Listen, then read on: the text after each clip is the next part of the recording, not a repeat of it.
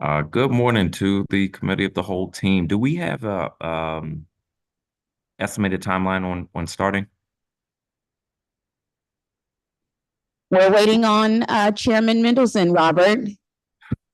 Everyone else is also wondering. So I we'll all let you know. appreciate it.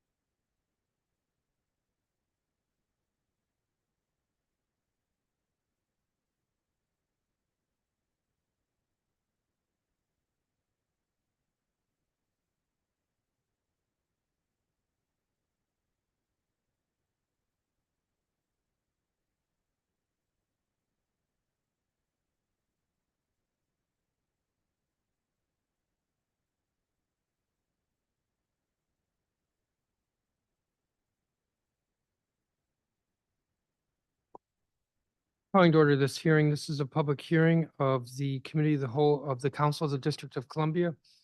Today is Friday, March 1st, 2024. Time is 10:40 in the morning, and this hearing is being held in the Council Hearing Room 412. This is the last of, I believe, 7 oversight hearings that the Committee of the Whole has had this performance oversight hearing season. All the council committees have been having hearings for the past month in preparation for our getting the budget on March 20th from the mayor. I do want to apologize. We're starting much later than the scheduled time. I was in a meeting with regard to next year's budget, the fiscal year 2025 budget, which, as I said, we're supposed to get on March 20th. So I do apologize for that.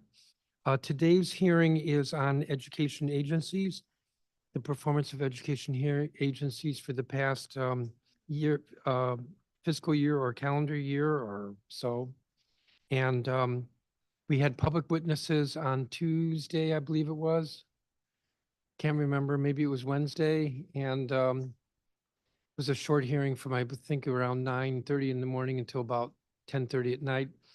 But a lot of witnesses and a lot of good testimony, which I think helped inform council members' questions today of the agency. So we'll be hearing testimony in this order.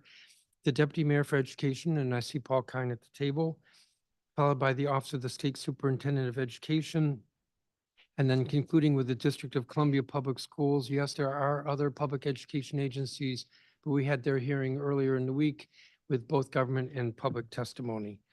I'm estimating roughly 2 hours with the Deputy Mayor for Education, roughly 2.5 hours with the Office of the State Superintendent, and then 3 hours with the District of Columbia Public Schools. So that gives everybody a sense if we're starting at 10:30, where we will be later today.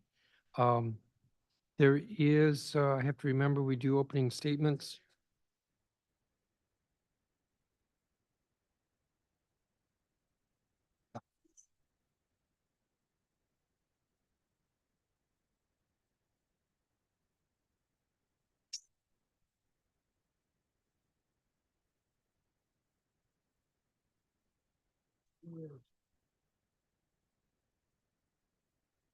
Resolution.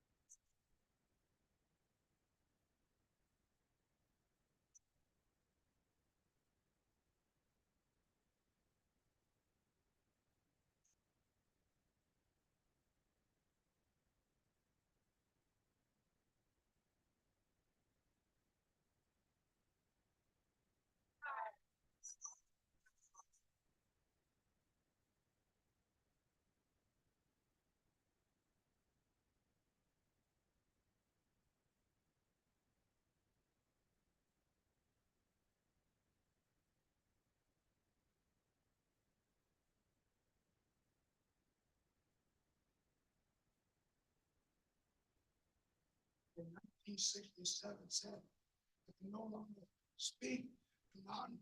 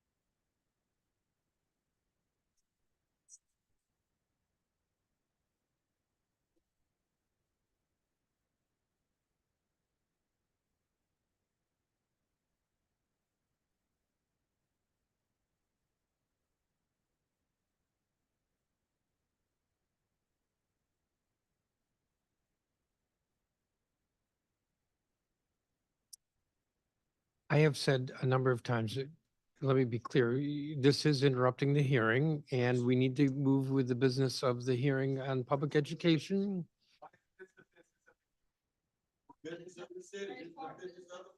I think public education is very important and a core function.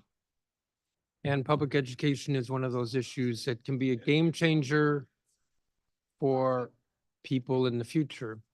I've said over and over again that I think that the council, this is my view, that the council should stay out of international issues.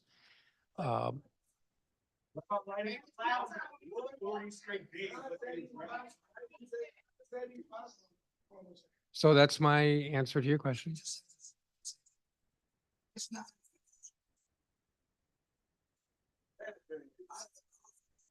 United States.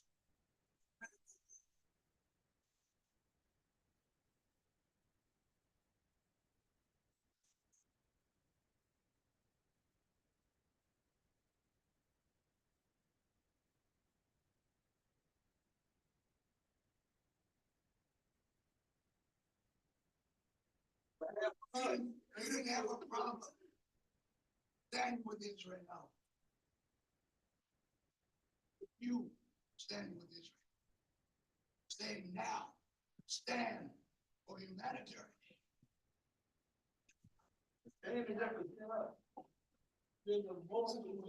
I hear you. I hear you. Thank you. I've given you my answer. I know you don't like the answer. Yes. Or do you represent yourself? So I could give you a different answer, but it might not be as genuine. As genuine. And I think you'd rather that I speak honestly. So, but I'm noting the time. I'm noting, These are our tax dollars. You get paid by us, you work for us. You don't well, tell us that we believe that we're involved in this. this government is not involved in it. So you restrained by those children.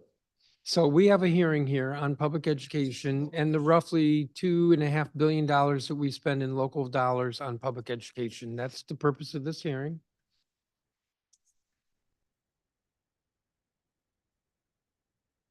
Not by the DC government. So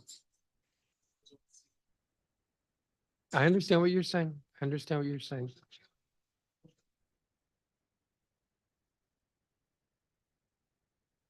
Council need.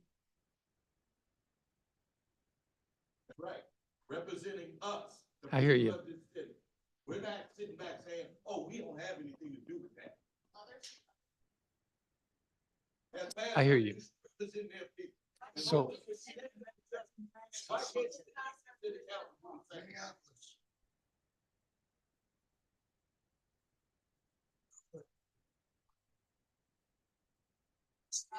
Seriously, Shamefully, shamefully. I hear you. Shamefully. They just killed they massacred 100 yesterday. And we're sitting up here talking about education. That's what our children need to be understanding. What's going on in this world and how it connects to them. We're not disconnected. We're very connected. And you all have a responsibility to represent us on the stage, on the world stage. And you're failing to do so. Thank you. I realize that's not the answer you want to hear from me, but I'm saying thank you. I've given you this opportunity.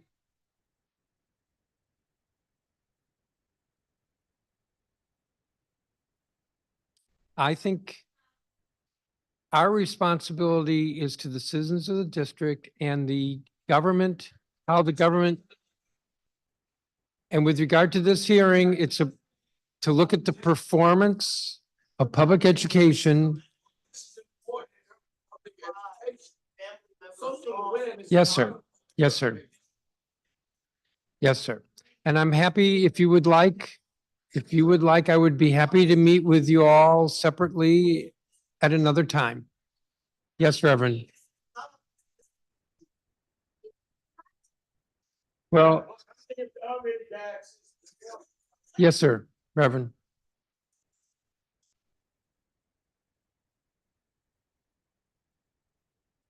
Now, we had a conversation, Reverend. We had a conversation. Well, I gave you an honest answer.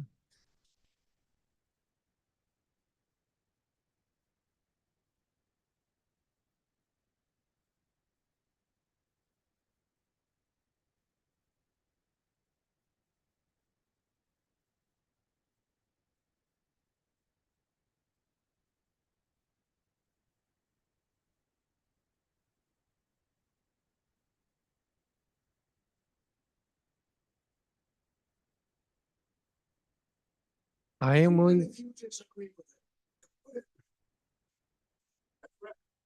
For the people. For the people. I am willing to meet with you. I am not willing to commit colleagues to a meeting. That's up to them. And sure. Well, I'm willing to, I said I'm willing to meet with you.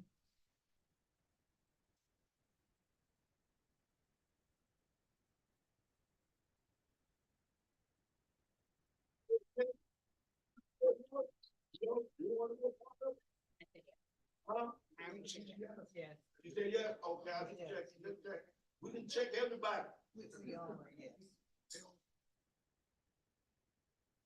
That's the power of the people standing up. Okay. Have a meeting. I mean, they're killing people every day. Uh, How, We need action. We need immediate action for this county.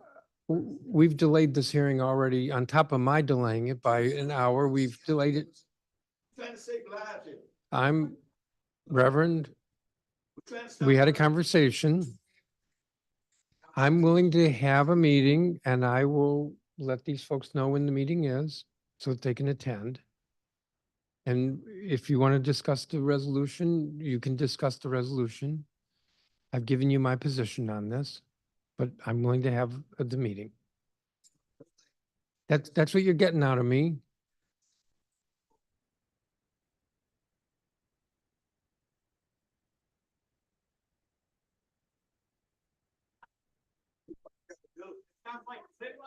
We want to go. Lip service. You know, just like you say, here is a little people.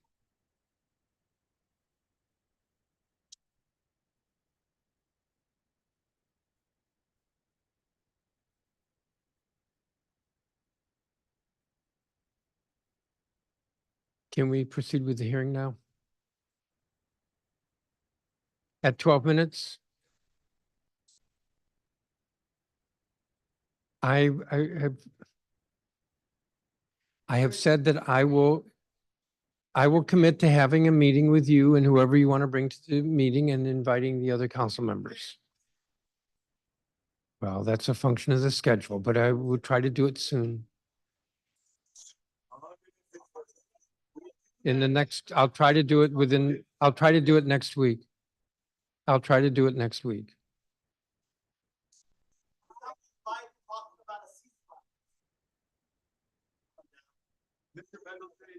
I've worked with the Reverend a fair amount, and I think he knows that I'm true to my word. Would you prefer the meeting during the day or in the evening?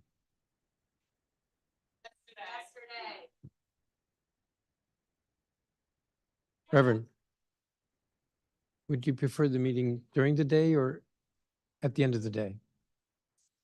During the day or at the end of the day? Okay. We'll work with you. Okay, thank you. Thank you all. Ceasefire now! Ceasefire now! Ceasefire now! Ceasefire now! Ceasefire now! Ceasefire now!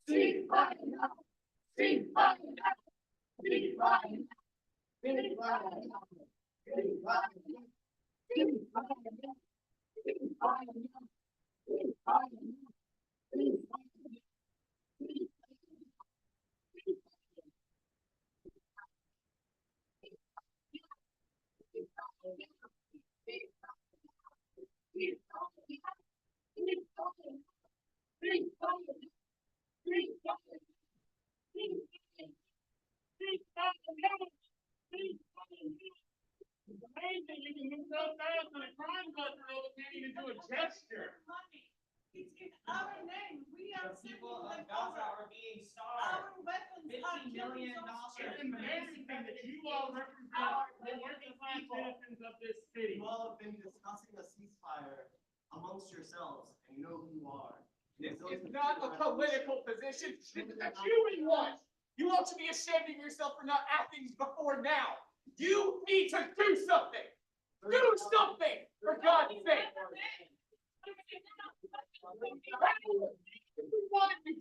Councilmember Fruman, there are members of your constituency who have lost family members, lost their family and members of your constituency have lost their family members and lost. Thank you very much. Thank you very much.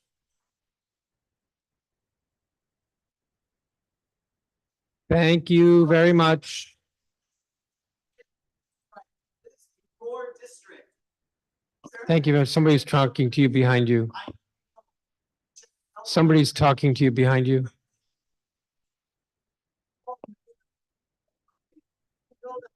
Thank you very much. Thank you very much.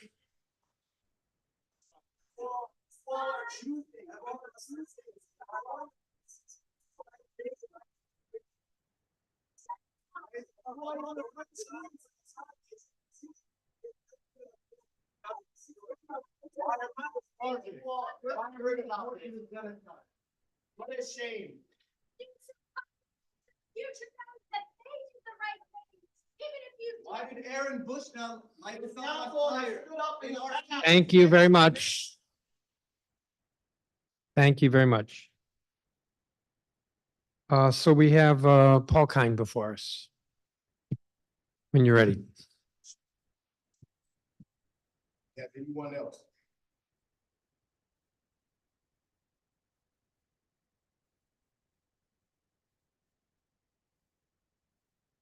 Thank you. Mr. Deputy Mayor? Good morning. Morning, Chairman Mendelson, members of the Committee of the Whole, staff.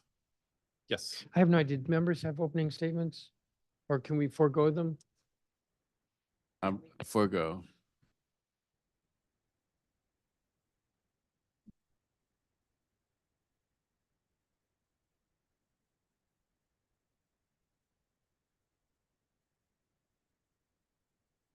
good morning again. My name is Paul Kiner, and I'm honored to serve as the Deputy Mayor for Education for the District of Columbia. Thank you for the opportunity to testify today on the priorities and accomplishments of my office. Our dual sector education system is strong and continues to get stronger due to continued investments and coordination from the mayor and executive agencies, oversight from this body, the diligent work of school leaders and staff, and the engagement of students and families. While there is myriad evidence demonstrating this progress, there are several points I want to highlight today. First, families are choosing our strong two-sector system in record numbers. We provide families with a vibrant educational ecosystem and a diverse range of programming. As a result, our families are choosing District of Columbia public schools and public charter schools in record numbers, with 98,663 students enrolling this year. Our enrollment is 2.2% higher than last year's and 38% higher than the Office of the State Superintendent of Education's first count in 2007.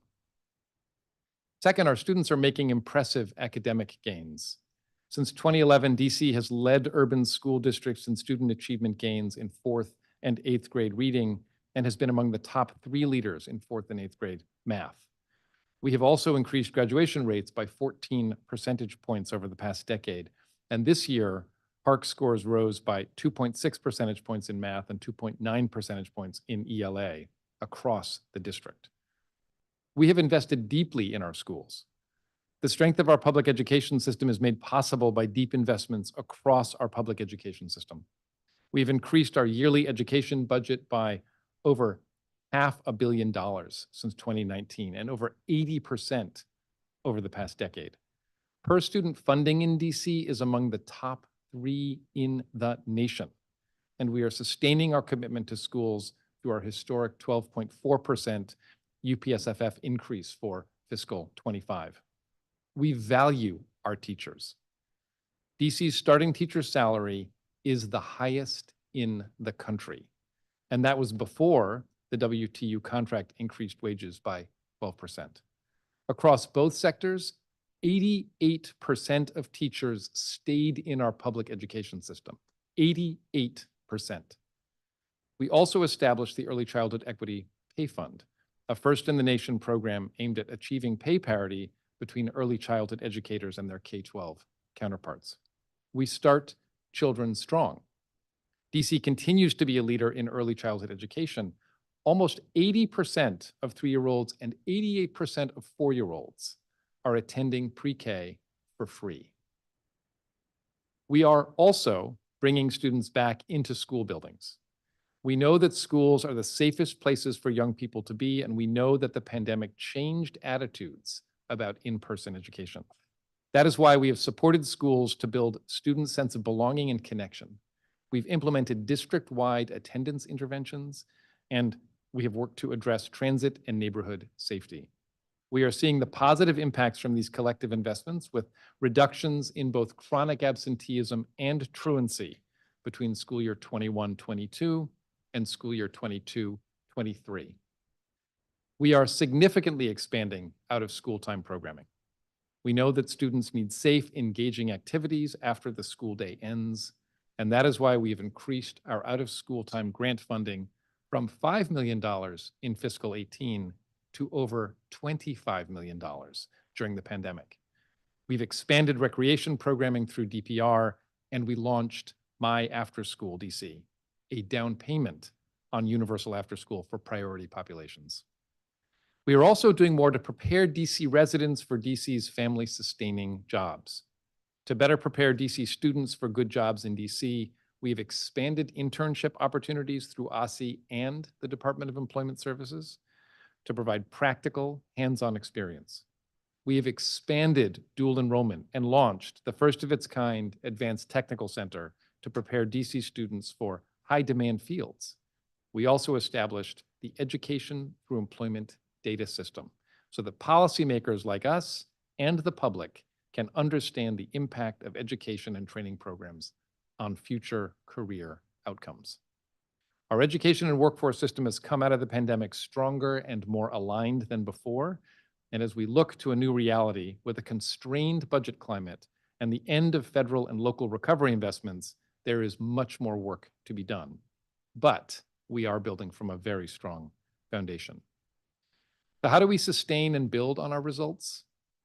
We've continued to make progress toward a vision for the district where all children, youth, and adults thrive, where every child knows joy and feels safe and is ready to learn, and every student attends a high-quality school, and every youth and adult has opportunities for strong continuing education and family-sustaining jobs. To achieve this vision, we are looking across our public education system to identify gaps in access to improve system-wide coherence and strategically and equitably direct resources. These efforts have been deeply informed by the studies the DME has led this past year, including the Master Facilities Plan, the Boundary and Student Assignment Study, the School Funding Study. Taken together, these studies, informed by extensive community engagement, provide an opportunity to envision our path for the next 10 years and ensure we have the right resources and structures in place to best serve our current student population and the cohorts to come. As we look back on the last year, there is much to celebrate and build on as we plan for the future. First, we will continue learning acceleration in several ways. We are investing in evidence-based initiatives in our schools. We believe that schools are best positioned to support their students, and therefore we are proud that the Bowser administration has made historic investments in public education. And this year we are driving even more resources to students who need them the most by increasing funding for at-risk students and other special populations through the UPSFF and the revised DCPS budget model. To ensure investments in student learning are as impactful as possible, the DME has focused on programs and interventions with a robust evidence base. These initiatives include structured literacy and high-impact tutoring, where DC is a national leader and is on track to serve over 10,000 students. We are investing in our teachers. The district's educators are the backbone of our educational system, and we are grateful for their dedication, creativity, and love of learning that they bring to their classrooms every day. Teacher retention at DCPS is at an all-time high, thanks in large part to our high teacher pay. We also invested $73 million to increase educator salaries in the charter sector. With this influx of funding comes increased transparency. By May of this year, all charters receiving funds will publicly post their pay scales for the first time. We have seen a 4 percentage point increase in charter school teacher retention from school year 22 to 23 because of these efforts. To strengthen teacher pipelines, the district is launching its first registered teacher apprenticeship to allow recent high school graduates and current paraprofessionals to earn degrees necessary for lead teacher roles free of charge. There is still much more work ahead to make the district the best place in the country to teach, and we look forward to continuing to partner with educators to make this vision a reality. We are also strengthening youth well-being and safety. Safety is a top priority for stakeholders across the district, and it has been a central focus of DME's work this year. Early in the pandemic, the DME and OST launched the Safe Passage, Safe Blocks program to ensure students in areas with high levels of community violence can safely travel to and from school. We also partnered with the Department of For-Hire Vehicles on DC's School Connect, a microtransit shuttle program to support with minimizing safety challenges for students with the greatest needs en route to and from school. We know attendance is strongly influenced by school culture and relationships within the school building, and therefore we have worked with schools, systems, and agencies to invest in social emotional learning, mental and behavioral health support, and restorative justice practices. For students with emerging attendance concerns, we have leveraged evidence-based nudge interventions. Recently, my office led the School Safety Enhancement Committee. Through research, convening a 10-person committee, and speaking with numerous students, families, community members, and experts, we have developed an ambitious and cross-cutting set of recommendations that will inform our work moving forward. We consistently hear a desire from students and families to have a safe place for young people after school and during the summer. And to that end, the OST office has continued to expand impact with particular focus on communities that have been traditionally underserved. In fiscal year 23, the OST office awarded 165 grants to serve over 15,000 students. In fiscal year 24, we are on track to award even more grants and serve over 16,000 students, the highest total since the office's inception. The OST office also launched the mayoral initiative My After School DC to support universal OST access for youth at priority schools, including 21 schools this fiscal year, and to facilitate streamlined access for families. Throughout its work, the OST office is prioritizing underrepresented students, specifically youth with disabilities, English learners, and students who identify as LGBTQI+. through priority in grant and scholarship funding and capacity building support. Also, we are designing innovative pathways to professional success. To prepare students for life after high school, we continue to blur the artificial lines between high school, college, and career, so students can access personalized learning that is directly connected to their future goals. One of our flagship initiatives is the Advanced Technical Center, which allows students, regardless of LEA, to access credit-bearing career and technical education courses that will prepare them for high-demand, high-wage careers in cybersecurity and healthcare. The ATC doubled enrollment in its second year. Because we know the power of a college degree and the barriers to attainment, we expanded dual enrollment, free college for high school students at the ATC and beyond. And we partnered with OSSE to launch DC Futures, a supported scholarship with coaching support and access to stipends and emergency funds, which has yielded impressive results at UDC and other institutions. Our Office of Education through Employment Pathways will ensure we truly understand the impact of investments in education and workforce development. Drawing on best practices from experts and 29 other states, this data system will build a longitudinal picture of how residents are served by district education and workforce programming, leveraging data to inform future investments and empowering residents to make informed decisions about program and services. We also prioritize community engagement and coordination. Stakeholder engagement has always been central to our work, and this year it provided a number of opportunities for my office to deepen that commitment. As I noted previously, the studies led by my office have been deeply rooted in community engagement. We've created thousands of touch points through panels, town halls, focus groups, interviews, and surveys. I am particularly proud of the breadth of my office's public outreach. To give just two examples, the Boundary Study has engaged over 1,000 participants through town halls, met with 25 individual school communities, and gathered survey feedback from more than 300 stakeholders. As part of the School Safety Enhancement Committee, we convened 12 youth focus groups, 13 school leader conversations, and more than 20 expert interviews to best understand what district leaders can do to create safer schools, staff, and students.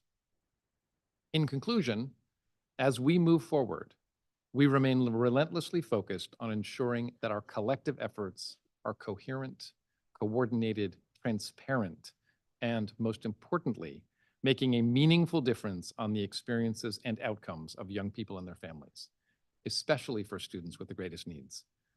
The pandemic catalyzed us to think critically and collectively about what investments would get students safely back into the building, accelerate their learning, and strengthen school culture and climate. We worked hard, and we should all be proud of what we accomplished together.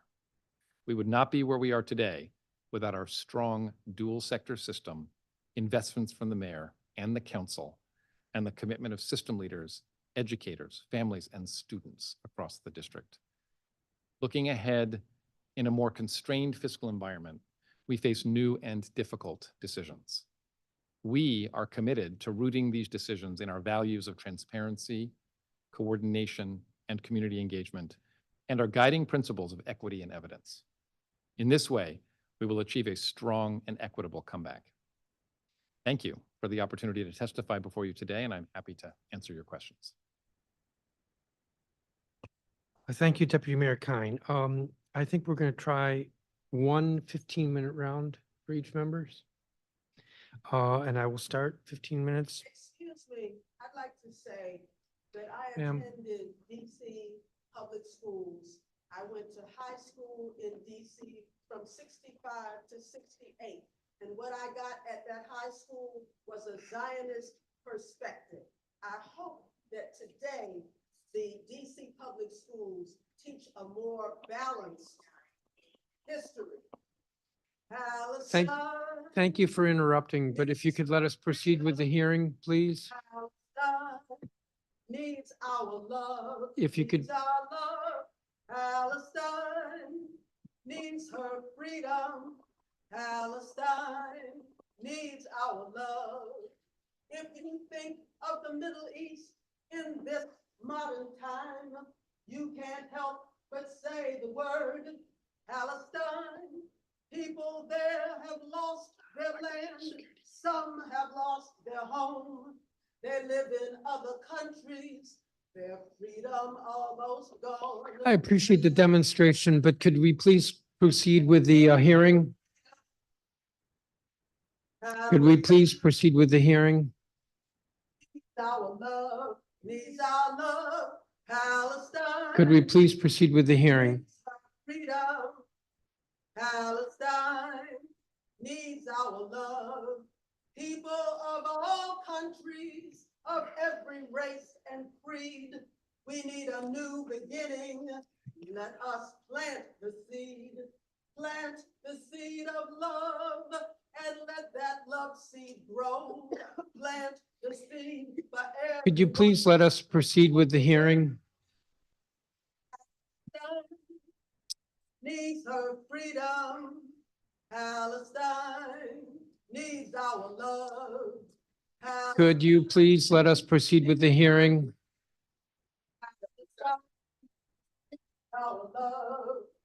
Palestine needs her freedom.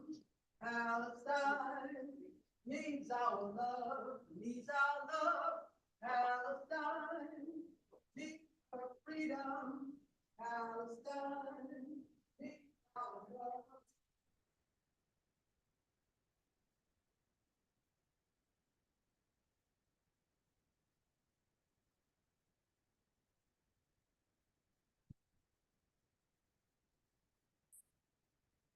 Thank you, Deputy Mayor. I think I'm going to start with this question. Why is the Deputy Mayor for Education prioritizing investments for high school age students like the Advanced Technical Center or the Education to Employment System, both of which are good programs, when less than a quarter of DC students are proficient in math? Thanks for the question, Chairman. I think you'll hear me emphasizing some of the cross sector shared programming ideas that we've been pursuing. At the same time, I think it's fair to say that we actually don't prioritize those above basic skills. So if you think about all of the work we're prioritizing that touches elementary schools, including high impact tutoring, which is one of our core efforts to focus on math and literacy instruction, our early literacy work, of course, the kinds of initiatives that I shared with you that relate to what we're doing for teachers. That's certainly teachers in all schools. So it's not that we're prioritizing those, it's that we're proud of them and some of the success that we've seen. But we believe every kid should be reading on grade level by third grade. So we look at initiatives and efforts that will help us do that. And we believe every child should be taking algebra in middle school. So we focus on initiatives there as well. I'm going to push along with my questions here. So my next question is, why is it this sounds like it's hostile to units. Now, why is it acceptable to CFSA to not do their job in following up with absent students? Could have phrased that a little bit differently, but you know the issue that CFSA plays an important role with absenteeism intervention, and yet they seem to be unwilling to do that. Is that acceptable? I guess I would just want to understand more fully the premise of your question. I don't think it's the case that they don't want to or don't work with students who are referred to them. Well, I think you were at the attendance hearing that we had a month ago, 2 months ago, and CFSA took the position that teachers should be the ones who are doing the family interventions. I think well, I don't want to speak on behalf of CFSA, so I won't, but I will share with you my perspective, which is that schools have a lot of work and the primary work to do in terms of ensuring student attendance. And that's why I think the system we've got is a good one up to a certain point, which is schools need to nudge kids to attend. After 5 unexcused absences, they've got to hold their school support team meetings, which mostly they do.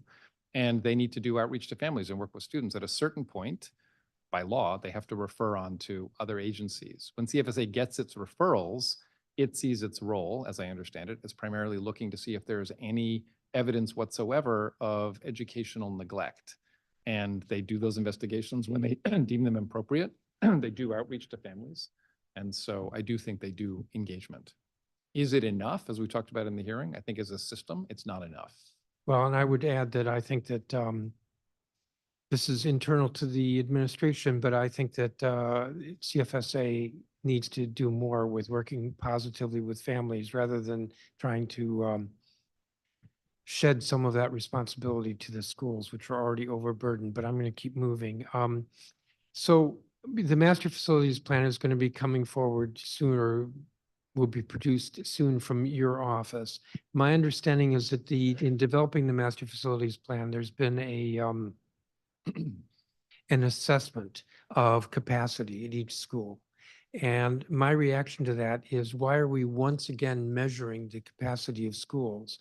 This has been done, it's been done over and over. I realize some schools have changed, we've had modernization.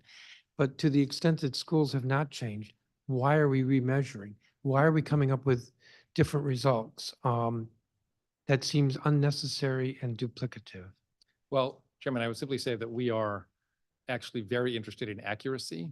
And what we have done is we took a look at the old capacities, and often they were done with a very broad brush and were relatively inaccurate. And this year, for the first time through this MFP, we've taken the critical step of walking every school building and looking in every classroom. And And you're so- saying that wasn't done before? That was not done before. This is the first time we've walked, and we've Ooh. engaged deeply with school leaders on how they're using the spaces. As you say, uses change. So we didn't want to produce an MFP, which we don't do very regularly, without actually having very accurate capacities to undergird that work, and we're very, very proud of it. Let me move on. I'm not looking for a long answer. With regard to the boundary study recommendations, which have received strong pushback from communities? Well, here again, we're extremely, I guess, pleased and proud of the engagement that we've seen from communities. Some have received extreme affirmation, some of the draft recommendations, and some have received some strong resistance or opposition. And that's what I'm asking about, is the strong resistance. Which one? So I would say the ones that we have gotten the most community engagement and opposition to include the idea that we would pair the Maury and minor schools as a way to increase the diversity of both schools. I think we got a lot of pushback when we explored boundary changes between Janney and Mann elementary schools. We got a lot of pushback from the community when we were talking about exploring boundary changes with Oyster and Adams communities. And then pushback of a different kind has come from an idea that we should do shared planning across sectors as we make high stakes decisions around schools. So in each case, alongside these various elements of resistance or opposition, we've gotten incredible support. So we've engaged in very deep, I think, and meaningful and thoughtful community discussions in all of the areas that I've mentioned. But Okay. Yeah, I'm intrigued you didn't mention Bancroft, because we got quite a bit of testimony about Bancroft, but I'm going to keep moving. I would not put that in the category yet of opposition, but that's been an incredible community participation. At the hearing the other day, we heard several witnesses testify about, and my notes here say, according to PAVE parent testimony, only 24% of schools east of the river have specialized programming compared to 76% of schools west of the river. What recommendations does the boundary study make to improve programmatic offerings east of the river? So this is something we've spent a lot of time on. In fact, one of the, I think, key learnings for us as a city through this work, maybe not learning is the right word, but key opportunities for discussion has been about the disparity of specialized programming, for example, dual language, east of the river versus west of the river. And we've had lots of very important conversations around how we can address that disparity. In the boundary study, which is not in and of itself intended to identify what DCPS, for example, should put in each of its schools, we are making every effort to be specific with recommendations around specialized programming where we see gaps. So there are specific recommendations about where we should consider, for example, dual language. We're talking about the idea that there should be an advanced technical center east of the river, and so on. So we are working hard to, first of all, be transparent around the disparity and also be specific where it feels appropriate in the context of that study. For FY '24, the Learn 24 office has about $22.5 million to grant. About $8.7 million has been invoiced, but only about $300,000 has been paid out, about 1.4%. Some of these grantees have been providing services to students since August. What's the breakdown? So, so first of all, I will acknowledge there has been some slowness in processing invoices. I would like to correct the record and share with you that as of yesterday, when I looked at this following the testimony, I discovered that it is actually $9.8 million has been paid out. So we have paid out 85% of the invoices that we have. There is one invoice left, which is beyond the 30-day period that we set for paying invoices. So I think we actually are in a fairly good position in terms of invoices that we've received and the payment that's gone out. So I feel good about that. Where we actually have experienced some challenges, there are essentially four issues with the processing of invoices that we experienced this year, and I'm happy to elaborate them if you'd like me to. I'm going to move on. I'm trying to stick within my 15 minutes. It's been a little more than 4 years since the students in the care of DC coordinating committees should have been formed. This is legislation that was adopted by the council 4 or 5 years ago, 5, 6 years ago. I checked to see if the mayor signed the legislation, which she did, so it could become law. How many meetings have there been? 0. How many reports on the strategic plan? 0. Is there a strategic plan? No. Why are there vacant government voting positions? What will it take to get it moving? So I agree that we need to work with more urgency on students of the care of DC as an office. I will share with you that the office itself has done remarkable work over the past 4 years. It is true that we have not convened a full meeting of the commission. In fact, we had scheduled one and we're getting prepared for it when our most recent executive director stepped down. And we have a vacancy there now. What happened with the office was that we began in earnest with the strategic plan development and landscape analysis, and then the pandemic hit. What the office then did was pivoted to providing direct service and support where we thought it was most needed. They got laptops and devices into facilities. They worked to get other materials into facilities. That office was pivotal in getting Maya signed up for the Department of Corrections. We then went on to do a full and thorough landscape analysis, looking for data gaps in the system. So when And- will, I'm sorry to interrupt, but I have 4 minutes. When will the first meeting be?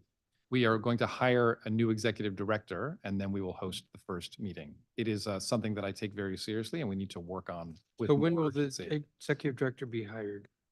That's a product of the hiring process. We've got the job description. We're waiting for applicants, and so I would imagine in the next 2 months. And then the first meeting, what about the government positions being filled? On the commission itself? Yeah.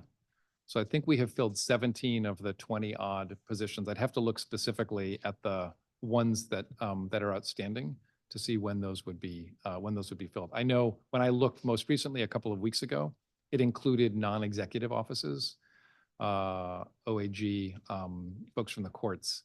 So it's harder for us to be in a position to say when those will be filled, but we'll work hard to get that done. So in your testimony, your statement, you talk about investing in our teachers and speak positively of the contract that was recently negotiated a year ago. But as you know, that contract has expired, and there's a lot of frustration among teachers or the teachers union that the new contract is very slow in its negotiation. What is your office doing to push this along? I work with the chancellor in understanding what the schedule is. We talk about what the cadence of the meetings are, and I'm satisfied that DCPS has actually been engaging in good faith. So in what's the negotiations. schedule? You said you've worked with the chancellor and among other things to discuss the schedule. So what's the schedule? What I mean by schedule is just to ensure that he's engaging in good faith in the contract negotiations, which I believe he is. My understanding is he's attended one negotiation session. I He don't mean wasn't at- him personally. Sorry, Chairman, didn't mean to interrupt you. I just mean that the team is. Okay. And I can tell you that there are 2 sessions scheduled in the month of March. That doesn't, is your office really involved in pushing this? I work with the chancellor on ensuring that he's engaged in good faith. Yes, if that's what you mean. Well, I'm going to be pressing him on this harder than I'm pressing you, but I think every member of the council probably feels that the contract is due and due now. And we're not seeing the progress. If there truly is investment in teachers, is your office involved in the issue of nurses in every school? I help to ensure that we work collaboratively with Department of Health, yes, and I was involved in the establishment of the new model, and we do monitor on a weekly basis what the staffing levels are in schools. Generally, the view is that there are that the new model's not working. Now, the old model, which was a nurse in every school, wasn't working either because there weren't enough nurses, but the new model isn't working either. I don't want to use up my entire minute on this, but what, let me move to my next question. In your statement, you also applauded the quote revised DCPS budget model, unquote. Is that referring to the law, which is schools first in budgeting? No, it's referring to the DCPS internal budget model. Now, a year ago, when you testified that you thought the council should delay for a year the schools first in budgeting, and that everyone was committed to complying with it this year, which they have not. So where's the good faith here? I think the good faith is in the efforts that we made to comply with that in a very tough fiscal climate. It is a tough budget year, and we're not able to get there. We think we did very well with schools in general. We committed $350 million new dollars to public schools. When I think, as you'll see when you get the budget, we'll be seeing many agencies that will be seeing a reduction. So we feel Yes. confident there, and we did feel obliged to ensure that students that were furthest from opportunity, that had the greatest needs. Well, I hear you on that, but, and I'm going to save some of this for the chancellor, but over 80 schools, maybe 90 schools are actually having to lay off teachers or other personnel. I mean, that is, there's no school that, I mean, that's wrong. I think 16 schools are coming out ahead. Other than that, no school is. So there's nothing nice there. Well, I Next, just want to share that I know that. I've talked to many school communities. We feel the tough decisions incredibly deeply, and we've got a really hard circumstance this year, the end of federal dollars.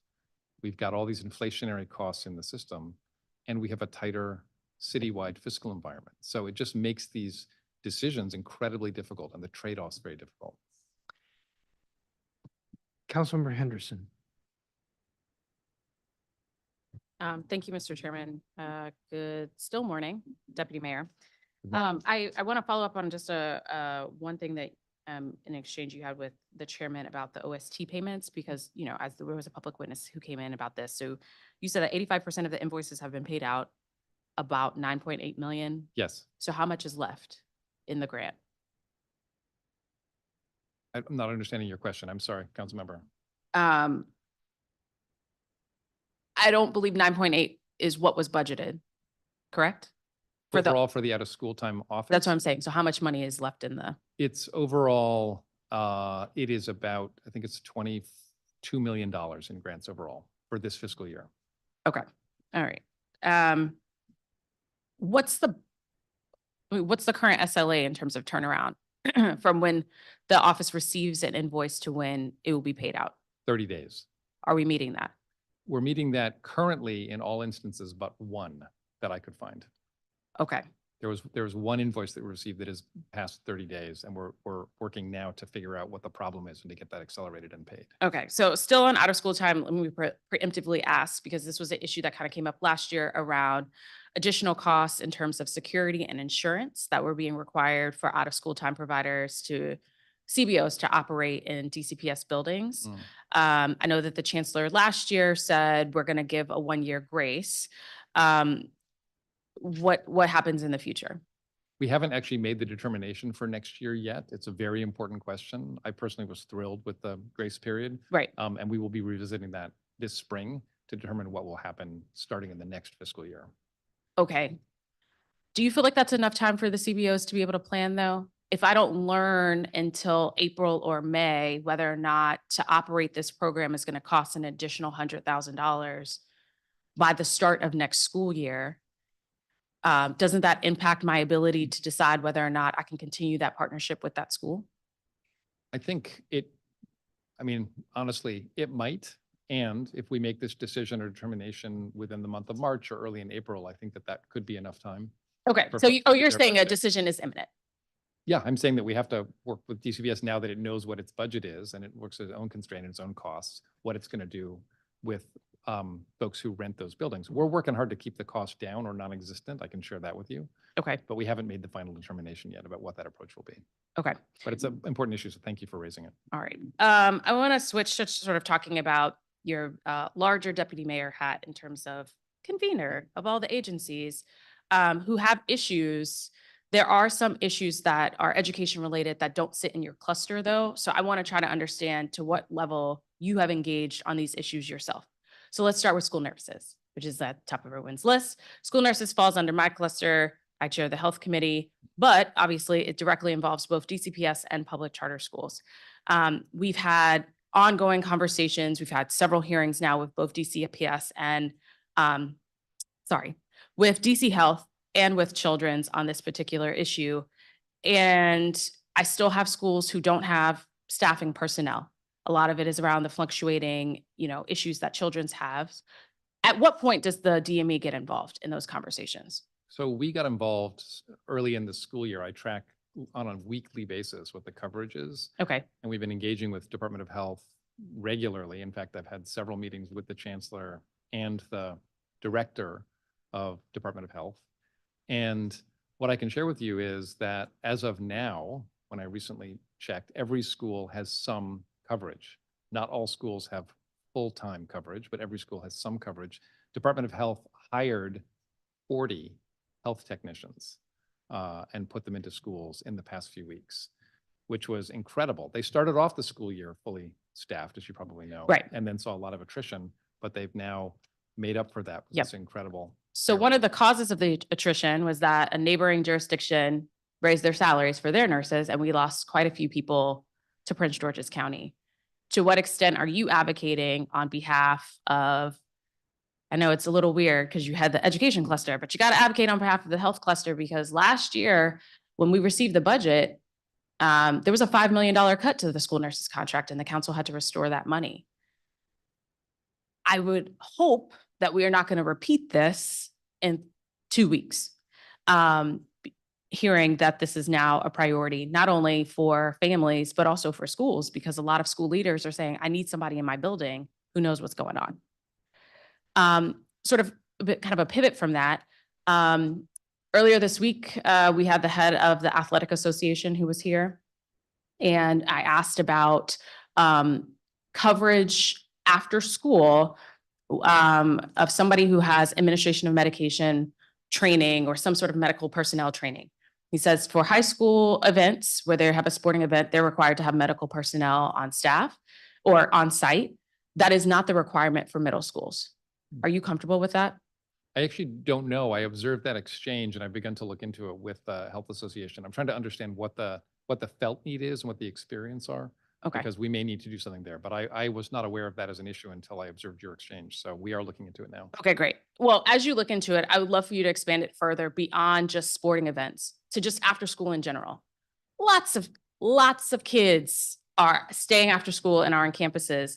And as a parent, it kind of gives me pause that there's nobody in the building, or there is no requirement that someone in the building during after school be able to administer medication in an emergency situation, whether it be asthma, glucagon, all the various things that could happen. And that's something I'm thinking about. And I hope that that's something that you're thinking about too, just in terms of the protection of all students, especially as we expand out of school time opportunities across the board. Okay. I asked the state board during their hearing about the impacts of the change to the 80-20 rule to 60-40.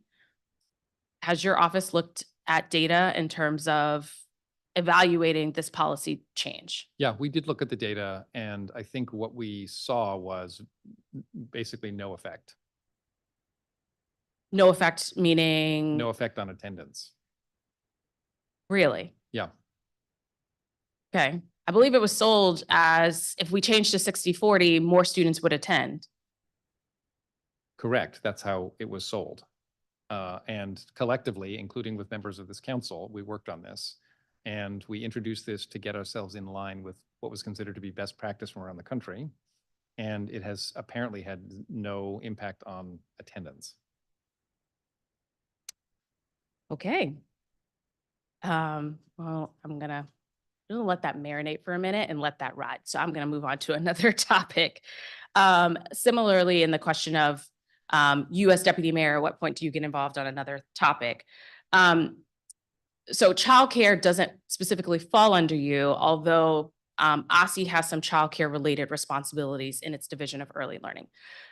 We heard testimony, I think it was earlier this week, could have been last week, I don't know, things are coming together, around the wait times in terms of people being able to get their childcare subsidy. I heard testimony from one constituent that said they have a client who's been waiting 4 months for their application to be approved. Now, as you know, lots of people who are going through the childcare subsidy program, you need the childcare in order to go to work. And yet, if I have to wait 4 months for my application to get approved, that's 4 months that I'm not working. Have you engaged with the Department of Human Services around the application wait times for childcare subsidy? I have not. Okay. Is that something that you might be open to doing in the future? Absolutely. Okay. I didn't get an opportunity to ask Director Zeilinger more about that. And I imagine that it's like every other public benefit program under her agency, which is currently in a backlog situation. But this one goes directly to some of the work that you talked about around workforce development and the other things that are in your cluster. Childcare, in my opinion, is a workforce issue. And so I very much would love for the deputy mayor who works on workforce issues to be a part of that conversation to make sure that residents aren't waiting an inordinate amount of time to get something that would help them go to work. Cool. I completely agree that residents should not be waiting 4 months to get a benefit if it's causing any barrier for their work. Yes. Okay, great. Last topic for me, safe passage. So met with a number of school leaders, particularly on the charter side. And I know that you have moved the safe passage program to the Deputy Mayor for Public Safety and Justice. But again, this is one of those joint things. It's dealing with safe passage, but it's also dealing with schools, which are under you. One of the things that charter leaders have raised is that they feel incredibly disconnected from the system. If there's an alert of something that happens in the community, they often don't hear about it except for on social media. Like no one is reaching out to that LEA in particular.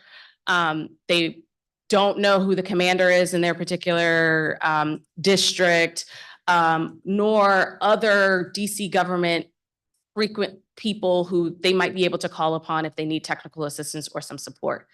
They said in the past, there used to be a meeting where all of the charter leaders come together with all of these government various entities for introductions, just to everybody introduce themselves so they know who they are.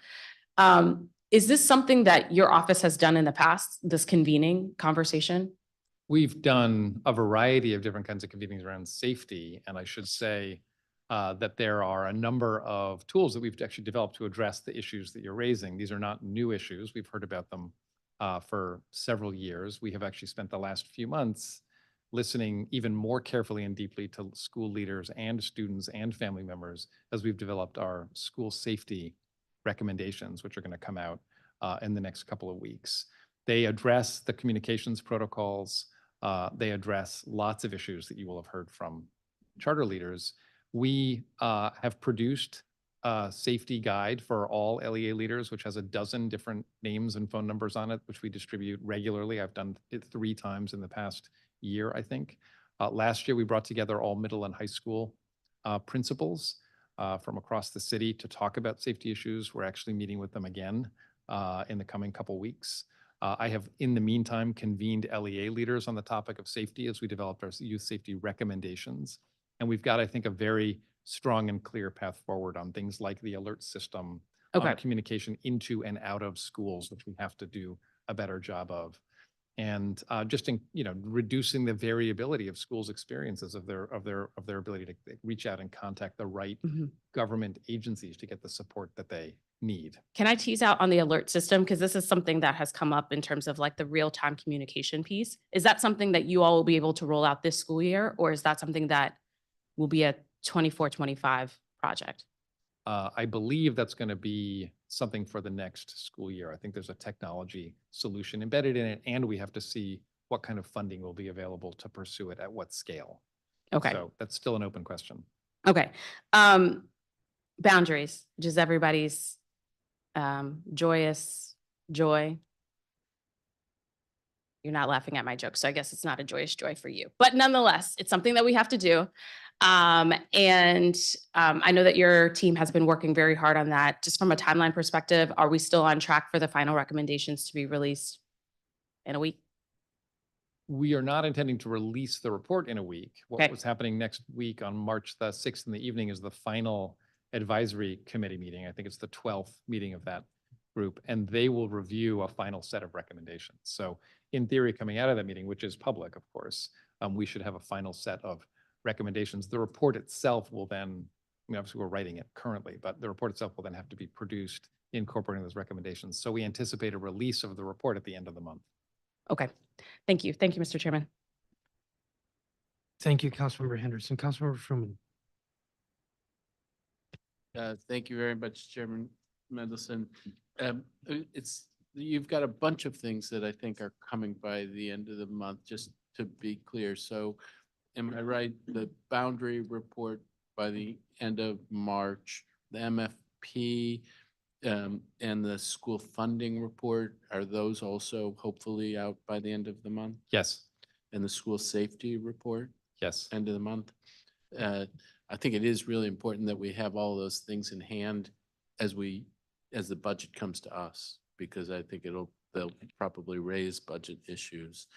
In the MFP, I'm curious, you have done reviews in the past about school utilization, how much capacity we have. I'll see the numbers eventually, but what does it look like in terms of unused capacity between the two systems? Do you have a sense of how many additional seats are out there that aren't being used at this point? The proportion of total unused seats? Yeah. We do know that. I actually don't know it offhand. Jen, do we know it? We will be happy to get that for you. And As you know, it varies by grade band and school configuration. And of course, by sector. So we're happy to give you what breakdown you'd like. And there's different ways. I mean, you have some schools that are over-enrolled, some schools that are under-enrolled. I'm curious how, when you look at how, in the schools that are under-enrolled, how many empty seats are there in total? And I hear you that it differs by grade band and it differs by kind of school. It all goes to this idea of planning and collaborative planning between the sectors. And you said that one of the controversial things in the boundary study was recommendations around planning. Can you speak to what that debate is about? Well, we have an incredibly, I think, vibrant and successful two-sector system, which has two very important points of decision for schools and school opening. On the one hand, you have the mayor, who oversees DCPS and makes all consequential decisions with the chancellor's recommendations. And on the other hand, you've got the Public Charter School Board. And this is a system that has delivered incredibly impressive results for Washington, D.C. Unparalleled results in our country. And so we are fully supportive of this two-sector system. It also means that there can be some friction around, are you trying to step into my domain? Are you trying to interfere with my decision rights in one direction or the other?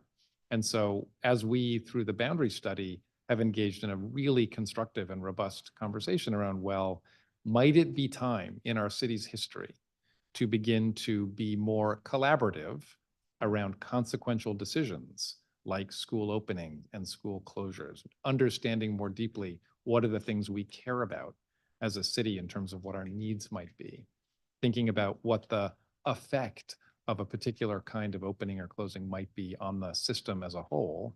Wouldn't it be good for us to actually begin to have that discussion together rather than simply in our two domains as we currently do? As you do that, you have many people in both dimensions, both domains, that actually would rather just leave everything as it is. That's just natural. Change is hard. And I do think that this is a change that's very important. You talked about how high our spending is, and part of the reason why I'm going at the unutilized capacity is that's, I think, a thing that drives up costs for everyone when we have a situation like that. Um, and I hear you and the pride that you take in the accomplishments that we've made, but when you look at the data, I think it's like 23% of our Black students are achieving at the levels we'd hope in ELA, 11.3 in math, economically disadvantaged 18.4 in ELA, 8.3 in math, students with disabilities 9.7 in ELA, 7.6 in math. I mean, I think we should be a little sanguine about saying how great we're doing. I mean, I know you're trying in all different kinds of ways, but there is so much more that we need to be doing. There was a recent report that 8 out of 10 kids who enter high school end up graduating from college, from out of the district, end up graduating from college in 6 years. We just have an enormous amount of way to go. And we need to be marshaling our dollars in ways that are strategic. And if we have dual systems that aren't coordinated, it's just an invitation to be using our money inefficiently when we really want to be using it efficiently. What you are not hearing from me, council member, is satisfaction. What you're hearing from me is a strong belief that we are making some investments very wisely that are moving the needle on the metrics that you mentioned. And I hear you on that. And I also hear you on that it's a tough budget year, but when we had the principal of Johnson Middle School say that she's going to lose 10 positions, and we're trying to move the needle, but things that are happening this year are going to make it a lot harder. So I know you're not happy about that either. I hope you're not happy about that either, but it's a pretty serious source of concern. On the capacities, I do think that it's really useful that you have done a re-review of the capacities, and I think it's really useful that you've done it in the way that you have, where you've gone into schools, walked the schools, talked with principals and school leaders.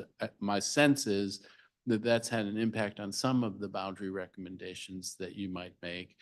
The two in my ward, the Janny Man one, I think that your investigations showed you something different than you might have thought before. I think also on Oyster and Eaton, I think your investigations and your collaboration in both cases with people in the community has shown you something different. And I hope that, the recommendations will come out soon enough, but I hope you'll take all of that to heart, because I think we could take steps. I think ideas had been put on the table that would be very disruptive and sort of pretty contrary to the idea of being able to walk to school for many of our students.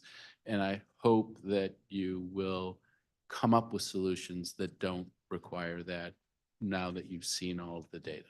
Yeah, and you're pointing out what to me has been one of the most joyful and wonderful parts of this process, which is coming up with an analytic-based idea, doing deep engagement with school communities and learning new things and being forced to pivot. I mean, that's exactly how we designed it, and that's what we've done in the cases that you've mentioned. So yes, nobody wants disruption for disruption's sake, and we want to get to the best answer for schools, school communities, and families. So I and a number of folks in communities I represent will be looking forward to seeing those final recommendations, and hope that those recommendations take those findings to heart.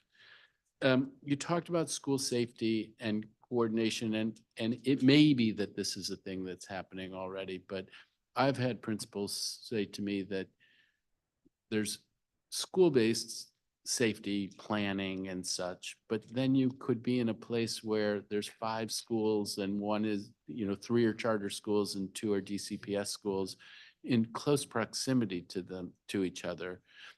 How are you thinking about collaboration between those schools in a similar region around safety, and including community-based organizations and community activists in part of the way of preserving or creating safety for kids going back and forth to school? It's such an important question, council member, and I think of it in 2 domains. One, At the level of pure community safety, our colleagues in public safety and justice do a lot of work with their violence interrupters and police officers and community organizations and the watch commanders to ensure that there's an integrated approach to violence prevention in certain neighborhoods. From the perspective of schools, who have often felt left out of that, there is now an effort to ensure that there is coordination that includes the schools. We stood up a couple of neighborhood text chain pilots to get at the level of the very, very specific, which simply allows a flow of communication among schools and the community-based organizations like the Safe Passage Workers, along with the relevant government agency actors, to just ensure that there is that communication flow. We are now in the process of this school safety report, talking about establishing very clear protocols that are communication protocols for school safety teams and government agencies, so that we will be able to ensure that information is communicated in a very timely fashion for some of these very urgent circumstances. So, and I'd encourage you stitching institutions together for this purpose, who are in the same area, really an important part of the answer, I think. One of the things that we hear about is teachers who are digging into their own pockets in order to provide school supplies, to provide different things for their students. And it's a lot to ask from teachers who are stretched for time, stretched for dollars. The ideas have been raised about having kind of an experimental learning micro grant fund. I think Empower Ed has suggested this, that could be available to teachers in order to meet these kinds of expenses. Have you explored that? Are you willing to explore that sort of idea? I had a wonderful meeting with Empower Ed and a group of really phenomenal teachers who were kind enough to take time out of their evenings to come and talk to me. And that was one of the ideas that they raised, which I thought was interesting. We have not yet finalized, as you know, the mayor's overall budget. And so we'll have to see what we're able to do. But I thought it was a good idea. All right, well, I'm glad to hear that. And if you just had a meeting, I'm sorry I used one of my minutes on it. Out of school time, I know is the thing that's very important to me and very important to you. And we came forward with legislation on the subject, which I hope you understood was reinforcing to things that you're already doing. But we want to push that forward as aggressively as possible and make out of school time accessible to all of our students. I think that's a goal that we share. Sometimes when I look at the numbers, I wonder, when I look at the numbers for Ward 3, it looks like there's very little out of school time activities happening in Ward 3, and yet there are, because there's PTA or PTO sponsored out of school time programs where parents are paying tuition to participate. That can create a problem. And to what extent are you taking into account those programs as you look at the universe that that's not being supported by out of school time? Because I think that if you did take it into account, the gap would look smaller and even that much more achievable. Yeah, again, a wonderful question. We did our best in the needs analysis that the DC Policy Center did to actually take those programs into account. We did that through surveys of schools, but we didn't always get answers or responses to those surveys. So I'm sure we've undercounted those. I will share with you that it is one of our primary goals of the My After School DC portal, that all of those programs will be represented in the portal so that families have a one-stop shop to use to gain access. And that will allow us to more fully understand what this ecosystem looks like. And to the extent that the ecosystem might be, in one place, it might be a PTA funded program where parents pay or parents pay tuition.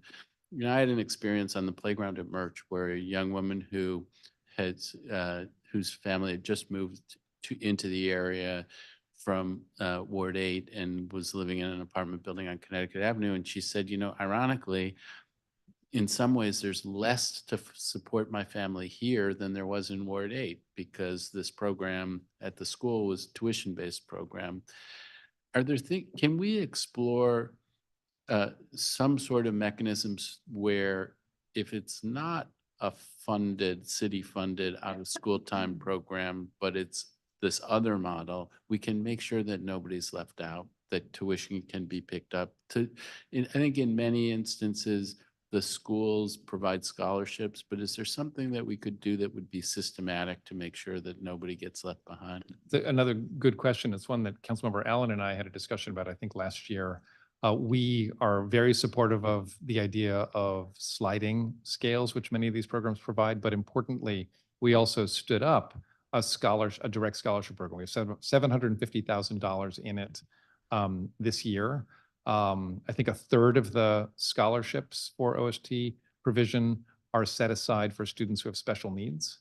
And this is money that can be used for any of those programs and a number of others, including private programs. I think the cap is $10,000 per child. So you can imagine in the out-of-school time space, that can pay for quite a bit. And we're looking at the success of that and thinking about ways we might be able to sustain and or expand it. So let's work together in pursuing that. There is references when you talk about the master facilities plan about co-location, and it's just a paragraph or so where you're talking about where there might be opportunities for co-location. I don't think you're talking about school to school co-location. Can you speak for a moment about what kinds of things you're thinking about? And I'm done. Every and all thing. So it's not the case that we're taking anything off the table there. Our point is simply we've got some wonderful space in wonderful buildings that could better serve the community and the students if it were effectively utilized. And so we're simply pointing that out. Thank you, Councilmember. Councilmember Lewis George. Thank you. I like that answer. Everything and all. That's a good one, Deputy Mayor. I want to first start with my hat on as Chair of Family Services for CFSA and talk about sort of what we're seeing as far as absenteeism as well. So earlier, the chairman asked about CFSA around their role in investigating educational neglect. In questions with Director Matthews, we reviewed the process, and it looks like 50% of accepted reports of educational neglect were not made until after a student has accumulated more than 26 unexcused absences. More than double the number of days the law requires a report to be made. So my questions about the education cluster's responsibility is why aren't the referrals coming in from schools after 10 absences? Thanks for the question. It's a really good one. We spent a lot of time on this process. We talked about it, I know, at a recent attendance hearing, and we have identified, I think, the same gap that you are referring to now, and we're coming forward with a few different proposals about how we might resolve it. Okay. What we learned in our conversations with schools is that when you've got 10 unexcused or 15 unexcused, depending on your age, you are to be referred on to an agency. What the schools believe is often either two things might happen. One, it will get too punitive too quickly. So they don't want, in the case of CFSA, to basically be damaging their own relationship with families by doing the referral. Or in the case of the older kids, where almost nothing happens, they don't understand why they should bother. There are 8 different pieces of paper that you have to put together to pursue the referral. And so there is a sense that it may not be necessary if there's not going to be much action. So we are trying to fix all of those things, I think, in the way that you're describing. Understood. And I'm glad you all have identified sort of the same gaps and the same issues that is becoming clear as we're reviewing this from a multi-agency perspective. CFSA screens out the vast majority of referrals they do receive, like over 90%, saying these cases don't constitute educational neglect based on their review and based on the statute, which is a high threshold, as it should be. What I'm worried about is that those students who number in the thousands basically don't get enough further support or interventions to support them. Now, CFSA Engage and Connect unit can implement sort of preventative measures to address educational neglect, which include assisting schools with family wellness checks. But the problem is families and students are not connected to resources from the ECU until after an educational neglect report is filed. And so, in my opinion, it shouldn't take a report to CFSA for families to be provided resources to address the root cause of absenteeism.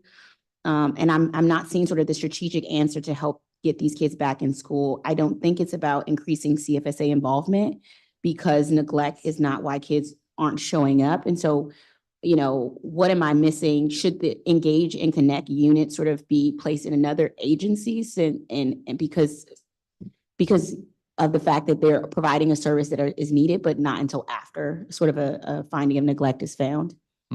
Well, I'm just going to do two things, Councilmember.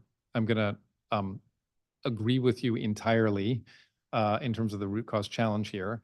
And I'm going to punt a little bit on my answer and simply share with you, we've looked at a number of different city agencies as we've done our truancy and violence prevention work and our attendance work as ways to fill the gap that you've identified.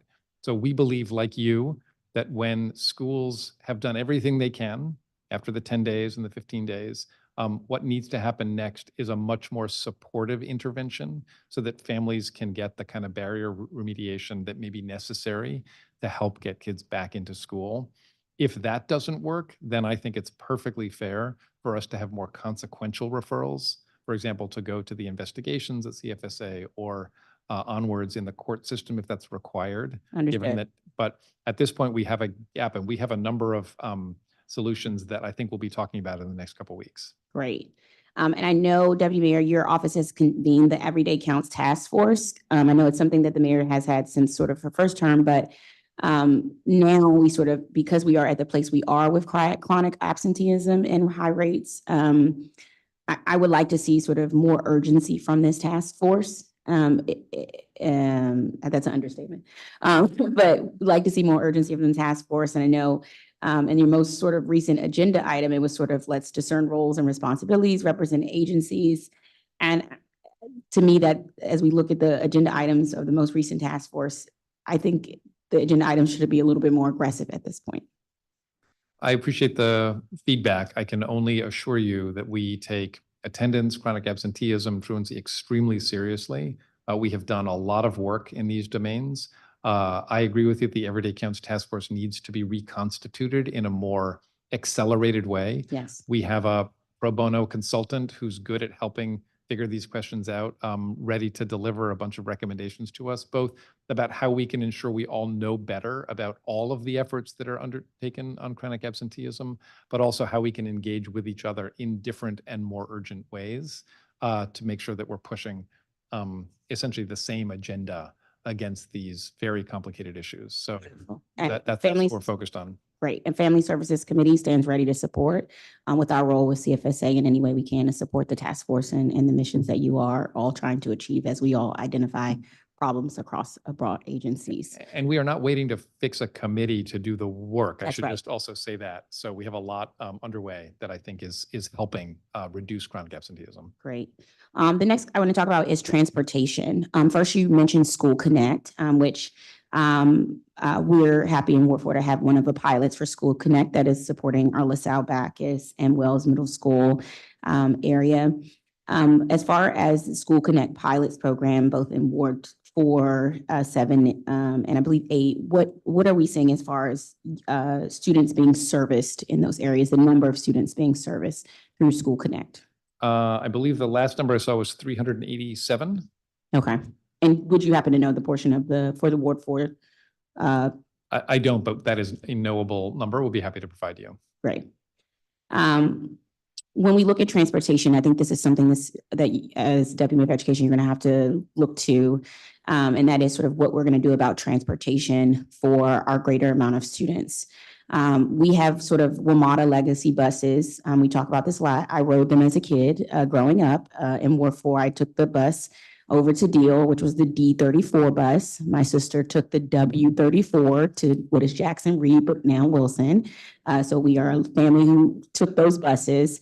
But we don't have anything like that for schools in other parts of the city. And as we look at safety issues that we're facing in this city, public safety issues and the very real transportation issues and absenteeism issues, all of these things are connected because students have to get to and from school and students have to get to and from school safely. Are you working with WMATA to make sure they're routing buses to help kids get to and from school safely in other parts of the city?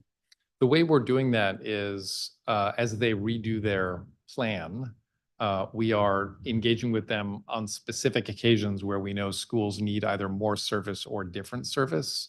So we have been able to nudge them occasionally to change drop-off times and or to put an additional bus on. I think in one instance to have a bus ready at a school when the kids got out. But we have not done a comprehensive review with them of what it would take to more adequately serve the needs of our city. Yeah. What I would like to see if we could start in the neighborhoods and in the school areas where we're seeing chronic absenteeism and high instances of public safety issues, both off and on transit, and working with Omada to get some dedicated bus routes to those students, especially as WMATA is considering what bus routes they're going to cut. You also have to be a part of that conversation because many of those bus routes will impact students' ability in whatever sort of feeder pattern they are in to get to and from school. And so my hope is, Deputy Mayor, you will be in those conversations about expanding bus routes, for dedicated bus routes for schools in other parts of the city, not just the Deal Wilson ones, but the one in other parts, 7, 8, 5, 4 as well. But also that when they're talking about cutting buses, you're also considering our school feeder patterns and how that's going to be impacted. Yes, very good feedback. Thank you. Thank you. I want to talk about sort of master's facilities plans, swing spaces, et cetera. I'll start with where you know I'm going to go first, which is I'm going to start with Whittier and their call for an equitable swing space close to home, as well as plans to address severe overcrowding at Wells and Coolidge across the street. I've been asking this for years now, since 2021. And earlier this week, the parents at Whittier, Wells, and Coolidge sent a joint letter stating their demands for additional space in the neighborhood. And I sent my own letter requesting as well to the chancellor. I know most of this is with the chancellor, but as Deputy Mayor of Education, my question to you is, will you work with the mayor and the chancellor to ensure that there is going to be an account for swing space for the Whittier community in the budget proposal that will take place next, I guess, in the next 2 weeks?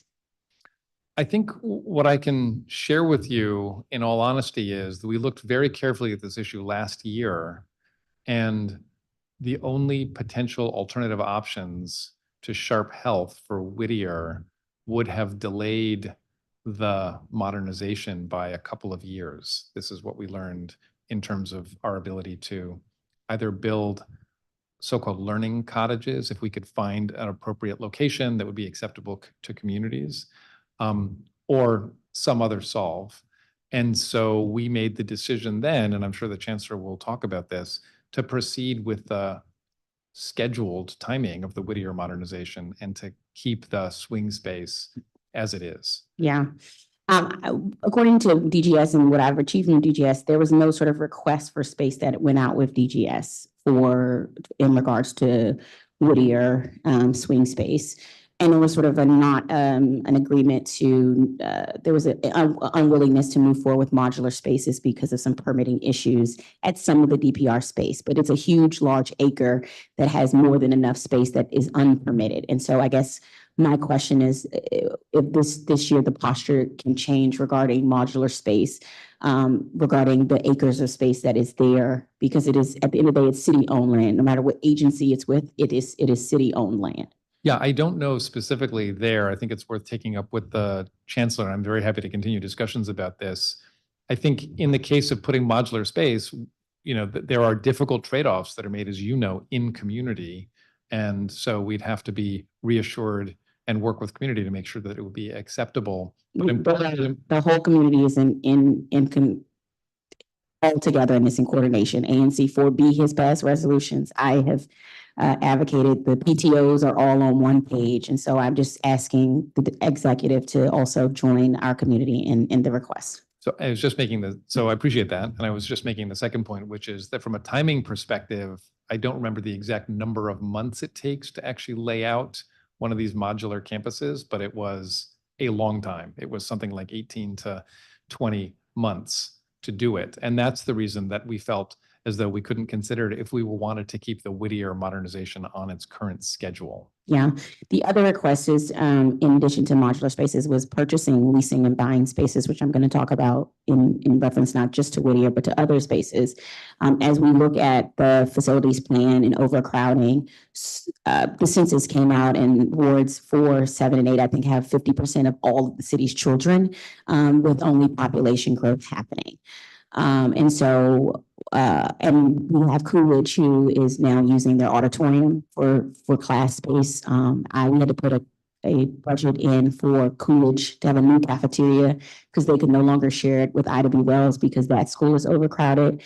So we're also asking in this to think about the overcrowding that's already persisting and happening, which we're happy about because it means our feeder pattern is strong and people are buying into our excellent schools over there because we have amazing principals and staff there. But we have to account for the population growth that is very real. And so we're also asking for a request to DGS to find space to do that. And we've identified potential spaces in the neighborhood. And so again, the ask is for that to be a part of a viable exploration that can be accounted for in the upcoming, in the mayor's upcoming budget. Outside of Ward 4, there are swing space issues elsewhere too. For example, the plan right now for Henley Elementary School, which I know the chairman cares about a lot, is for them to swing up at Kenilworth in Ward 7, which is almost 8 miles away. Most other Ward 8 schools are going to have to swing outside of Ward 8 because we've given away so many of our buildings in the past to other entities. Do you agree we've sort of at least partially caused this problem by giving away too many of our school buildings? I'm not sure that I would engage in that kind of agreement without having looked carefully at the history of this. I will share with you that we know swing space is a challenge. It's a challenge all over the city, and we have partial solves. And by the way, we as a city collectively, we spend quite a bit of money on swing as we do these wonderful modernizations. Contemplating that in the current master's facilities plan, the swing space issues that are very much happening across the city, including Ward 4, and then also the overcrowding issues based on the population growth for areas. Is that contemplated as well? I'm being told yes, but I want to know why. Councilmember. We are? What? Yeah. Oh, I'm over. I thought I was under. I thought it was like going down, not up. Okay, thank you. Thank you, Councilmember. Councilmember Parker. Good to see you again, Deputy Mayor. I'm going to start with your office's key performance indicators. As outlined, you have 4 categories. One is community engagement and impact, district-wide planning, strategic coordination, and agency support. First, for community engagement and impact, you have a single measure, which is the number of public schools students served by publicly funded out-of-school time programs. First, how did you land on the number of public school students served by publicly funded out-of-school time programs as the measure for community engagement and impact? We try to, for our own performance indicators, we try to look specifically at the areas that we as an office have a direct impact on as opposed to indirect. And so clearly at a school time office is one in which we have direct programmatic impact. And there we're trying to engage as many families in out of school time programming as possible. And so that's how we landed on that. And I know from the data your office provided, we saw a decline from fiscal year 22 to 23 in the percent of students served through out-of-school time programs. So it went from 4% in fiscal year 22 to 2.5% in fiscal year 23. What do you think is behind that decline? Yeah, I want to just confirm that those numbers are accurate because when I thought about the public school students served, is it accurate? What? Okay, it's what we reported, so therefore it is accurate. And it may not be accurate, but that's what's the least. I mean, probably it relates to the denominator growing, which is we have more students. Because we certainly have more children are being served in out of school time programs. So if the proportion is going down, then we probably have more students, which is just causing the percentage to drop. You have more students participating in out of school time programming. And so why wouldn't the percentage go up? It wouldn't go up if the denominator grew, meaning you've got more overall public school students, which we do. So in other words, if the growth in our service of out-of-school time programs did not keep up with the growth in the overall student population, the percentage would go down, even if the number was going up. And do we have concrete numbers on the number of students that are participating from fiscal year 22 or even from last year to now? Yeah, we do. Okay. Can your team share that? Yes. Okay. Then another category is district-wide planning.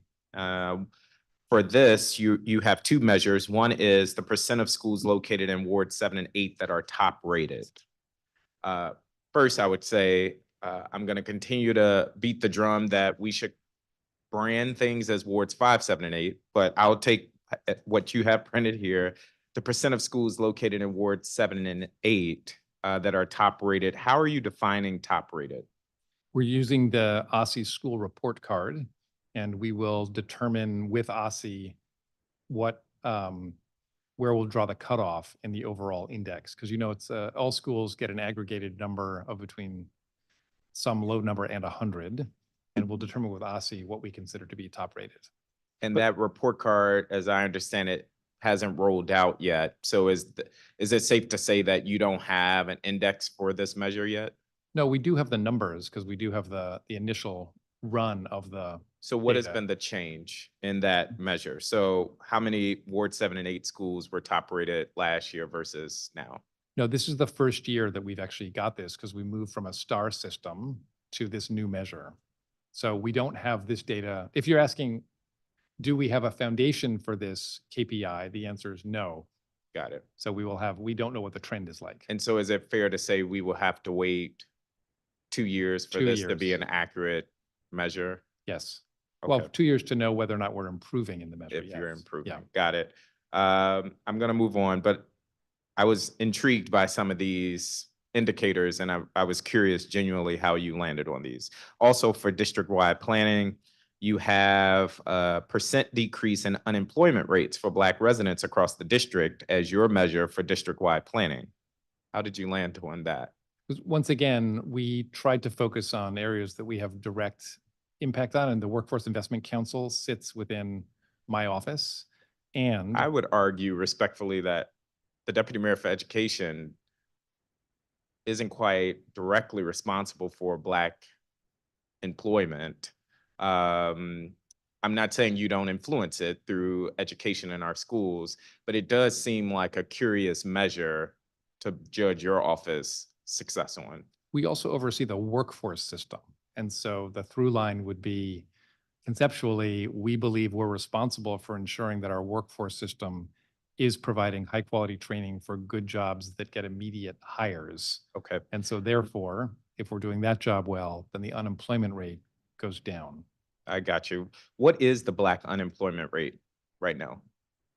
I will have to get back to Follow up. Yep. Okay. If you could, that would be great. And a general question, would a more accurate measure be that, let's say, the percent of recent DC public school graduates that are employed or unemployed?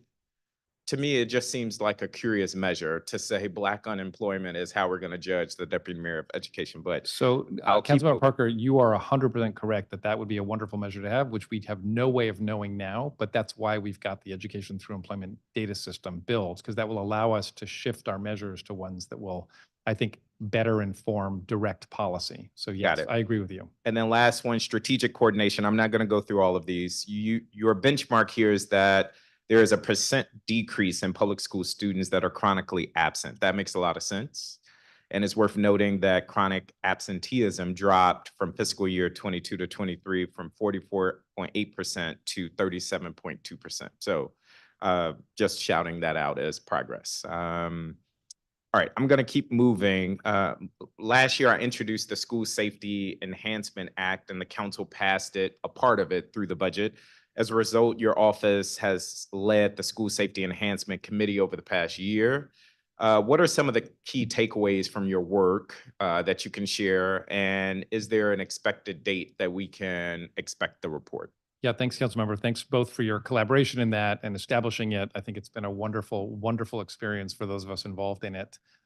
We expect the publication to be in the next couple of weeks. The report is essentially final, going through some final revisions and reviews, but we expect it in a couple of weeks.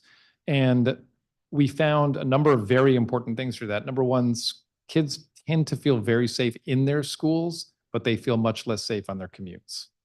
And so we have focused a lot of energy in the report on how do you ensure kids can get safely to and from their schools.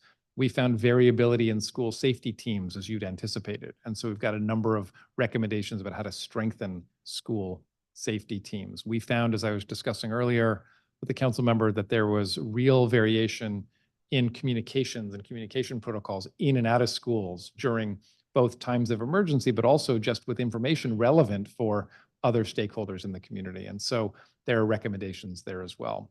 Okay. You want to make any breaking news on recommendations for safe passage? I know that doesn't live within your agency or office anymore, but any proposed changes and or recommendations you could speak to? I would love to make breaking news, but I won't at this time. Thank you. Okay. It's worth noting that I have continued to push to expand the Safe Passage program. Much of Ward 5 is not included. Much of Ward 7 and 8 are also not included, but also we have heard repeatedly from advocates, from parents, from school leaders, that there are some cost neutral ways that we can strengthen the program, from better coordination, data sharing, having more direct input from school leaders. So just throwing that out there for those that are watching. I wanted to come to compliance and reporting. How many reports, and if you need to follow up, you can, but how many reports is your office mandated to provide year to year? And this is something I've been asking in different hearings because I'm suspecting that over the years, with various pieces of legislation, these report mandates stack up. So do you have a sense of how many reports are mandated for your office? I'm actually not sure we have any mandated for my office specifically, apart from the ones that are legislated, like, well, sorry, that's what you're asking me, apart from the ones that we're currently working on. So the MFP. But those are like one-time reports. Those are one-time, but I think the MFP is required more regularly. There's probably an out-of-school time report. And by the way, I have seen lists of these, long lists of these from various agencies. So I know this is easily obtainable information, so I'll be happy to help you with that. Could you, for your cluster, provide mandated reports? And what I'm getting at is, and we did this in the DC health hearing, if there are areas of redundancy or reports that are not even being completed or reviewed or just are not relevant anymore, I think we should just take it off the books. And so if you can deliver a list of mandated reports for your agency under your purview, that would be helpful. Yes, that's easily done. For the adequacy study, any takeaways you can share that are anticipated? Our public school system, according to the research we did, is actually fairly adequately funded according to the formula that we've got. How did I know you were going to say that? And by the way, this is and I'm not suggesting that you're being disingenuous, but I kind of figured you were going to say that, given that we're in a tight fiscal year. And where I was going is, how will the findings of that study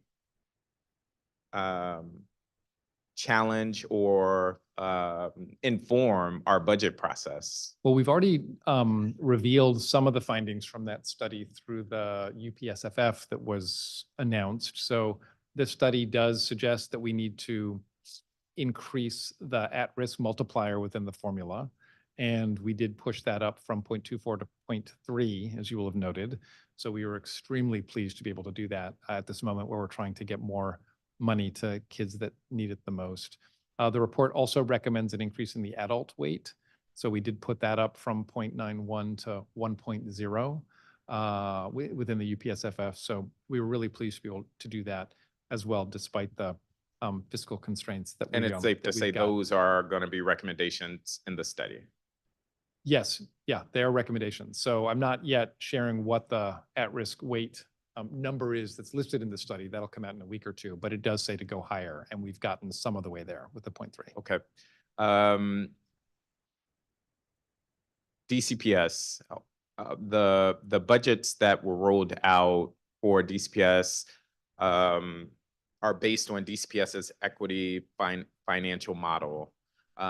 There have been assertions that that funding approach is more equitable and therefore better than the schools first budgeting approach. I'm saying this so I can say it on the record. Is it possible to get data comparison from DCPS's perspective using their equity model versus the schools first budgeting approach? In other words, school by Yes, to the school, first part, what yes. their budget is, assuming that's the equity model and what it would be for the schools first budgeting. So approach. I think if I understand your question, the answer is yes. If we make some assumptions about the school's first calculation. I know DCPS, and you can talk to the chancellor about this afternoon, I'm sure, has had a look at how their current internal budget model has been driving to more equitable funding of schools. And I think they have observed that it indeed has, with a degree of certainty. So I'm sure we can provide that, and we'll be happy to work with your office on any other calculations that'll be helpful. Can to we you. get a time frame? Is that a 2-week turnaround? It depends on the calculation that you want. I mean, if it's, we know all the School by current school school budget. with DCPS budget allocations next to the schools first budgeting approach. And I will ask the chancellor, but I've been asking for this data for weeks now and I haven't gotten it. And so if you can help within the next few weeks to deliver that, that would be helpful for I mean, us. to it see. sounds to me like what you're asking for is to put a formula in an Excel table and to do a calculation. So we'll be happy to do that. Yes, I'm sure we can do that within a week. Okay. OSSE transportation. I know that's not directly under your purview, but as deputy mayor, OSSE has struggled. I plan to bring this up with the superintendent. How are you directly, or is your office supporting OSSE to kind of right the wrongs with the continued issues with its transportation services for special needs students? Yeah, so we know it's a struggle. I'm sure the superintendent will share a similar sentiment with you. We also know that they're doing a lot better now than they were earlier in the year. So they've seen a lot of progress in terms of their on-time work with students, and they were quite innovative in their use of private routes and reimbursements for families and subsidies and so on. So as well as the work they did on the human capital side to try and ensure they had more drivers and that they could do more hiring and fill the vacancies that they had. I'll delve into that more with the Councilmember. superintendent. Lastly, I have 10 more seconds. It's a DPR issue, 6. as that's under your cluster, the park at South Dakota 3. and Riggs Road. There continues to be ambiguity and a lack of clarity from DPR. Councilmember. I would humbly request your support in just getting the money out the door that has already been allocated for that park by the mayor. Duly noted.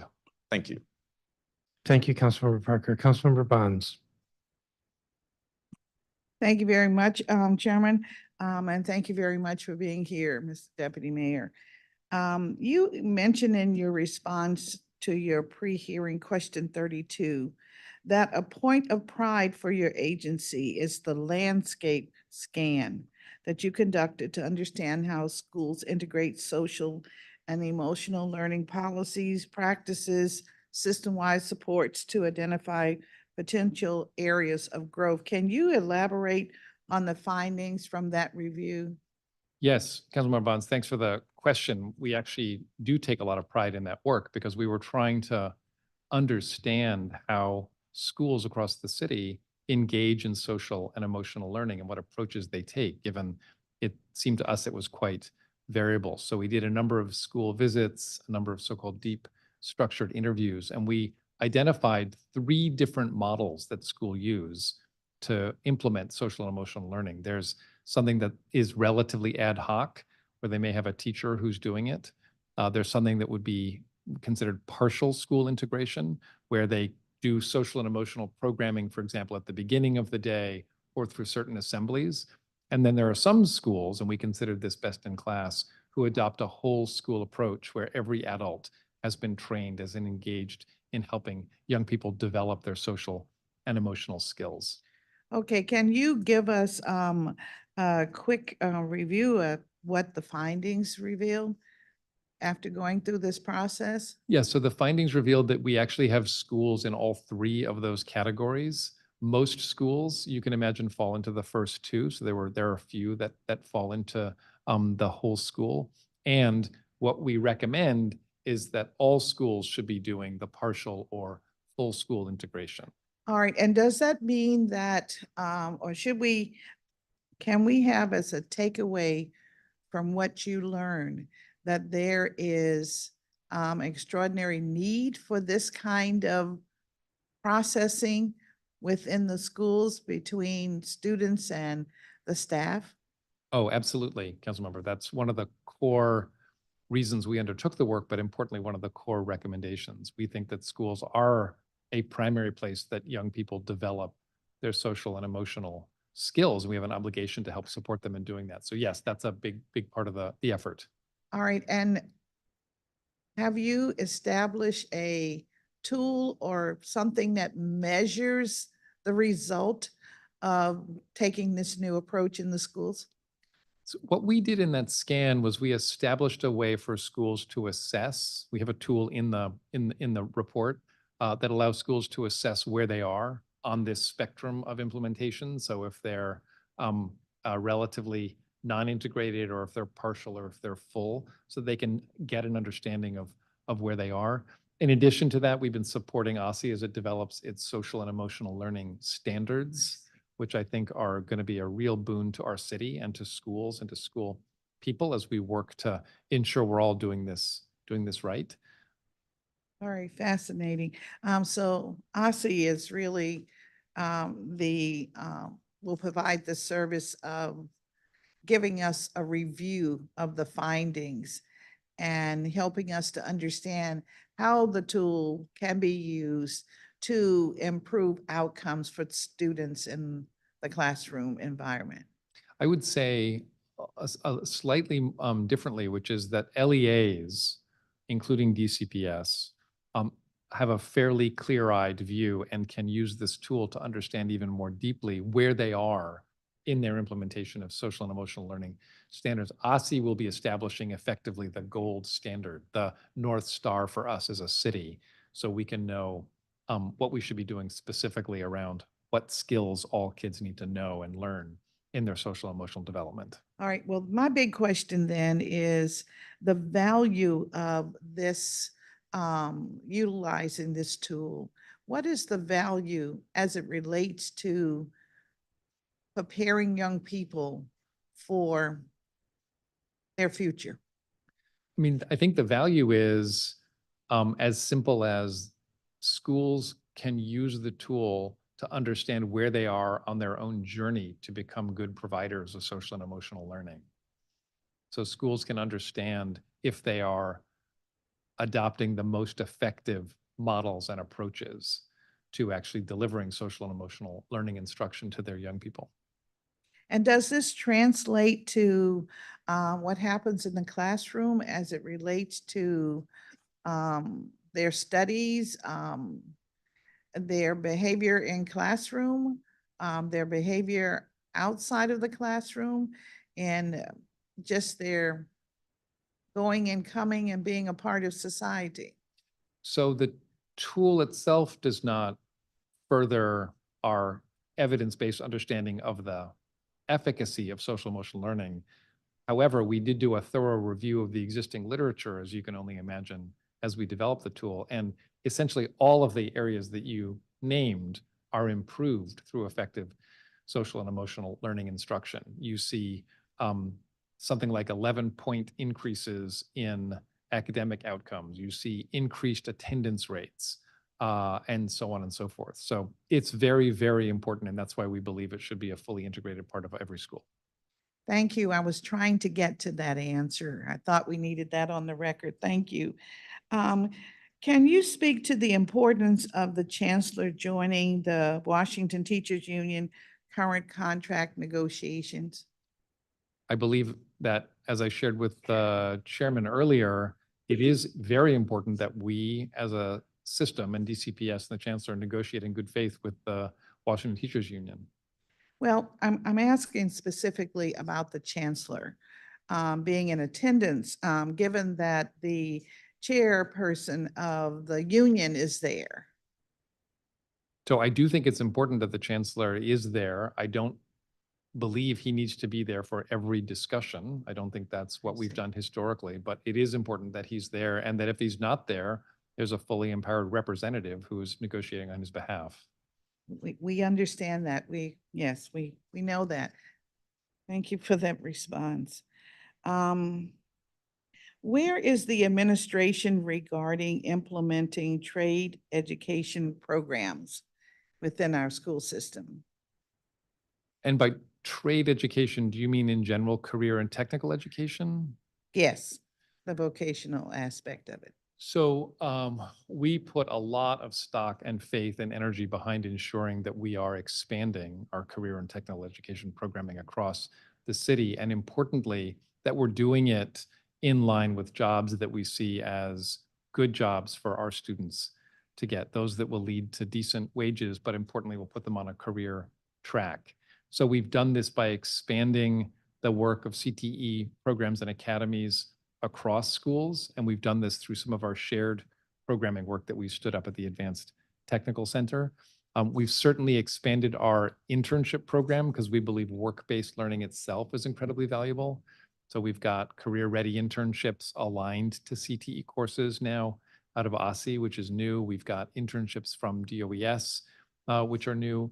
And so we have done a lot of work to expose young people to career tracks and to give them specific skills and credentials, and sometimes credits in that regard. All right. Other than high school graduation, how does the administration track student outcomes, those that leave DC public schools? Is it important that the administration engage in this work? In tracking what happens to students afterwards? Yes. 100%. Couldn't be more important, especially given all of the ways in which we think we are supporting and helping our students, and given how our outcomes are not yet living up to our expectations. So how do we track?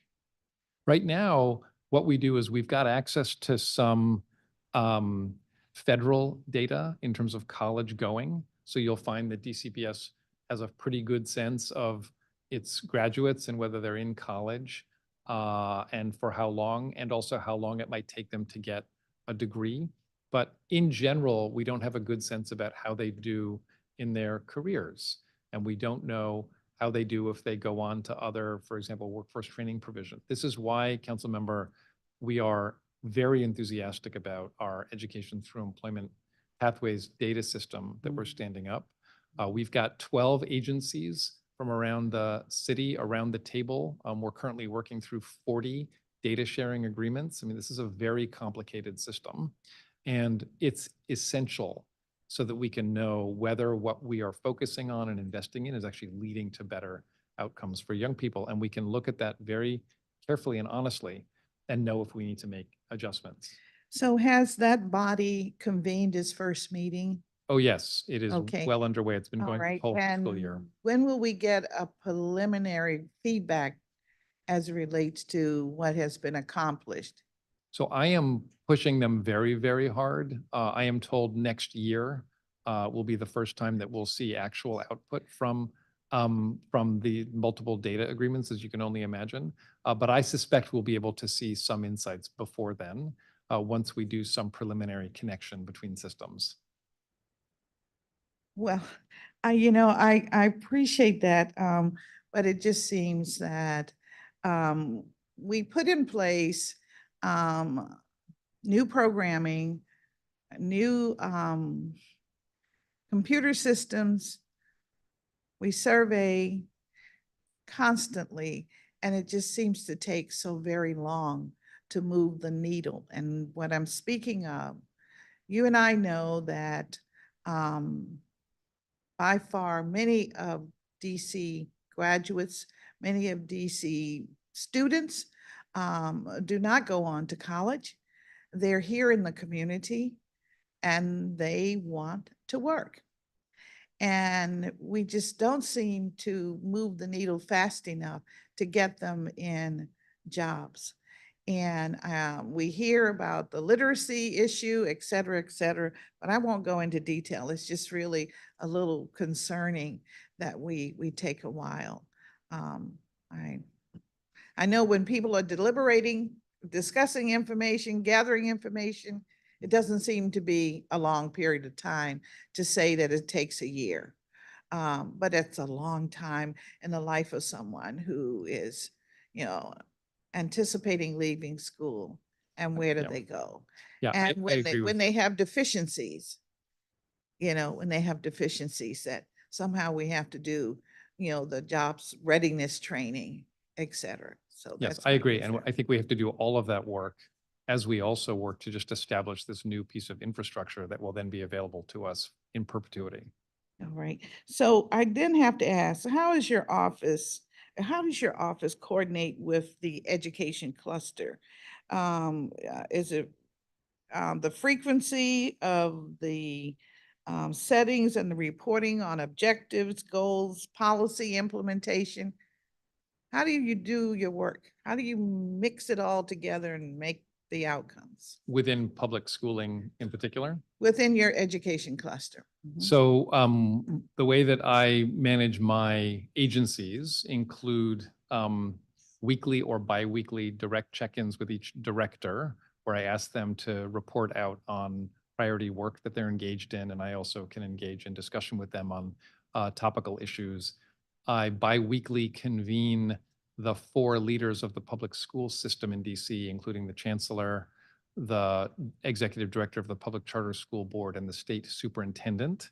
And that's where we coordinate on work share out that we're engaged in, look for areas where we should be more aligned, and do some of the work there.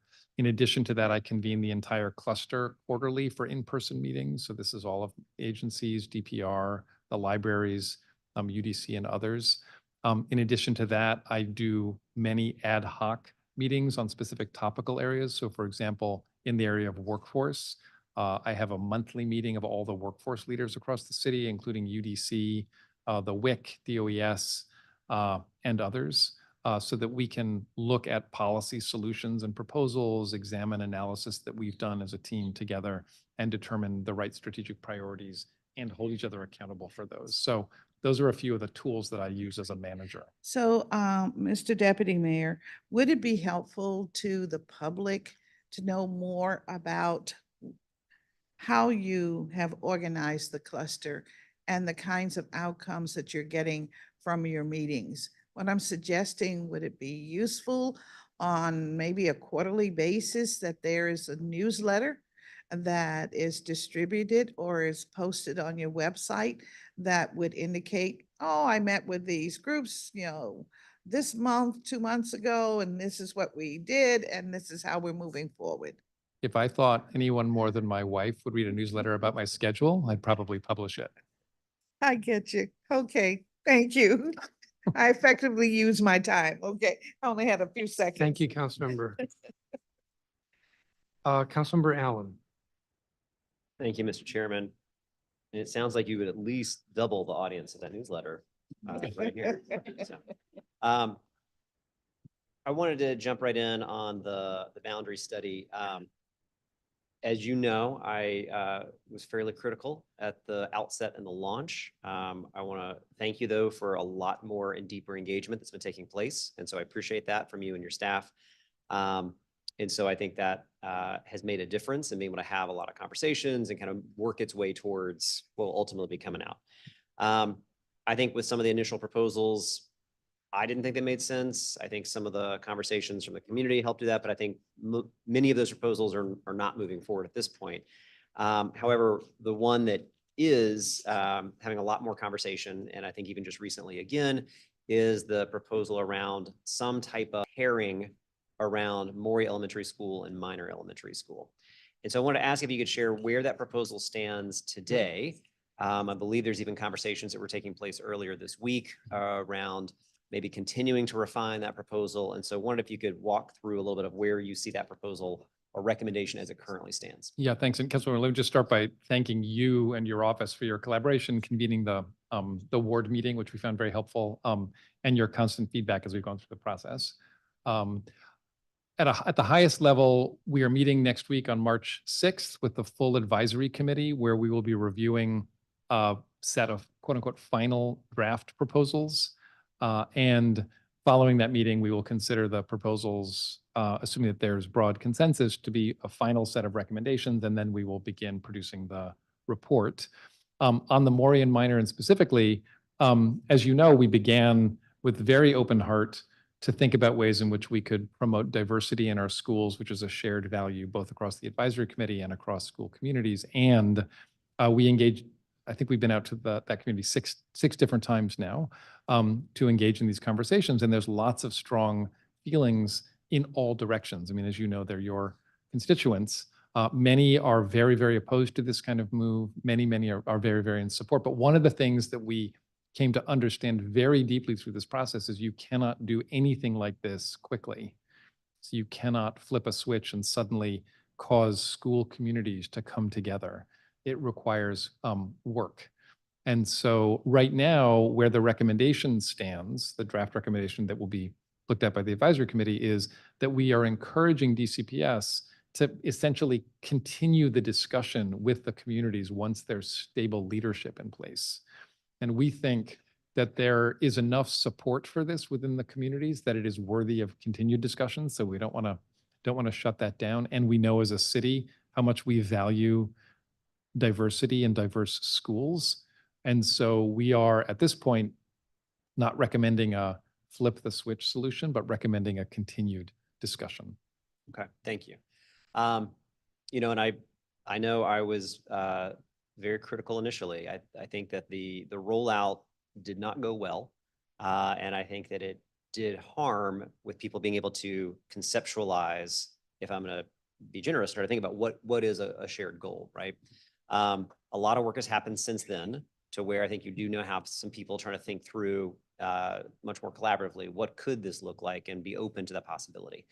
A lot of people have talked about the Capitol Cluster School as a model of kind of pairing, but you know, that school didn't happen overnight, and it didn't happen kind of top down. It happened with a lot of work and energy that built a shared vision between multiple schools that then created what we now call the cluster. So I think a lot of shared visioning has to happen with the respective school communities to be fully bought in and heard if this is going to be something that actually moves forward. So the one question I do want to make sure I understand, so as I understand it, but correct me if I'm wrong, the recommendation currently is that a collaboration of the school communities will begin to assess a potential pairing, but that they won't begin that process, as in they're not even going to start talking about it until 2027.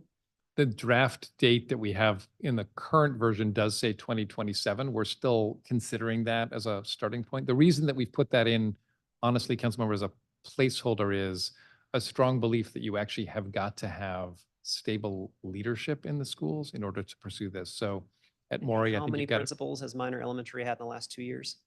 so we've had, Seven's the answer. we had, In 2 years. it was rhetorical, yes. Yeah. And even at Maury, you've got a new Mhm. principal, and Minor, you've got an interim. And so we have learned through discussions around the country where places have done this before that that's one of the actual critical elements to being able to have these kinds of constructive discussions. I don't think it's an absolute necessity, but we think it's important enough to consider that as we consider when you would kickstart these discussions. I don't think anyone should be afraid of having a conversation, right? Like, I think that the recommendation you're laying out is one that says, let's bring people, it doesn't determine what the outcome will be. It says we shouldn't be afraid of the conversation. So let's bring together folks, let's bring together school communities, let's bring together leaders to think what it could look like and what would be the types of questions that would have to get answered to then build that shared buy-in. There's So a much more eloquent description than mine. Thank you. I look forward to seeing what happens next week. And just to make sure, because I know I'm going to get asked by my constituents. So next week is the final advisory committee on March 6th. Is that correct? Correct. Okay. Then what we would expect to see coming out of that is at the end of that public meeting, we'll see some kind of consensus around the recommendations. People will probably be able to read the tea leaves to see where it's coming, but then the DME puts forward a final recommendation by the end of the month. Yes. Okay. Then that final set of recommendations goes to the mayor. Yes. Then what is the time frame by which the mayor evaluates that to then make a decision? It's Is that not the actually, end of, that's not the end of the journey yet, right? No, The exactly. executive But- branch and the mayor then make a decision. yeah, it's actually then done on it depends on the kind of recommendation. So in the instance of any school boundary or feeder changes, there's a set of timing that we're recommending or pursuing, and some of the other policy matters, there'd be a timing associated with it. So we've gotten a strong push from the advisory committee to be very clear about the timing of implementation of recommendations, so that will be incorporated. Okay, all right, thank you. School Connect has already been brought up once, but I wanted to check in on that. How does the DME choose or help choose which neighborhoods or communities are the focal point for the School Connect program? There, we actually tried to offer it in the schools that were in the safe passage priority areas. Okay, So basically, we've got these areas, as you know, that are Mhm. determined based on crime and that kind of activity in the communities. And so when we first established that as a program, we said this should be offered to schools in safe passage priority areas. Okay. We can follow up after the hearing. I know that I've been talking with a lot of my school leaders and my neighborhood leaders in the Sursum Corda neighborhood, which is just to the south of Dunbar High School. And I believe Dunbar is within one of the Safe Passages programs, but those students closer to Walker Jones also feel like they could benefit from this. And so I want to make sure I understand kind of how you are making your determinations, but seems like there would be some proximity just based on if you're north or south of New York Avenue, but many of the same indicators. So happy to follow up with you and your team after Yeah, the we'd be hearing. happy to do that. We're working closely, as you know, with Public Safety and Justice on where safe passage will be located in the next year as well. So we should do that conversation together. Okay, appreciate that. And on the theme of safe passages, and you're not going to be surprised that I'm going to come back to this one again.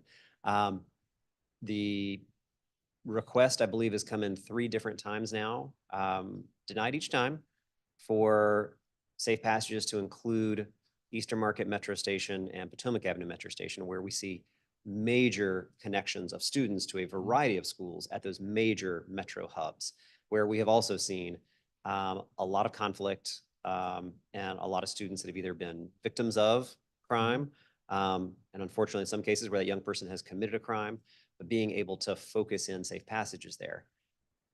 I'll ask again, what does it take to get Eastern Market and Potomac Avenue Metro stations to be part of safe passages? I did follow up with Public Safety and Justice after we had that exchange at the most recent hearing, council member, and they shared with me again that they basically make the determination based on their read of the data around crime and events and activities in specific areas.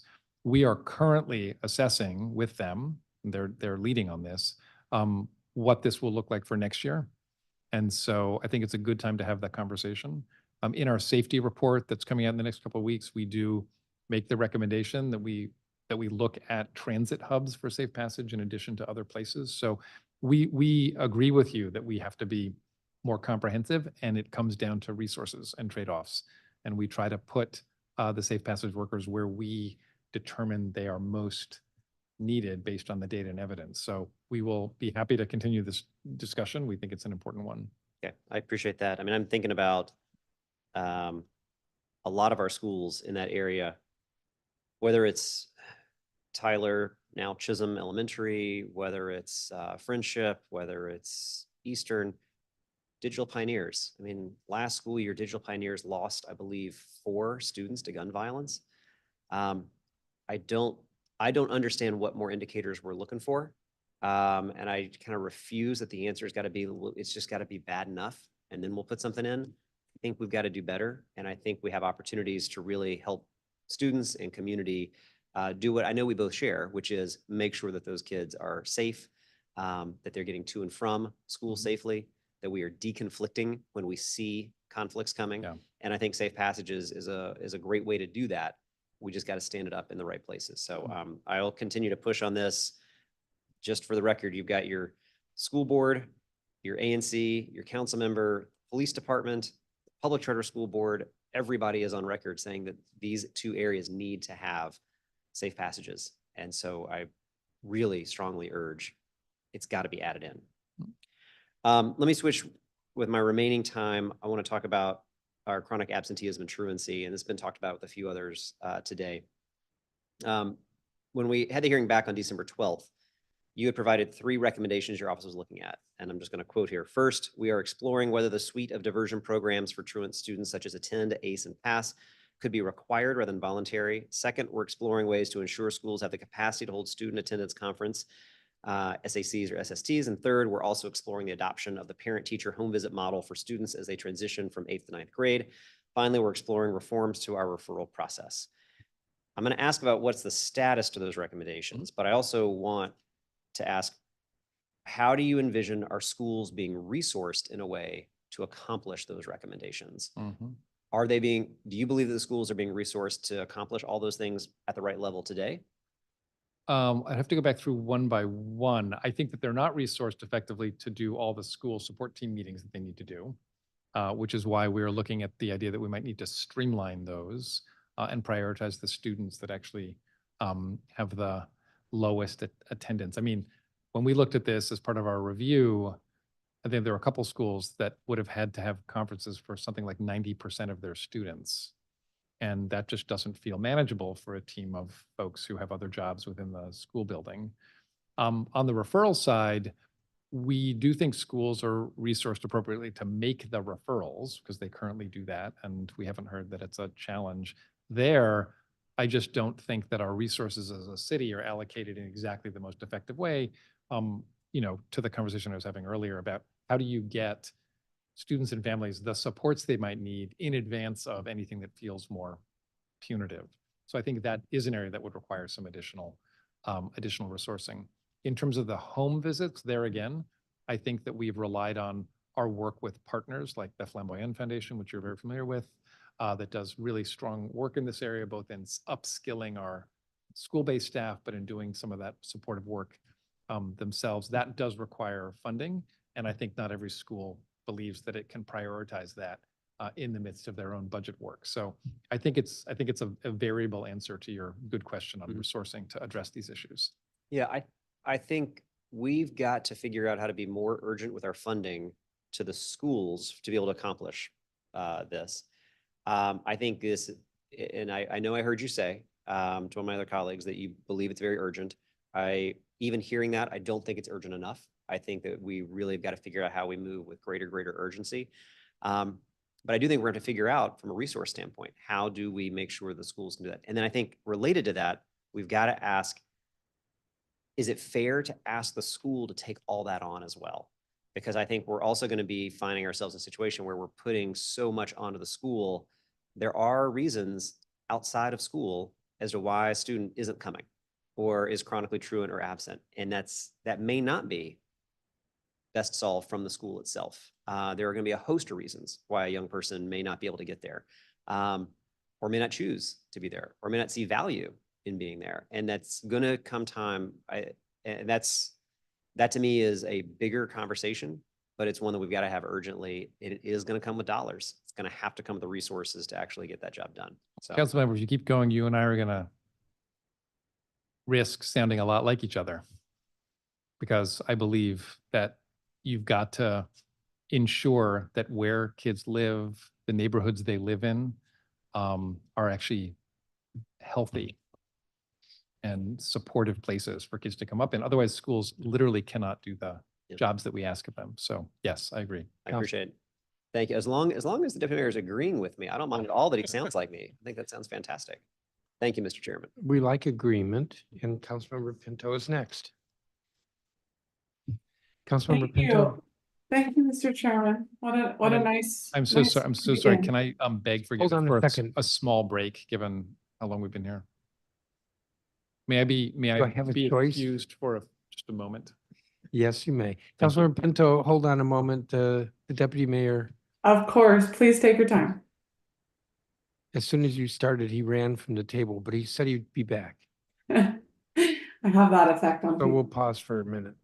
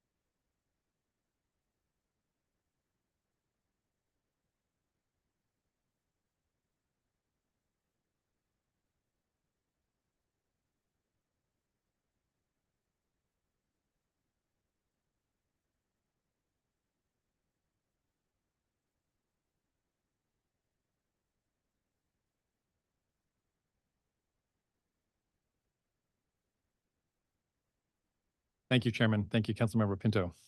Thank you. Councilmember Pinto, you may begin. Great. Hi, Deputy Mayor. Hi, Councilmember.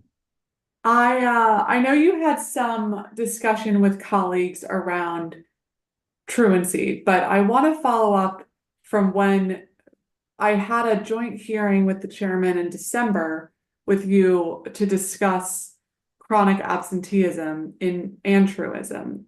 Excuse me, absenteeism and truancy.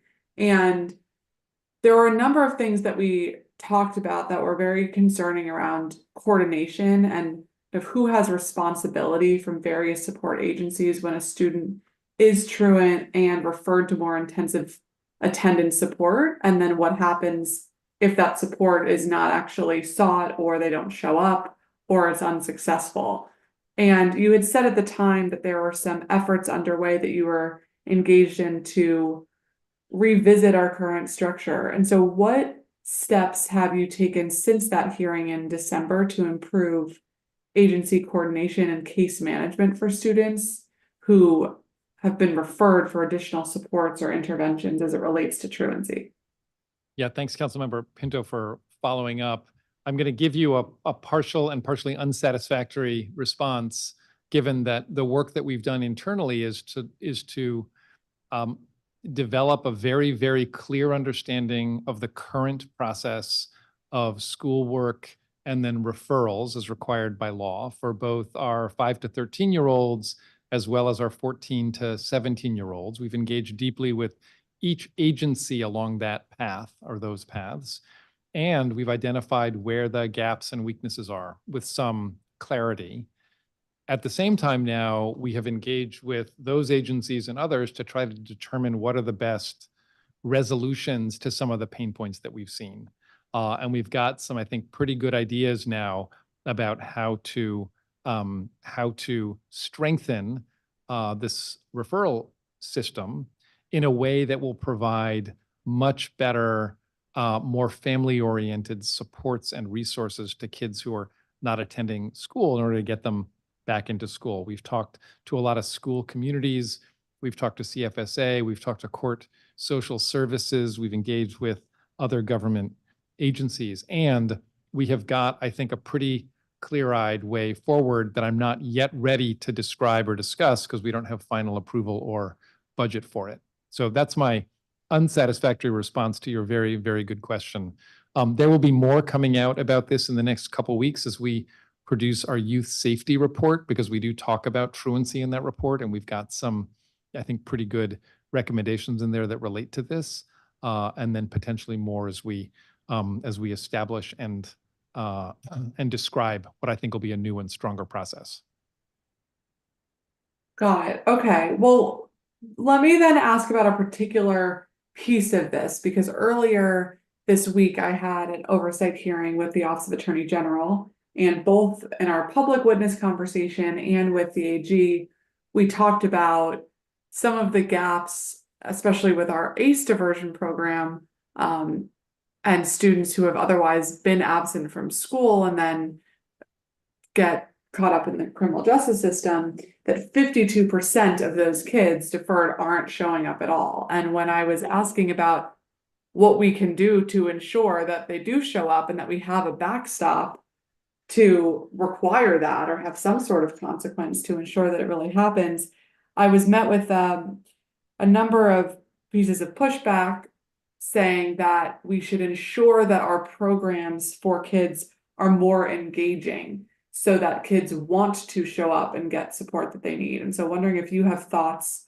on that component in designing our engagement in a manner that is best suited to pique children's interest. Well, it's 100% correct that needs to be our approach. I think that's why we have seen, and our OSSE team just walked into the room here, so they should be proud, but we have seen increased attendance for kids who attend our Advanced Technical Center for cybersecurity and nursing. We've seen increased attendance for students that engage in our high impact tutoring work that OSSE's been overseeing. And so, yes, it's absolutely true that kids show up for stuff that they find to be meaningful and engaging. And we have got to do a better job across the system of ensuring that all that is true. At the same time, Councilmember Pinto, I would share that it's not enough to simply point the finger at the programming and say, that's got to be good enough. And if it's not, well, we're not going to follow through on any consequences for our law that says kids have to be in school. So I think it's a system, and I think it requires strengthening every component of the system, given the high numbers that we see in our chronic absenteeism numbers. And so I would say, while I agree with what you heard in your hearing, I also think there is some responsibility on the consequence side of this referral process as well. I would agree. We have to do both things at once. And sometimes when they have these conversations separately, it becomes easier to point out only one component that needs improvement, but we know that all are important pieces of the stool. So I look forward to those updates. We will look forward to sharing them. Thank you. So the pre-hearing responses indicated that home visits are conducted for all students at select schools through community partnerships, but that there is not a district-wide effort. Is the expansion of relationship building for home visits, particularly for students at risk of being chronically absent, part of your overall attendance strategy? It is absolutely a core component of what we think schools and LEAs should be engaged in. At this point, we are not providing central resourcing to do that, nor are we doing anything that looks or feels like a mandate. What is true is we've got some wonderful partnerships, as you know, with organizations, as I mentioned, with Councilmember Allen, like Flamboyant, that seem to prove very effective. We look closely at the model in Connecticut, which we largely actually do already in many schools here, with home visits starting before the school year and continuing for a couple more times. So it seems that home visits actually do have a very positive effect on school attendance and school relationship as one of obviously many elements of a great school. And we promote it, but we don't mandate or fund it centrally. Okay, and how, in your view, do you think those outreach efforts are going? Similarly, on the dual need of ensuring that it's engaging and meeting people where they are and providing the follow-up services and the follow-up at all to meet kids and families where they are, and then additional follow-up if conditions are not met. Are you asking whether we are satisfied with the implementation of the home visits according to a model that we think is good, or do you have a different question in mind, Councilmember? I guess just as I look at the numbers of where we are with students not attending school, I'm wondering how we can improve, or if that is an area that you think needs improvement for home visits. So yes, well, let me take one quick step back and say, what we're seeing in our chronic absenteeism numbers is improvement year over year. So we saw a 5-point decrease from last school year to this, to the prior school year to last school year. And we're seeing similar results on an interim basis this year as well. So we are continuing to drive down our chronic absenteeism rates, which are still too high. We are importantly engaged in a number of citywide efforts to improve attendance overall, which includes some of the programmatic aspects that you described earlier. It certainly includes the safety work that we're doing through Safe Passage and DC School Connect and others. It also includes for those that are approaching chronic absenteeism, the nudge communications and letters that have been proven very effective across the school system, and so on and so forth. One component of this that schools deploy is home visiting. And I think I'm on record as saying this probably too many times, attendance is a ground game in the school primarily. Mm-hmm. And it's got to be about schools being warm and welcoming, kids really feeling excited to show up for, their favorite teacher, being greeted nicely at the door, having a strong relationship, a loving relationship with at least one adult in the building. That's what the research suggests. So all of those things have to be in place, and we work with schools to encourage them to do it. In addition, home visiting is a great tool that many, if not most of our schools do deploy. And again, because we're partnered with organizations like Flamboyant that do it well, we are actually very satisfied with the implementation fidelity of that model. Okay. So shifting to out of school time, I know that this is a really important part of the strategy for all of us to ensure that students have access to meaningful programming out of traditional school hours. One of the concerns that I hear from students who are otherwise not participating in a program is their concern about safety getting to and from the program.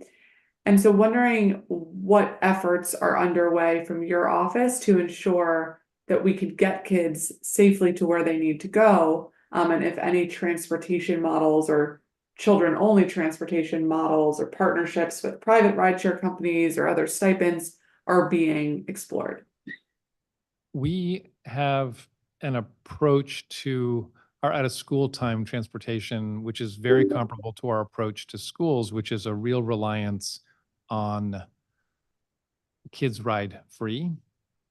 And in addition to that, we are in our school safety recommendations looking at a number of transportation options that could actually cause kids to be safer in their commutes, which would include their commutes to and from their out of school time. We don't currently have a program or an intervention which is specific to out of school time transportation. So let me just say that clearly.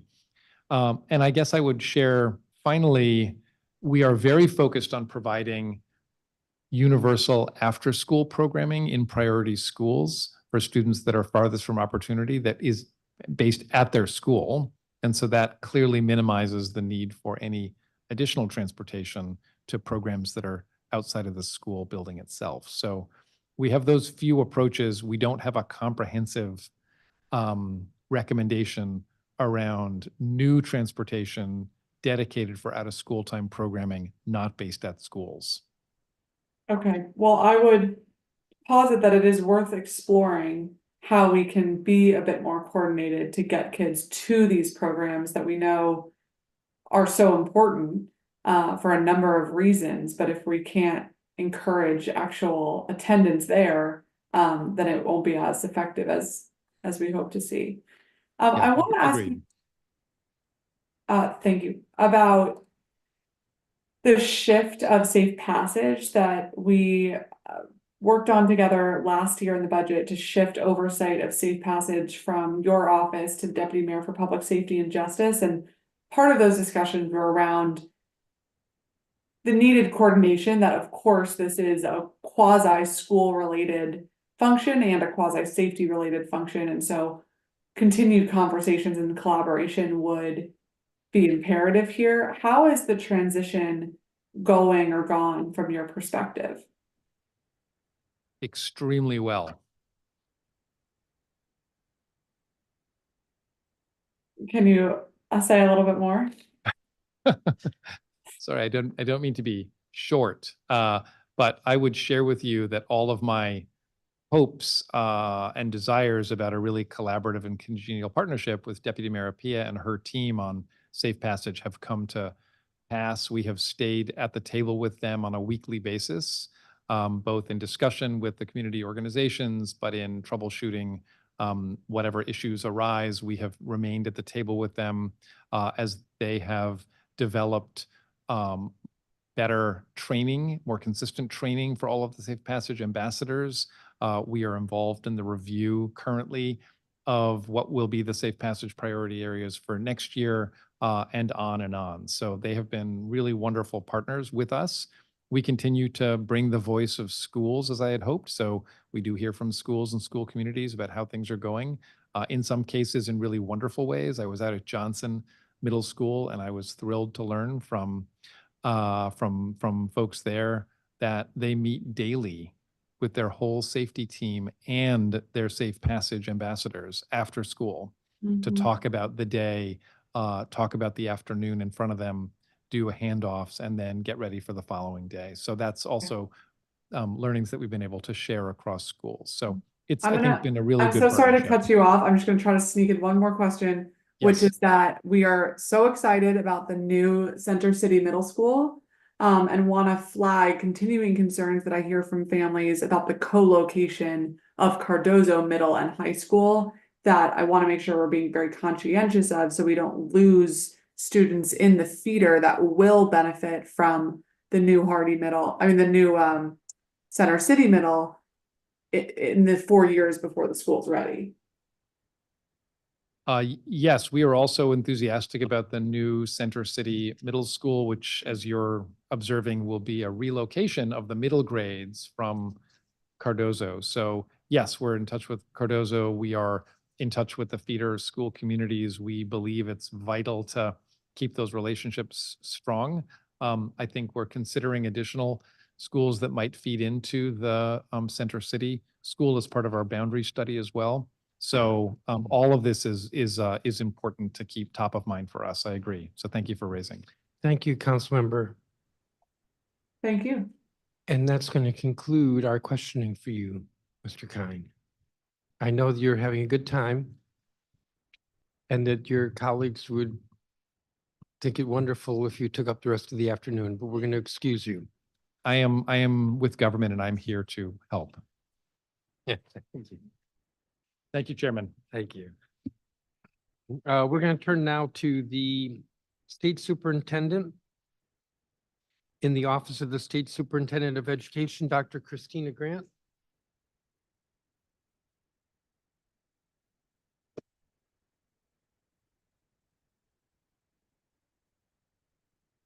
What a PowerPoint.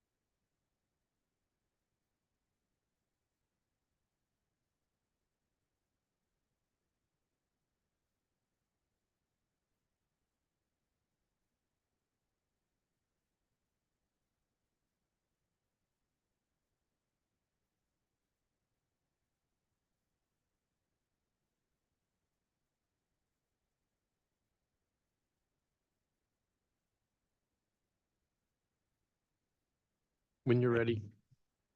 Thank you, sir. Is it still morning? No, it is not. Good afternoon, Chairman Mendelson, council members and staff. It's my honor to testify before you today about the Office of the State Superintendent of Education's accomplishments in fiscal year 23 and the status of our state education agency to date. From early learners through K-12 and beyond, OSSE has helped steward progress in the District of Columbia at every level of education. In FY23, DC continued to be a national leader in advancing equity through early learning investments. Our district provides universal pre-K access, maintains high standards and supports for advancing childcare equity and quality. And this past year, we launched a first-in-the-nation pay equity fund and health insurance program to provide needed financial support to our early childhood workforce. Research consistently shows that high-quality early learning opportunities are among the most impactful investments we can make to boost education trajectories. OSSE's approach to improving quality and increasing access to early learning programs is grounded in a belief that a well-prepared and supported workforce is the most important lever we have to promote quality learning and experiences for our youngest learners. Our approach to cultivating and sustaining a quality early childhood workforce rests on 3 interlocking pillars: high standards, supports for educators to meet our high standards, and the pay to match. In December of 2023, OSSE updated the district's childcare licensing regulations. Our updated rules maintain high standards for educators while providing additional pathways and flexibilities in meeting those standards. OSSE has also established direct supports to help teachers meet the district's education requirements. Through the DC Lead Scholarship Program, OSSE provides a tuition-free pathway to an associate or bachelor's degree program. OSSE also funds CDA credential programs that enable current and prospective early educators to earn a nationally recognized early childhood credential at zero cost. For example, in 2023 or in FY23, we helped 42 high school scholars from Idea Public Charter School earn their CDA credit through the First Step program. These efforts help advance program quality and professionalize, retain, and grow the early childhood education workforce in the district. Through the Early Childhood Educator Pay Equity Fund, OSSE distributed nearly $42 million in quarterly payments to more than 4,000 early educators in FY23. This year, in accordance with the authorizing legislation, OSSE transitioned from distributing supplemental payments to educators to distributing funds to child development facilities to increase early childhood educators' salaries.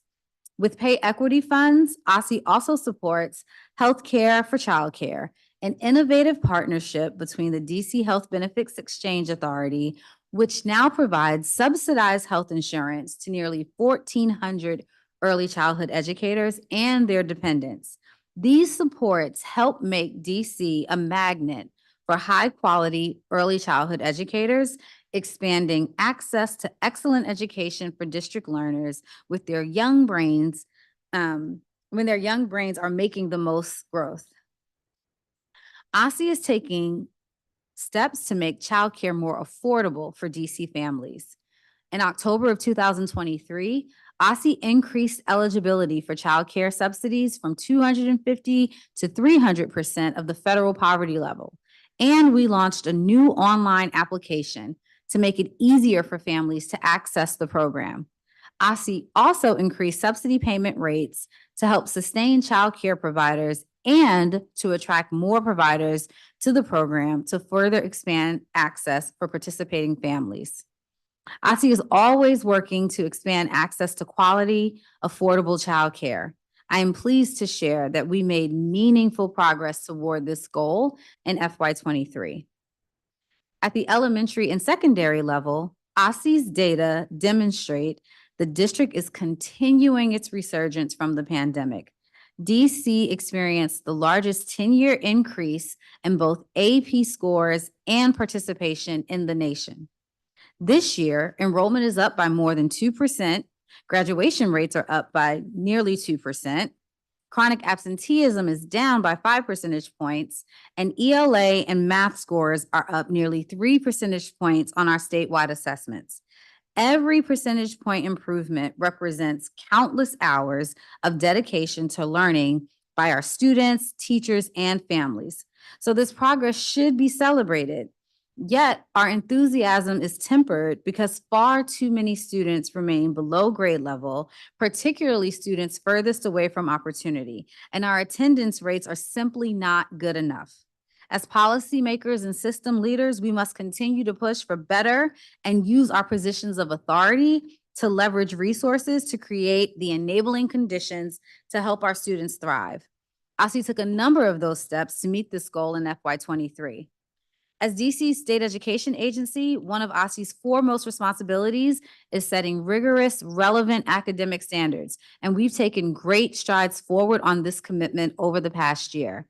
In June, with unanimous support from the State Board of Education, OSSE adopted new social studies standards. These standards place the district at the vanguard of forward-looking, culturally relevant pedagogy, including by creating an 8th grade action civics course, which will allow students to connect to academic lessons to their lived experiences and empower students to become change agents. OSSE also became the first jurisdiction in the country to adopt statewide menstrual health education standards. These standards, also unanimously approved by the state board, provide a clear, skills-based, and age-appropriate approach to this essential health topic. This fall, after meeting with content experts, teachers, and students, OSSE released 2 more sets of standards focused on financial literacy and social emotional learning. Both sets of standards will be the first of kind in the district. Having recently concluded the public comments, we are working to amend the final drafts of these standards based upon public feedback. and we anticipate publishing final standards later this spring.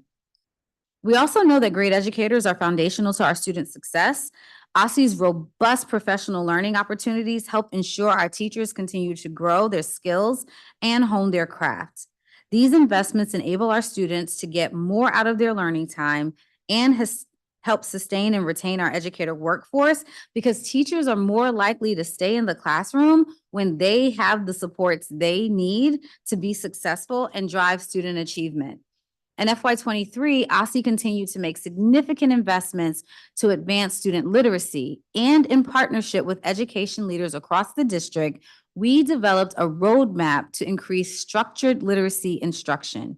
We also bolstered available literacy trainings on our learning management system and increased OSSE Science of Reading and Dyslexia trainings.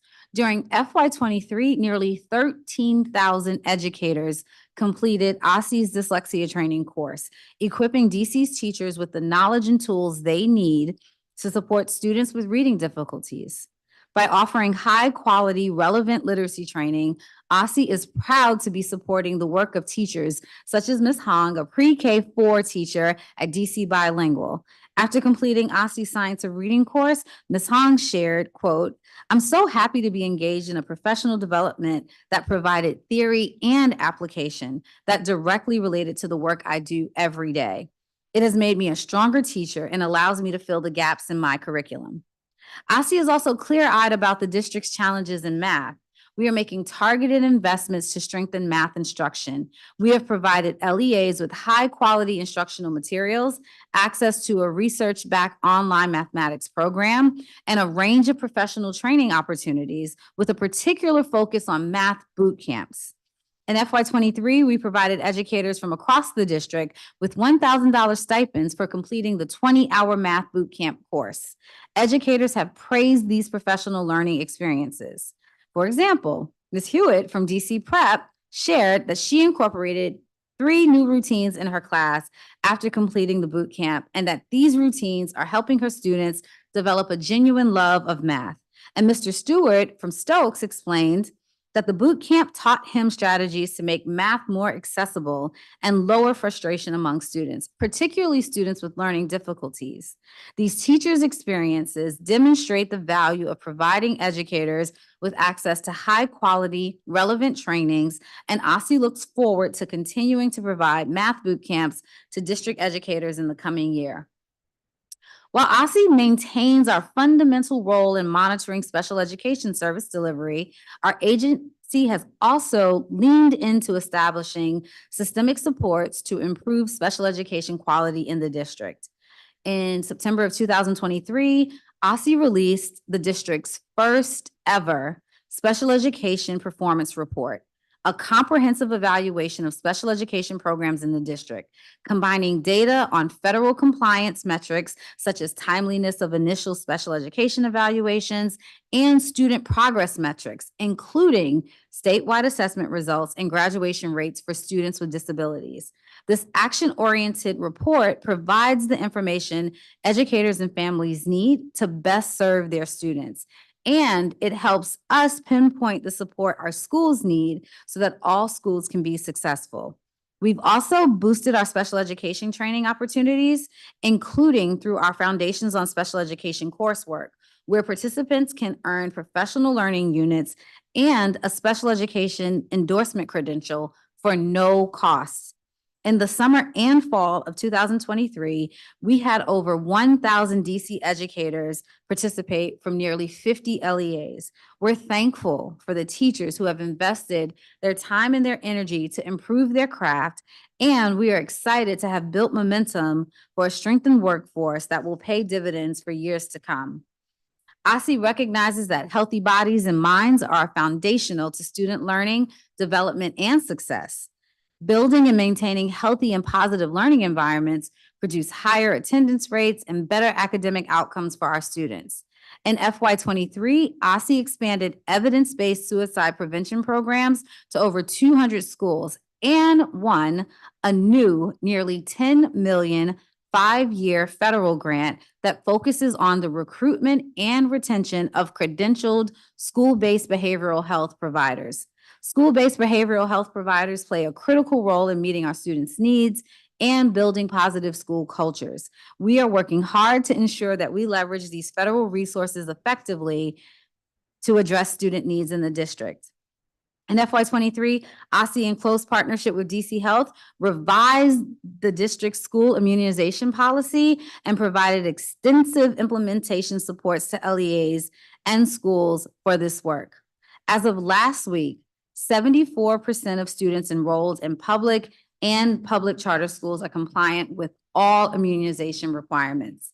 This is an increase of 11 percentage points since the fall, with a 30% point increase across 4 targeted grades: pre-K 3, kindergarten, 7th, and 11th. While Dr. the- Grant, doesn't make sense. It's an 11% increase, but it's a 30% increase. It's an 11% increase of all students, which gets us to 74% of all of our students being fully compliant with their immunizations. The 30% increase is a reflection of legislation that was passed that targeted 4 grade areas: pre-K 3, kindergarten, 7th, and 11th.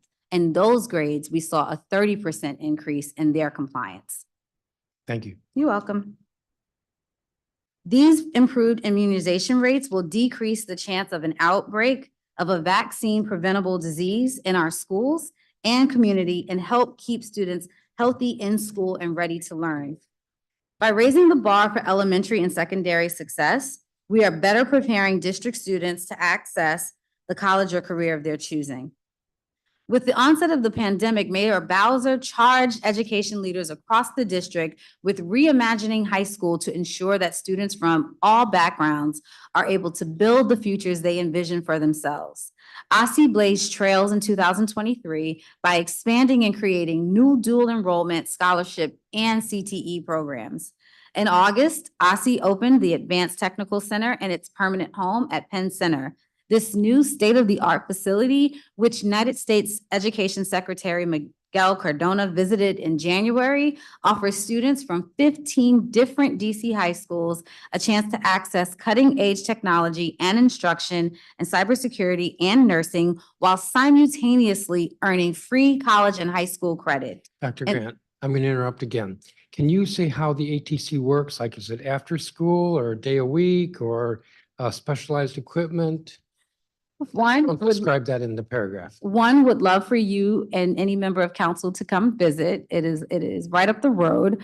The ATC operates every day. It is truly a reimagining of high school. Our students are being taught by professors either from UDC or Trinity. They are being taught in CTE credential courses in nursing and cybersecurity. Students attend the ATC for their coursework and then they transition to their traditional high school. They attend every day of the week. And the program runs directly out of the Penn Center. So we bring students from all across different high schools, both DCPS and public charter, to one centralized location to participate in this learning. And it's during the school day? And it's during the school day.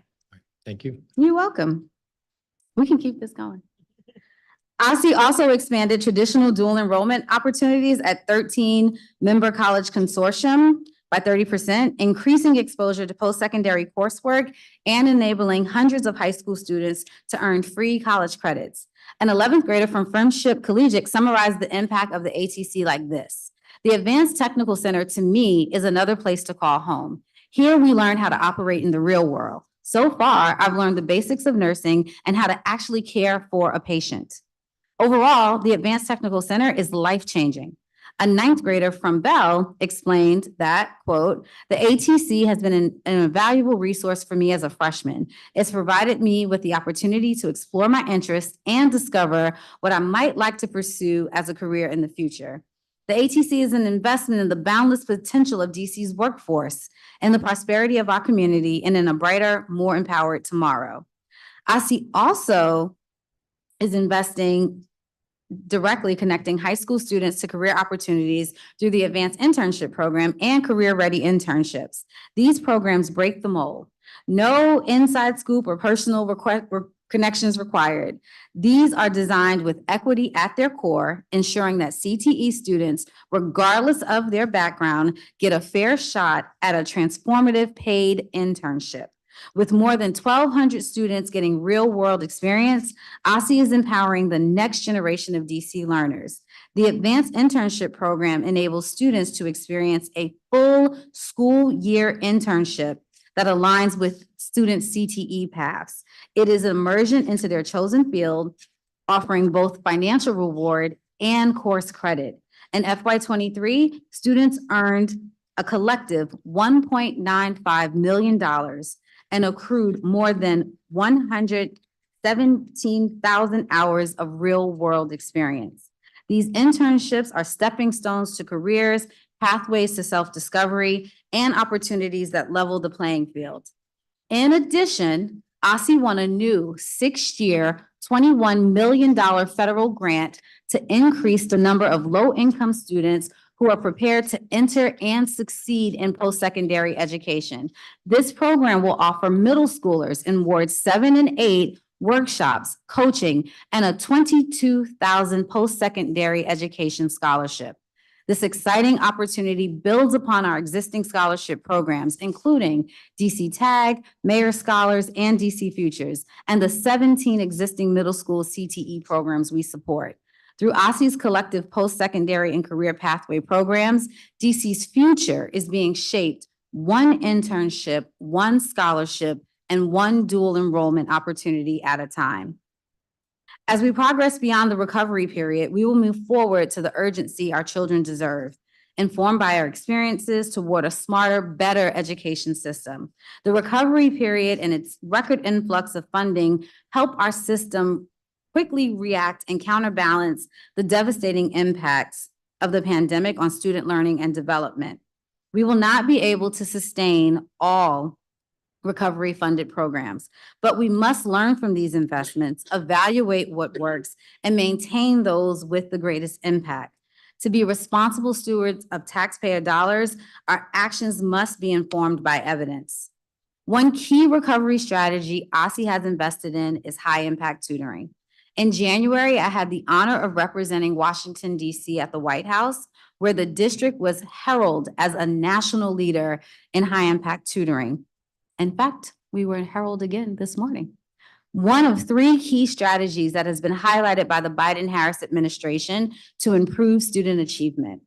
OSSE has committed approximately $33 million over 3 years to fund high-impact tutoring in math and in literacy. We are on track to reach more than 10,000 students through this investment by the fall of 2024. Empirical evidence shows that frequent, small group, standards-aligned tutoring is one of the most effective ways to accelerate learning for students from low-income backgrounds. And OSSE is prioritizing reaching schools with 70% more at-risk student population. Principal Turner from Walker Jones shared, embedding high-impact tutoring yielded larger learning gains and improved our practice and culture of teaching. Simply put, we know that high-impact tutoring is one of the most effective interventions for realizing tangible gains in learning, which is why we have moved urgently to scale access to tutoring for students across the district with a focus on students furthest from opportunity. OSSE is also investing in core internal systems to strengthen and modernize our data collections. In 2023, we won yet another federal grant to begin our work on a district-wide school climate survey tool to provide vital information about what students, families, and staff value most about their school communities, and continue collecting school course catalogs for the first time. Dr. Grant, Yes. what's a school course catalog? Literally, like every single school, what is every single course that is being taught in that school? What's the description of that school, of that course? When is it being taught? And at the high school level, how does that course sequence to graduation requirements, that sequence to you being able to earn your diploma? So somewhat similar to college catalogs. Correct. They exist or they're being created? They are being collected from schools where they exist, and we're providing a ton of technical assistance for schools where they need to be created. Right. Thank you. With continued capacity, OSSE will be able to analyze the link between student, teacher, and course data, enabling the district to understand which students have access to rigorous coursework and effective educators. In future years, the data collection will include student-level course enrollment information. In 2023, more than 16,000 courses were submitted to OSSE from every LEA, as well as 20 non-public schools. The more granular understanding of how students experience their education will allow OSSE to ask questions and inform solutions related to access, equity, and transparency across the district. Combined, these investments in OSSE's internal systems will better prepare the district to make strategic, evidence-based investments in the education sector for years to come. Before I close, I do want to note some of the unsung heroes at OSSE. I want to thank Sheila, who heads HR, Stephanie, who leads our assessment team, Linda, who manages our federal grants, Thomas, who makes sure our school buses run on time, and all the other staff members who make these accomplishments possible. There's never going to be a grants management or compliance monitoring appreciation day, but our system would not work without them. So in addition to showcasing information about our shared priorities, I also want to use this platform to publicly thank every member of the OSSE team who, like me, wake up every single day in service to DC's learners. I have the privilege and responsibility of being the public face of this agency, but I only get to share this forward progress with you because of their work. Today, within our public schools, there are children who cannot read, cannot do arithmetic, who feel unloved, who feel disconnected from their families, their peers, teachers, and community. It does us a disservice to deny that truth. It is also true that we have young people in our public schools that are reaching new heights on their math exams, composing essays and poems with skill, passion, and creativity, charting a path of discovery and entrepreneurship, developing leadership skills, breaking cycles of poverty and undereducation, and forming friendships that will last a lifetime. Our students and our staff contain multitudes. Some fail to see this complexity, to see our progress, to see the brightness that shines from our schools.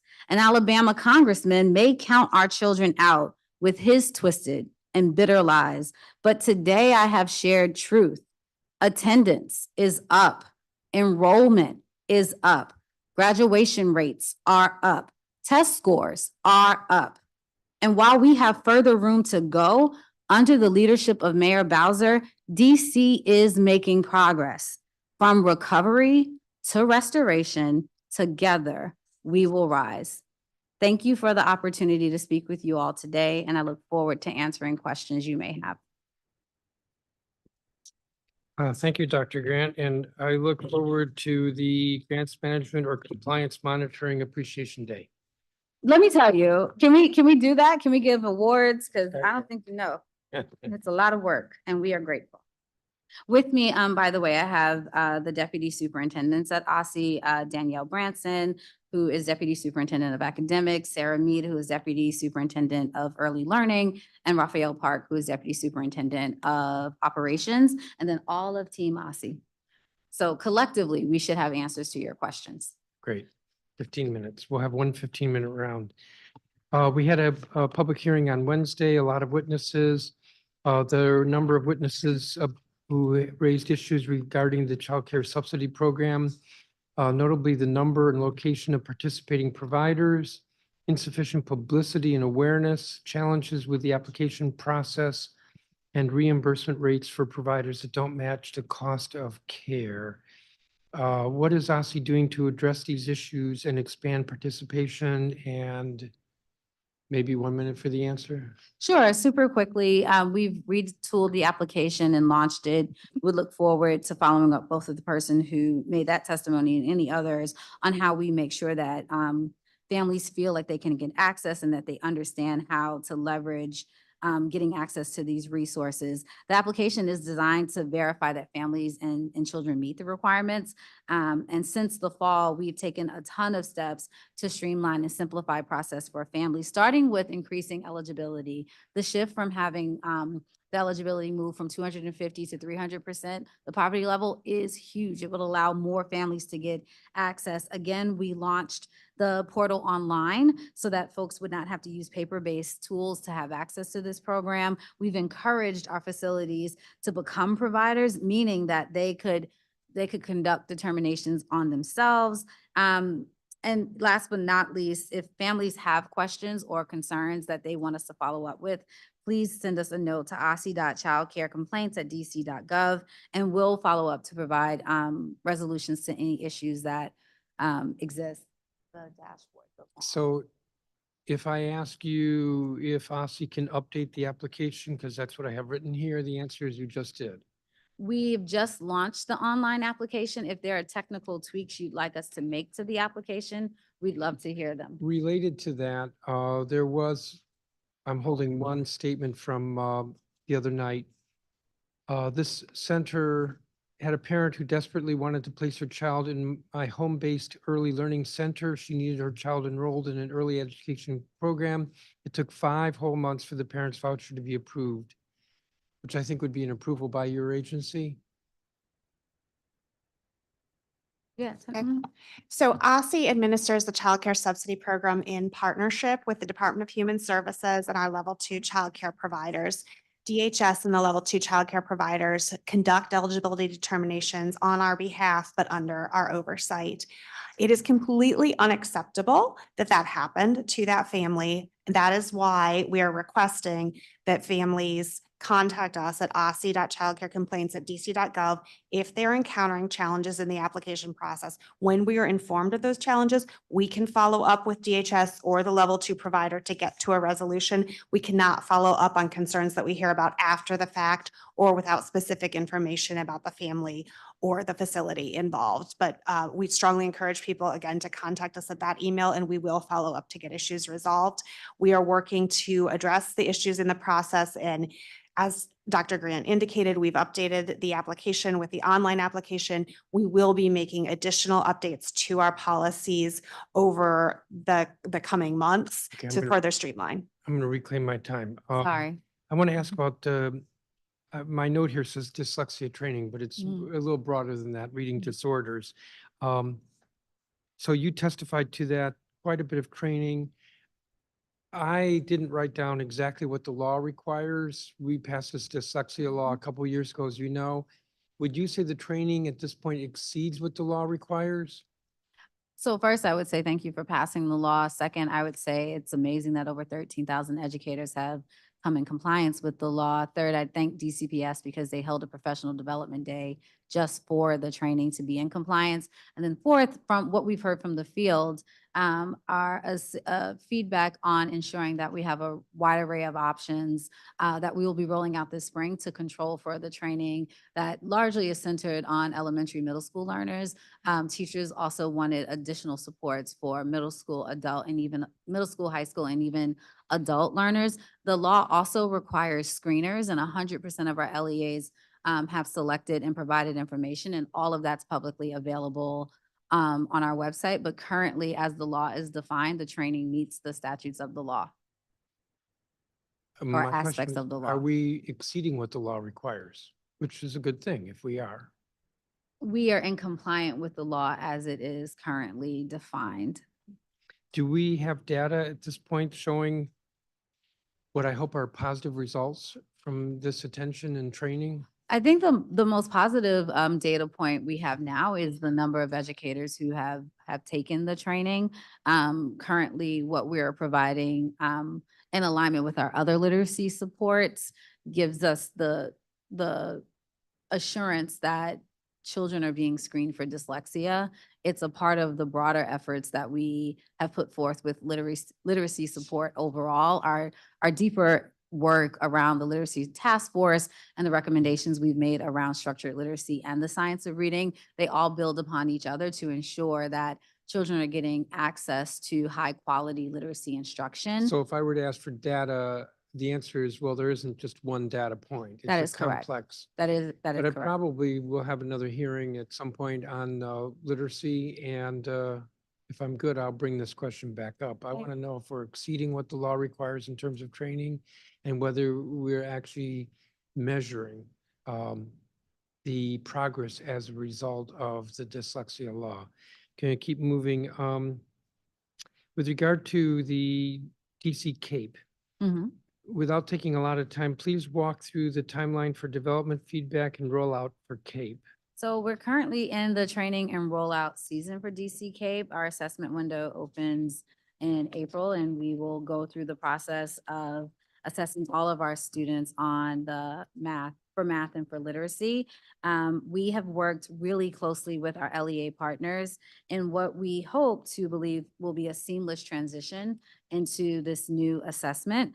It's going to allow us the opportunity to allow DC educators to play a role in the development of the assessment. And that technical assistance and those trainings largely began last year as we were in one assessment season, gearing up to transition in. So right now, training is taking place, materials are being provided. We're assuring that schools have the technology needs, and we go live April 1st, Kelly? April 1st.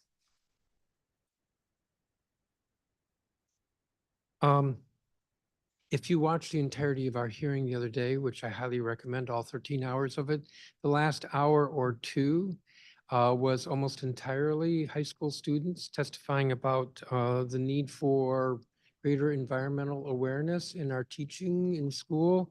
I think you're doing something with environmental standards, again, without taking a lot of time.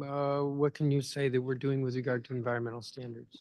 We greatly appreciate the passion and advocacy of our students, particularly as it relates to all of the work that they are bringing forth around environment. And we look forward to supporting them in that work. Right now, we have a lot of room to do more. Currently, we do have current work that aligns with their Green New Deal for new schools. We have work around our safe and clean buildings. We have work around free and healthy schools. We do have a climate curriculum. We do have work that's being done on environmental literacy, and we are really focused on local wellness policies. The same group of students also appeared before State Board, and we are eager and excited to hear more from them, learn more from them.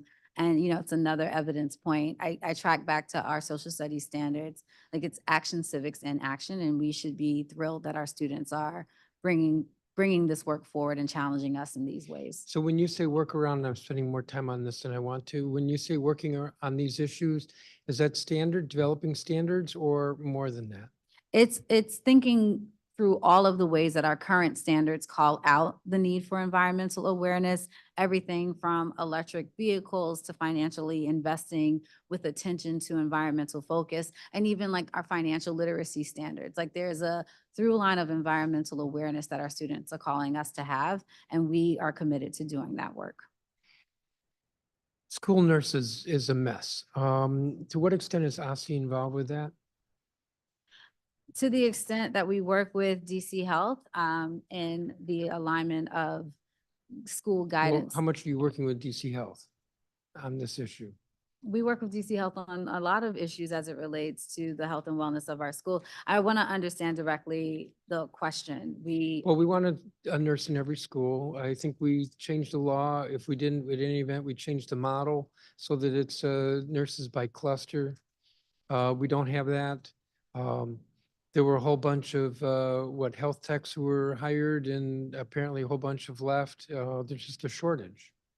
And, I would largely defer this to DC Health. We work in communication with them in the following of the oversight of the nursing program, but we largely provide support, we aren't the direct monitor or holder of the nursing program. Okay, well, but related to this would be vaccines. So I interrupted you earlier just for clarification. Now my question is 74% is not 100%. And my recollection is that the law requires every student has to be vaccinated. So how do we get to 100%? So in the current construct of the law, we are at 84% because not just because she's sitting here, but we received a lot of support from council to be very clear about the targeted targeted grades we would make a push for in terms of compliance. And again, that's pre-K 3, kindergarten, 7th grade and 11th grade. How can you say 84 when your testimony says 74? 74% is the total student population. So 74% of all of our students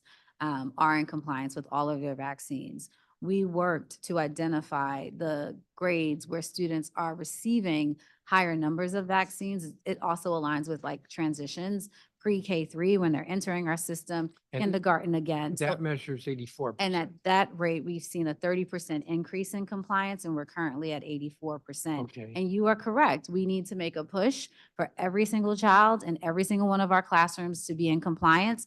And what that has meant is we enforced an exclusion day in the fall. And what we are currently doing now is issuing thank you notices to our schools that are over 90% because we have a wide array of schools that are over 90%. And we're issuing technical assistance and corrective action notices to schools that are not. This information will be made publicly available on DC Health's website.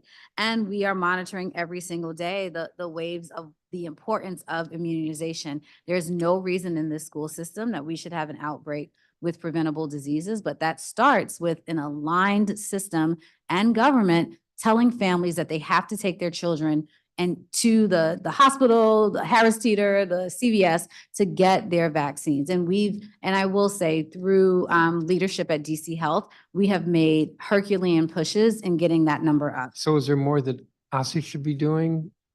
And then I have to move on. There's more that all of us should be doing. Every single member should be speaking through their community, stressing the importance of vaccine compliance. We will continue to work with DC Health to monitor our numbers. If we see spikes in different ways, we will push vaccine efforts to make sure that these shots are available to our families. And we are doing this work through the spring, which is going to help us again next fall when we have to have everyone come into compliance. All right, I'm going to keep moving. I want to ask about OSSE DOT. Okay. Has OSSE considered increasing pay rates or changing the experience or qualifications for bus drivers in order to compete with neighboring jurisdictions? Well, I'll really be brief. First, sending a tremendous set of thank yous to every driver, attendant, and person that is working in OSSE DOT. In a lot of ways, it is humbling to know that we're operating somewhere around 94, 95% efficiency with the highest ridership that we've ever had, but with the lowest number of drivers and attendants that we've ever had. We go back into CBA negotiations for our unions in the spring. And so that's where I could give you more of an update in terms of compensation. We didn't take the route of like just increasing compensation. We set up a tremendous amount of incentives. We have weekly incentives for our drivers and our attendants that have run through the last 2 years, but So, not to specifically interrupt this year. you, So sorry. because it's a horrible thing for me to do, but I now have a minute okay. and 3 I seconds. know. So would you say that OSSE DOT is competitive with the surrounding jurisdictions? We are running a mixed model system that leverages OSSE DOT run routes, private routes, parent reimbursement and stipend. So it's not fair to compare ourselves to other jurisdictions. And we also don't do what they do. We are transporting special education Sure. students. You have drivers and they have drivers. And to the extent that you have drivers, would you say OSSE is competitive? We are competitive, but we're not competing with other districts. We're competing with like Amazon, right? Like with No, the I work. understand. Okay, Amazon pays its drivers pretty well, okay. and that's your point. I'm getting a note that says, in terms of salary, yes, OSSE DOT is comparable with other jurisdictions at this time. Okay, and I have a table that actually shows other jurisdictions are higher. The Montgomery County, that's who I We want shouldn't to. compare ourselves to them. They have failed to transport kids to school Well, and have had to that's the close. system, We but have we're not talking had about to do that. drivers. There was Right, but somebody earlier but who the said- driver of the work isn't just compensation. Somebody testified earlier today, I think maybe it was the other day, there've been so many hearings that drivers are leaving OSSE to go to Prince George's County. I think. And they might be, but But you feel competitive. we feel competitive and One we are last- thankful for the folks who are one last choosing to serve question. our My communities. colleagues are gonna hold this against me, and that is, you track buses on time when they leave the terminal, but not after that. Oh, it's a really great question. And this actually is a thank you to you and other members of this council. You have been right at the table with us as we've navigated the transformation of our system. We track on time because we know if the bus leaves on time, we've done the math on this is how much time it takes to get to the house and this is how much time it takes to get to a school. Right now, again, we are operating with 95% of that happening. And then we're triaging what happens as districts, as buses move in and out of the district and to and from school. We have dispatch team that does that. We do track internally what time the buses get to the school, but it's done internally. What we share out is that what time buses leave, because that's the information that gets to parents, and they know that if the bus leaves the terminal 15 minutes late, there's going to be a trickle down effect on when the bus is going to show up to their school. I mean, to their home. My apologies. I'm out of time, as my colleagues have pointed out. Councilmember Henderson. Thank you, Mr. Chairman. I'll just pick up where the chairman was leading off on OSSE dot. It's great that you track on-time departure from the terminal. Have you all considered doing similar in the after-school hours of tracking on-time departure from leaving the school? Because oftentimes a lot of complaints that we get is, you know, I came home because my kid is supposed to be here at 3:30, and if I'm not here, then it's all these other things, but then the bus didn't get here till 4 o'clock. Obviously, any number of things could happen, but I think for a parent to know if for whatever reason the school didn't release the child at the time and everybody left at the same time, that might be a way to sort of mitigate some of those concerns. No, it's such a fair question. I thought the chairman was going to go down the road of our continued shift toward leveraging technology to support us in this work in the redesign of the system. Like we have really built the system again from the ground up. The next wave of the work we're doing is seeking to find a research-based vendor that can actually help us track that work in ways that we need it. To your point, we track when the buses leave the terminal and we track when they come back. And then we're literally triaging route to route to route all through the night. But your point is fair on being able to track when students are put back on the bus to go home. It's a fair point. I think if that could alleviate a lot of the concerns that folks have, but also they can plan, right? Okay, if they left 20 minutes late, then I can adjust my schedule on that side. On the same front, you know, we often get the 15 routes impacted comments from the public. I know how many routes in total you all run. So 15 to me, while certainly impactful for the children on those particular routes, is certainly not the majority. So I want to give you an opportunity to say for the record, how many total routes OSSE runs on a daily basis? Yeah, to put that into context. It's such a great question. And if I see, and everyone was like, the number is over here. The total number of routes we run privately range low and, the total number of routes we run through OSSE DOT, low end 400 routes a day, high end 455, 456. And then we have another 89 routes that are just run by private routes. So all in, we're a little over 500 or so every single day. And okay, so over 500 routes. So if 10 are late.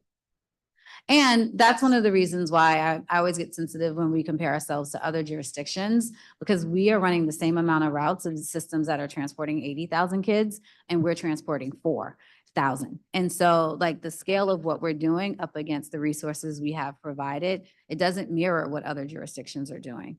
And I believe there's a slide. Okay. Oh, there we go. I want to ask in terms of, as we think about this question, I feel like since I've been a council member, we've had an ongoing conversation about OSSE dot and basically that OSSE Maine doesn't really have insight into the decisions that are being made by LEAs in terms of transportation services versus not. Where are you all in those conversations about perhaps making some alignment adjustments? Yeah, it's a fair question. Again, because we've been doing this in real time to get to the level of service we are able to provide now, we now have to shift into the work OSSE does well, which is monitoring and compliance. So last year we set really targeted deadlines on like, this is when your TRF must be submitted. This is when we're going to share the information back with families. That is why largely the first day of school, there was no noise, like children got picked up and went to school. This year, especially as we roll into the spring, we're going to be doing targeted monitoring and technical assistance on this is what should be included in an IEP meeting, because schools can no longer just write, you get transportation and a one-to-one and like those economies of scale matter.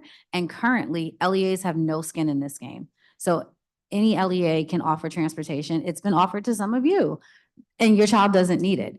And we don't have a role to say yes or no, but we've done this work with our non-public routes and we saw a 25% reduction when we provided monitoring and technical assistance. The Okay. bigger question of the role that the SEA plays in this is one that we're currently engaging in a conversation about.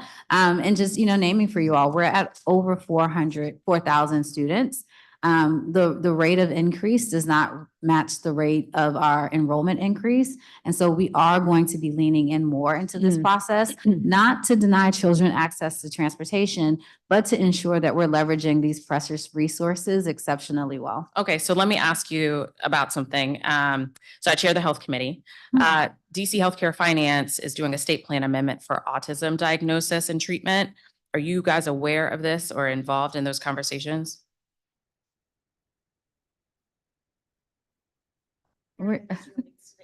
If you just turn your mic on, because Sorry, we're aware of it as relates to the implications for young children in our early intervention program. Okay. But we're not altering at this point school-based supports. Correct. We Okay. haven't had our state plan amendment Okay. approved yet, but as I'm thinking about to your point of the growth of this area, by putting autism diagnosis and treatment within Medicaid, that is likely to see some increases there. And I feel like all parties involved should be talking in preparations and plans for what that might mean, both on a staffing and evaluation side, but also on the financial. And side as one well. thing that we're really excited that we've launched this week that I think this side of the room will be happy to hear is we've finally opened up the application for a parent stipend. That Great. opportunity will be huge for our communities. The application is open now. It will close in mid-March. We will be proactively providing stipends of $400 a month to families so that they can support the transportation of their students to and from school. We followed this model from Philadelphia, which is where you guys know I'm from, and Chicago. And the goal is to address what we know might be an equity issue. Some parents could engage in parent reimbursement. They just can't put the money out up front. And so we're going to do that work in partnership with them. There's an attendance requirement. So that's why we are giving you the money, but we're monitoring attendance to make Okay. sure children are getting to school. We do believe and hope that that will be one huge lever to families who want to play a role in supporting us in transportation. Okay.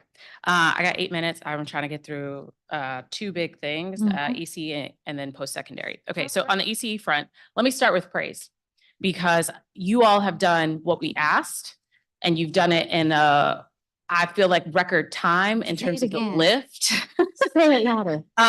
The stories from both the educators on both what the additional pay has meant to them from the center directors in terms of what healthcare for childcare has meant for their recruitment and retention. You've not only done what we've asked, but you've also been responsive, I feel like, to the advocacy community when there have been concerns that have been raised. And so I want to give kudos to you as well as the entire ECE team that worked on the Pay Equity Fund, because I honestly don't think that you guys are getting the praise both in the district and nationwide for what we were able to pull off in the last 3 years. So kudos to that. Now, I want to ask a couple of really quick questions. We did have a number of high denials in FY23. What was the most common reason as to why a denial was made? Either a role that didn't qualify for the fund or working with individuals on how to submit their paperwork and get clearance, or just like movement, like you had to be at the facility at the time that the window was open. And so some of the denials, unfortunately, were timing. But I do, because she is sitting next to me, need to publicly thank Sarah Mead and the entire division of early learning. Pay equity is a tremendous lift in ways that I, to your point, do not think people fundamentally understand. There is no other jurisdiction in this country that has tried to create equity between early childhood workers and our traditional K-12 system. These resources largely go to Black and brown women who are working for Black and brown women in the service and nurturing of Black and brown children. And so it is seismic work.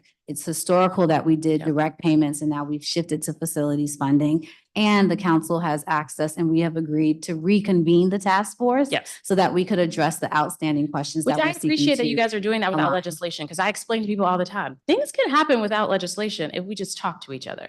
And so I appreciate that move. I want Say to that ask a couple louder. of, what's that? Say it louder. A lot of laws got thrown at me this week. Let's just talk. Okay. That's on that end, not on mine. Okay, compliance in terms of the credentialing requirement numbers.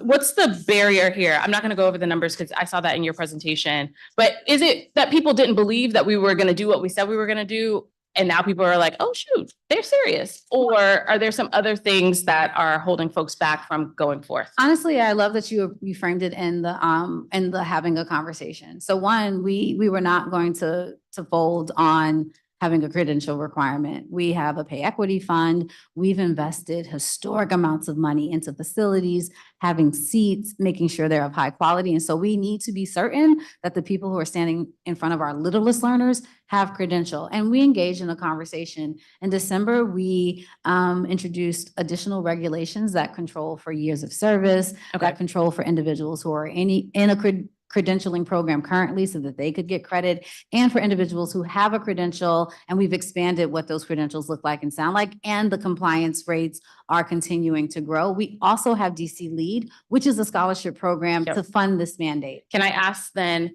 is it possible for you all to update your chart to include people who are currently in progress? I'm wondering if somebody is currently in progress, did they have to make themselves known to you all?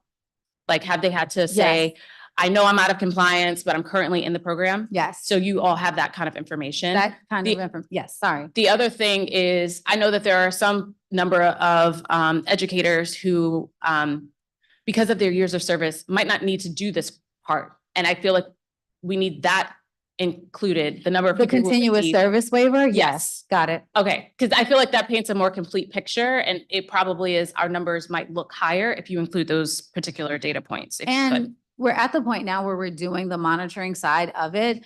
These regulations came into effect in December. In January, we've stepped back and allowed individuals to submit their information, let us know. So it's literally the timing of this hearing. We can give you an actual update on what the true numbers are. Okay. This all played out at the end of the year and folks are still coming into compliance. But once again, it occurred through conversation. The goal isn't to penalize the workforce. The goal is to ensure that for the historic investments we're making in early childhood education, that individuals are equipped to meet our students where they are. Okay, I agree. I will say, Deputy Superintendent Mead, I appreciate your comments around the childcare subsidy issues. We had a hearing last night with DHS, and I would say this out loud for everyone, and this is why I raised the question with the Deputy Mayor for Education, and the same question I raised with the Deputy Mayor for Health and Human Services. DHS has some workload pressures that I don't feel like everybody is appreciating.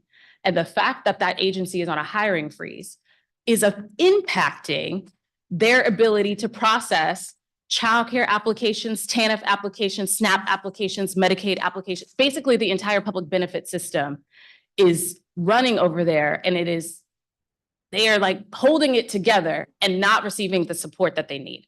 And I'm saying that out loud, that was rhetorical for the people who are watching at home. Because I feel like we're gonna have to have a conversation about that. It should not take 4 months for a childcare application to go through. And I don't know at what point the rest of the clusters say we got to do something to support DHS, but that needs to take place and that needs to happen. Okay, I'm off my soapbox on that front. Let me go to post-secondary education really quickly. FAFSA, we know what's going on the federal side in terms of FAFSA and the impacts that's going to have on DC TAG.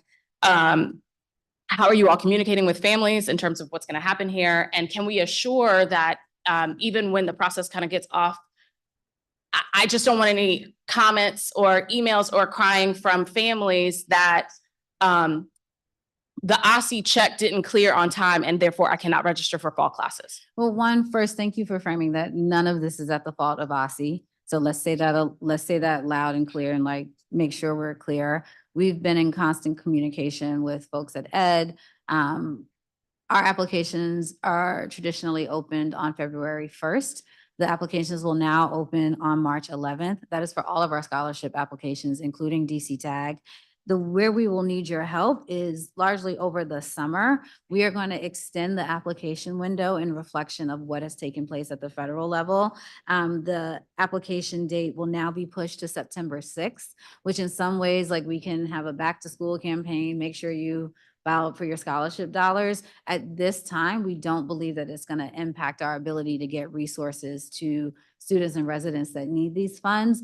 But we really are going to want to have an aligned work, like whole of government, council, everyone, encouraging individuals to get their applications in. Because Okay. what we traditionally see is like that last week crunch in August. And we really need, the second the application's open, you're gonna hear a lot of comms from us. We're gonna need a lot of amplification of that so that people understand that they should not be leaving these resources on the table. Okay. Um, Sorry, I got like 22 you're seconds. fine, I want to ask sorry. about SAT. I used to ask about SAT all the time. SAT, we do the free SAT. We still do that, right? Everybody gets to take it? Mhm, Yes. okay.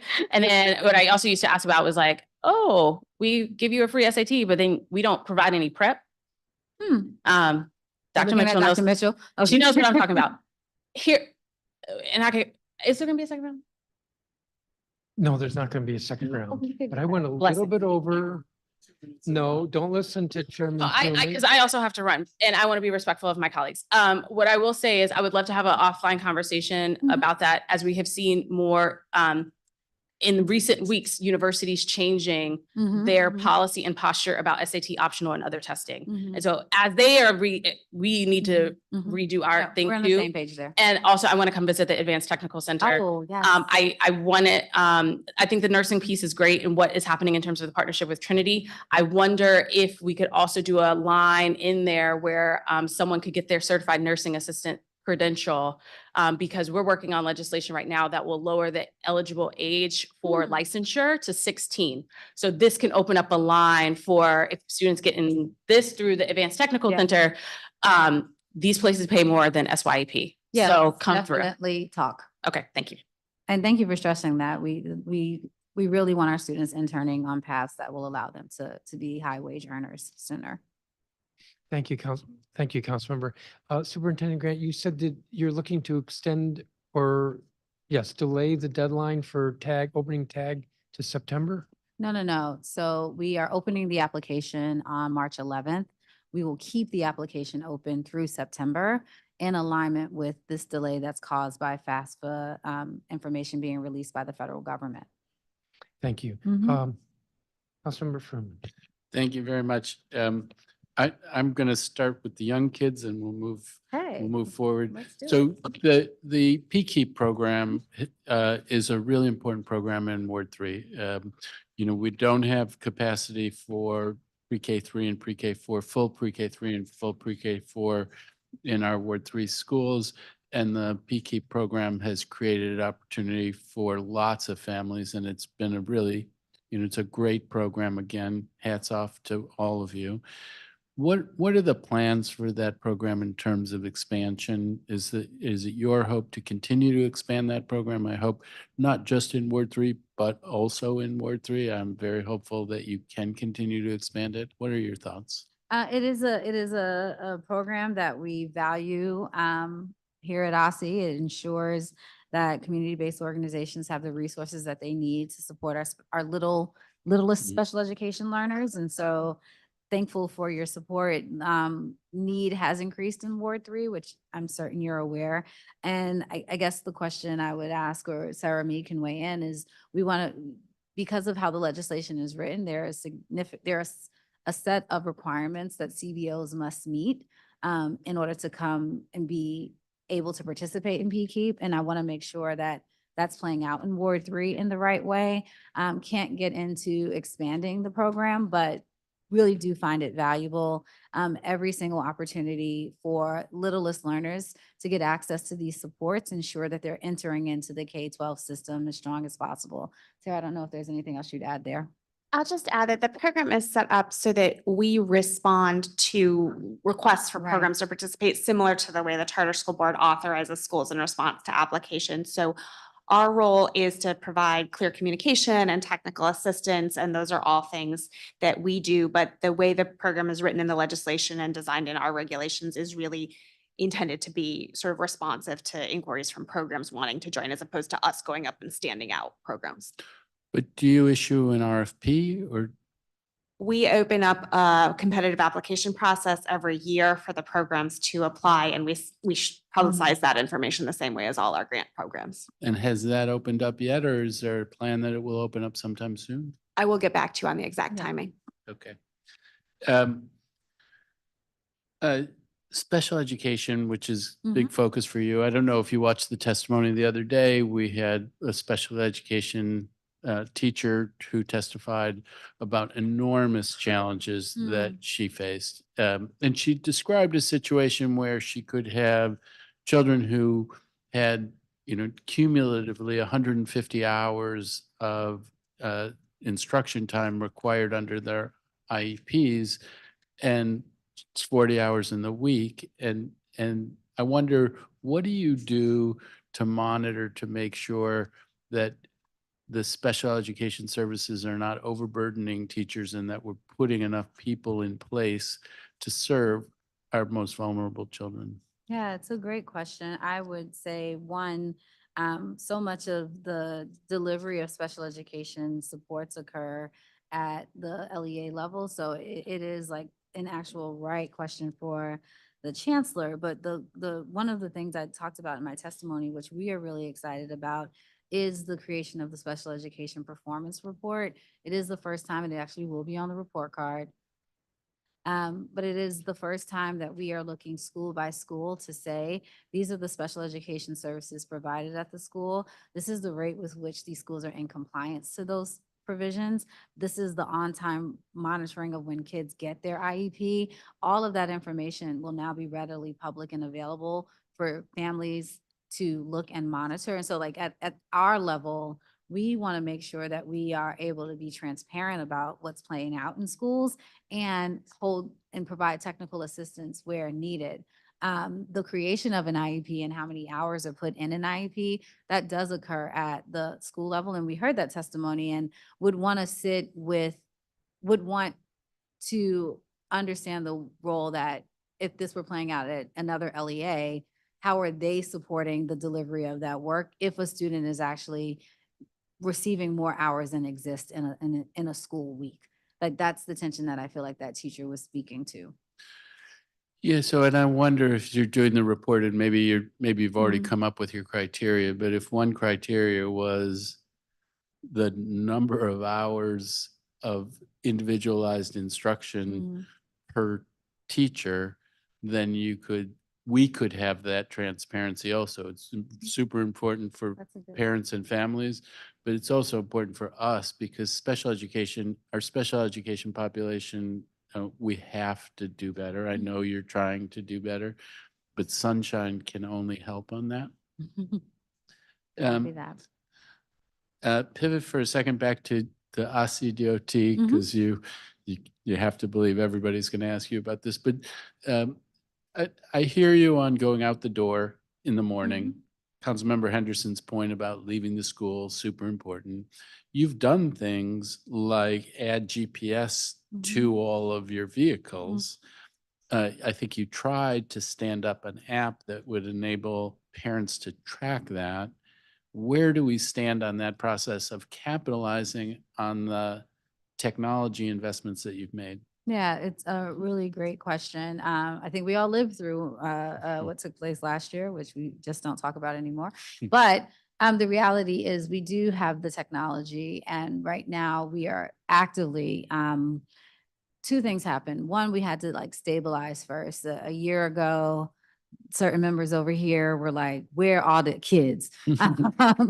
And we honestly went very traditional, like paper-based, like Excel document, like old school, so that we could actually stabilize, run routes efficiently, stand up private routes. And like the where we are today, like Fridays are the worst days in transportation, like the actual worst days short of weather. But we know that now. We know when the routes are late. We know how late they're going to be. The next step really is your question. We are seeking now to procure a research-based vending contract that would give us that level of manipulation. It's one thing to have the GPS system. It's another thing to to create a guarded, transparent way to monitor where children are, because we don't run a traditional system. It's not like WMATA, where we can say the bus is 8 minutes late, because children are on those buses, children with special needs that we have to protect. And so the tension that we find ourselves in, particularly when we stood up our pilot system last year, is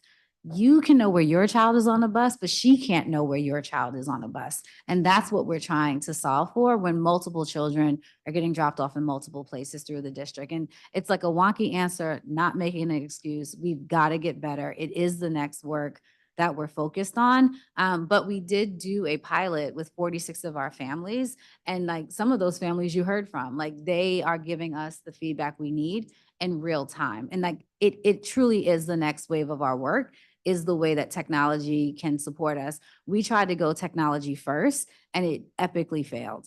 And now we had to take it back to basics to now reintroduce systems that could serve us well, because it'll all be really bad if anyone can find out where our kids are on a bus at any time. Like that information should only exist with us and with their parents.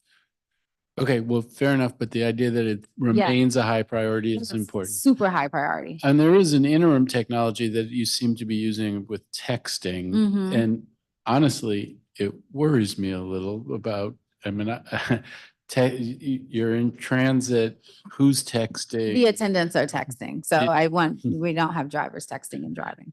And so, and if a parent calls the Parent Resource Center, Mhm. does the Parent Resource Center have access to that GPS data so they could say your bus is so-and-so? So it depends on the route.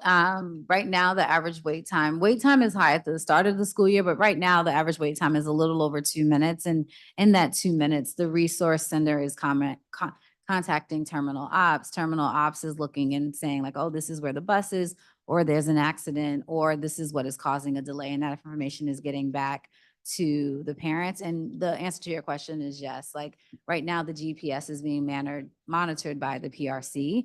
We are looking for technology that would allow us to let that information be more transparent. Okay, and stepping back to SPED for just a second, Mhm. the other thing that teacher talked about was the very different challenges faced by aides in a special education class. Mm. Like the aide in a special education class might be changing diapers. Hmm. And that's different than an aide in another classroom. And she raised the idea that it should be a better compensated position, than it's not the same, and that it should be Mhm. subject to additional compensation. Have you ever thought about that? Have you witnessed turnover in the special education space and wondered about how to reduce turnover in the special education spaces we have in other places? I mean, the top question of like, how do we ensure we have the best folks in special education serving our students is always top of mind. The broader question around like compensation at different levels really lives at the LEA level. We could do some general analysis and follow up with you, but it is a question that would best be posed to LEA leaders, because they can walk you through how their budgets are designed and who is getting compensated at what level. Because they're different types of aides. I'm like, they're paraprofessionals, they're special education assistants, like, and all of those different roles are compensated in different ways. Okay, so I will follow up with LEAs on this subject, but I did think that, I thought her testimony was so compelling. Yeah. And, you know, obviously a person. So I was who's thinking so through the deeply lens of committed. like bus attendants, right? Like we have different levels of people that are with our kids on buses, and they're compensated in different ways. But that's something that we have to control for. Like a nurse is different than a CDA, is different than a one-to-one. And depending on the needs of a child, we have to have different offerings. Great. So, you know, one thing that I'm very interested in is mid-year mobility. I know it's going to be on the report card. Aren't you excited? Oh, well, that's good. I'm glad to hear that. You provided data, but it's 400 pages as a PDF printout. So I guess I'm not going to ask so much about the data, but I'm going to ask you, can someone today email me the spreadsheet? Because it has to exist as a spreadsheet. Or can the spreadsheet be provided? I was not joking in saying that we will be sharing this information on the DC school report card annually. Largely, because you have raised the question, it is a right question, and we will follow up with you on the specific information you're requesting. I mean, actually, the information that's in the PDF is already in the report card. You have to go into the data files, but We're going to be making it more digestible and understandable. that'd be helpful. But you gathered it now. Is there any way that, I mean, it is a spreadsheet. Somebody hit print on a spreadsheet and it printed out in a bizarre way using up half of your attachments. Can somebody just send me the spreadsheet? Andrew? Andrew is saying yes. Thank you very much. You're welcome very much. In your presentation, there's a description of different federal dollars and where they stand. And I just wanted to make sure that I understood it. Let me see if I can find the pages. How do I see moving place Okay, so on page 20, the federal stimulus funding, and I just want to make sure if I understand, on page 20, is this the money that has flowed through OSSE?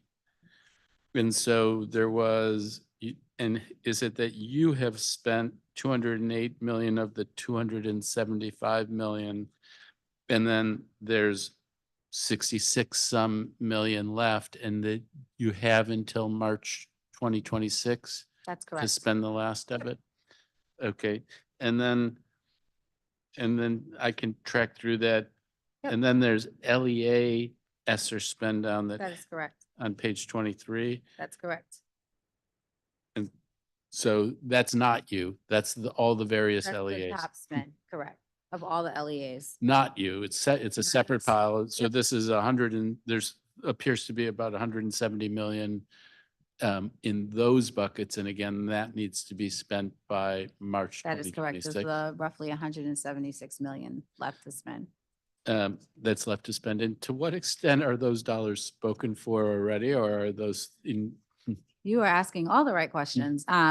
One, we're thankful to USAID because they've given us truly needed guidance on late extension that will allow us to leverage these resources through 2026. We are at the point now where we're doing targeted technical assistance with every single LEA, naming the amount of money we see on their books, aligning it with what they see, and engaging in conversations to make sure that the right technical assistance is being provided on late extension, because certain things will be covered and certain things will not be covered. That's the work we're engaging in with our schools right now.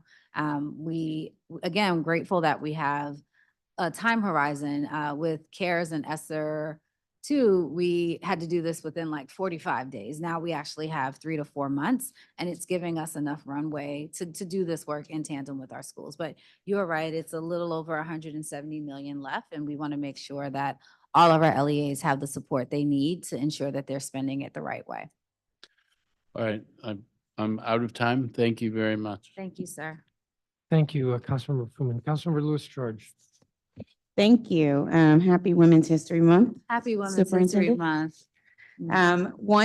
First I'll start as well, just thanking you all for early childhood educator equity and pay, and the work that went into that through the Homes and Hearts Amendment, and funding it and getting that out the door was a Herculean task. Again, thank you to the entire team for your hard work on that as well. And I was going to ask about it, but I'm excited to hear about convening, a continued convening for the Early Childhood Education Task Force. So look forward to being a part of that and continuing to work in that area. I also want to follow up with some DOT questions, but I also want to recognize DOT and the large improvements I believe DOT has made over this year.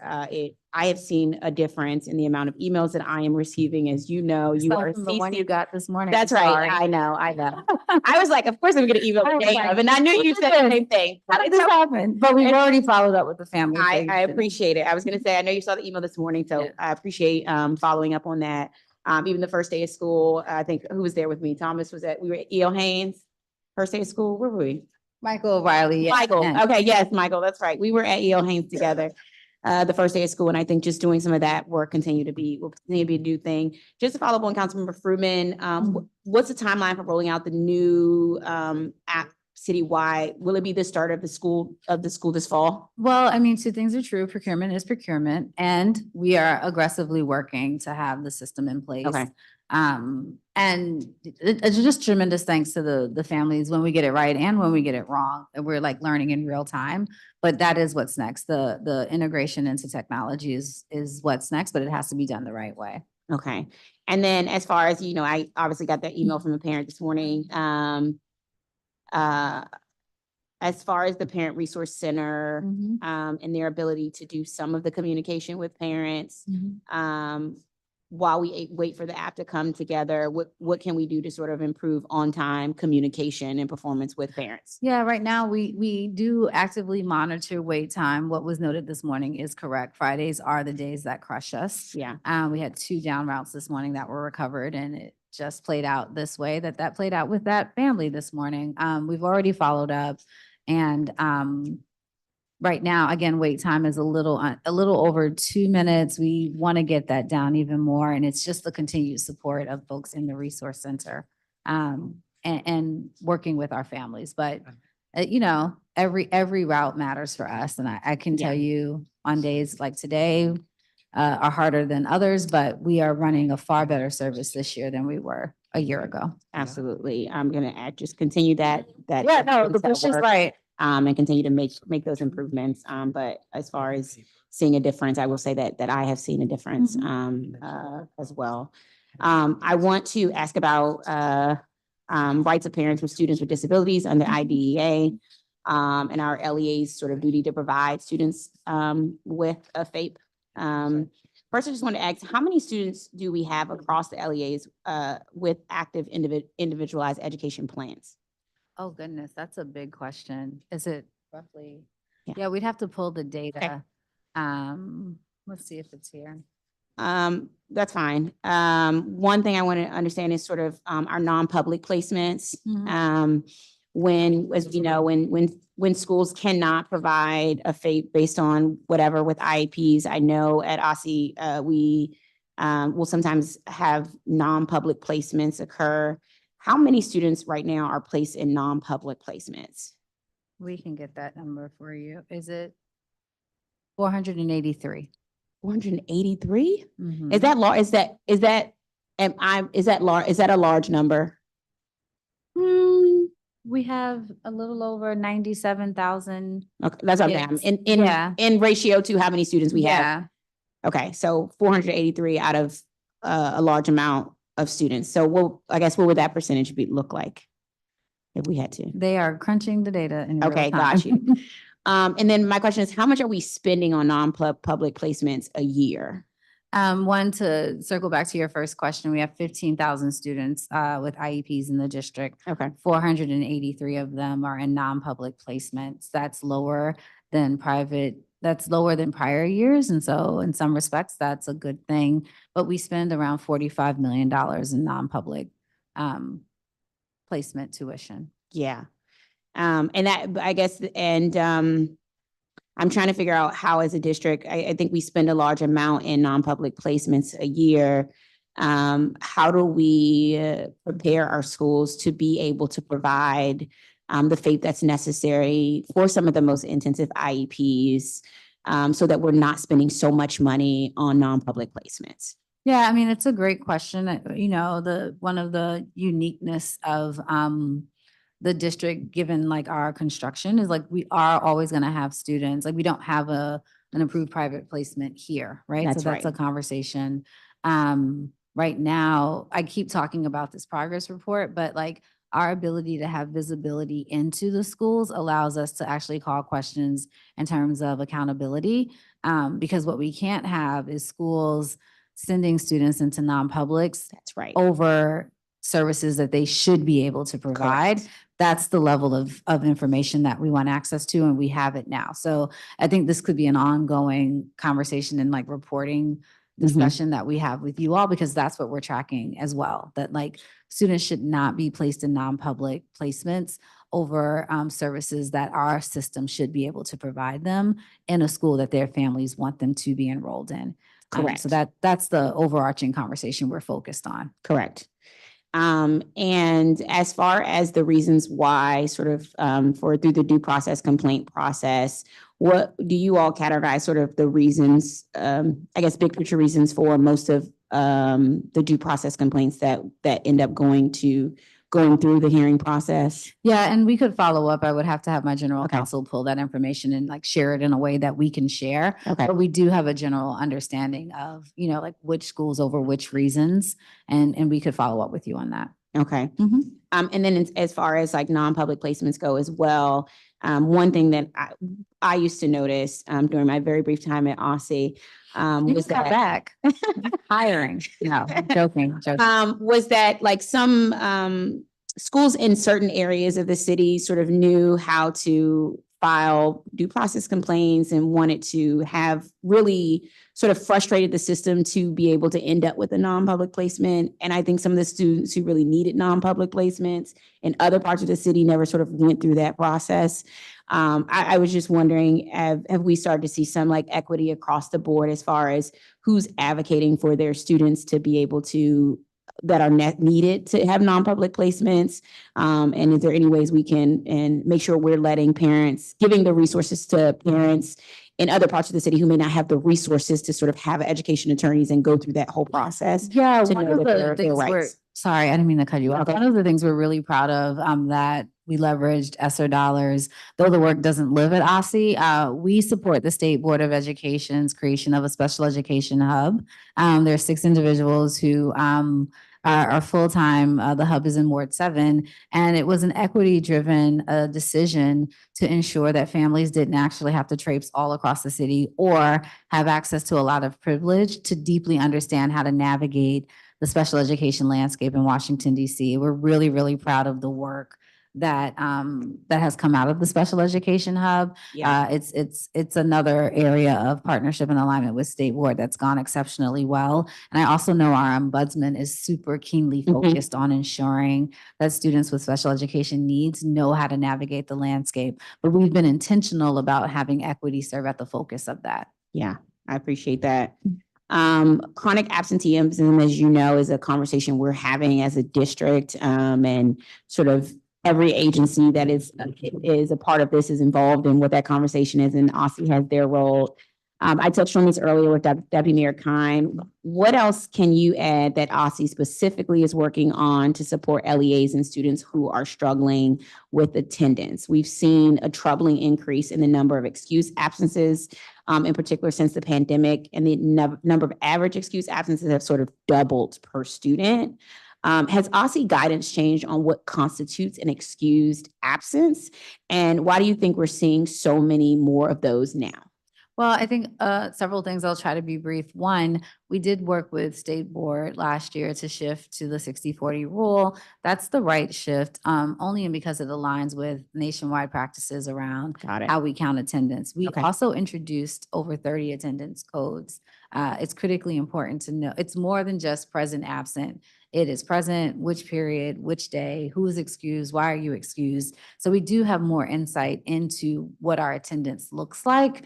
And then third, to your question around what we're doing, we have set up a lot of communities of practice with our schools so that we can come together and look at trends for schools that are getting attendance well. Like students are coming to school, they've had increases that are statistically significant. We're stepping back in community to unpack what are the best practices, how do we invest in them. But the deputy mayor did say something that we also believe attendance is an everyone issue, something that we all should be focused on every single day, because all across the city, there's a different reason for why a child is or is not coming to school. Yeah. I mean, I think in the pandemic, you know, because of the hyper focus on the health emergency, we really did get to a place where we were like, oh, you have the sniffles, stay home. Right. And now I think we have to go back to like our old school, our parents who were like, go to school, you know, get to school, because we all believe that that's the safest place for our students to be. But we also heard a lot of testimony around instructional design and like ensuring that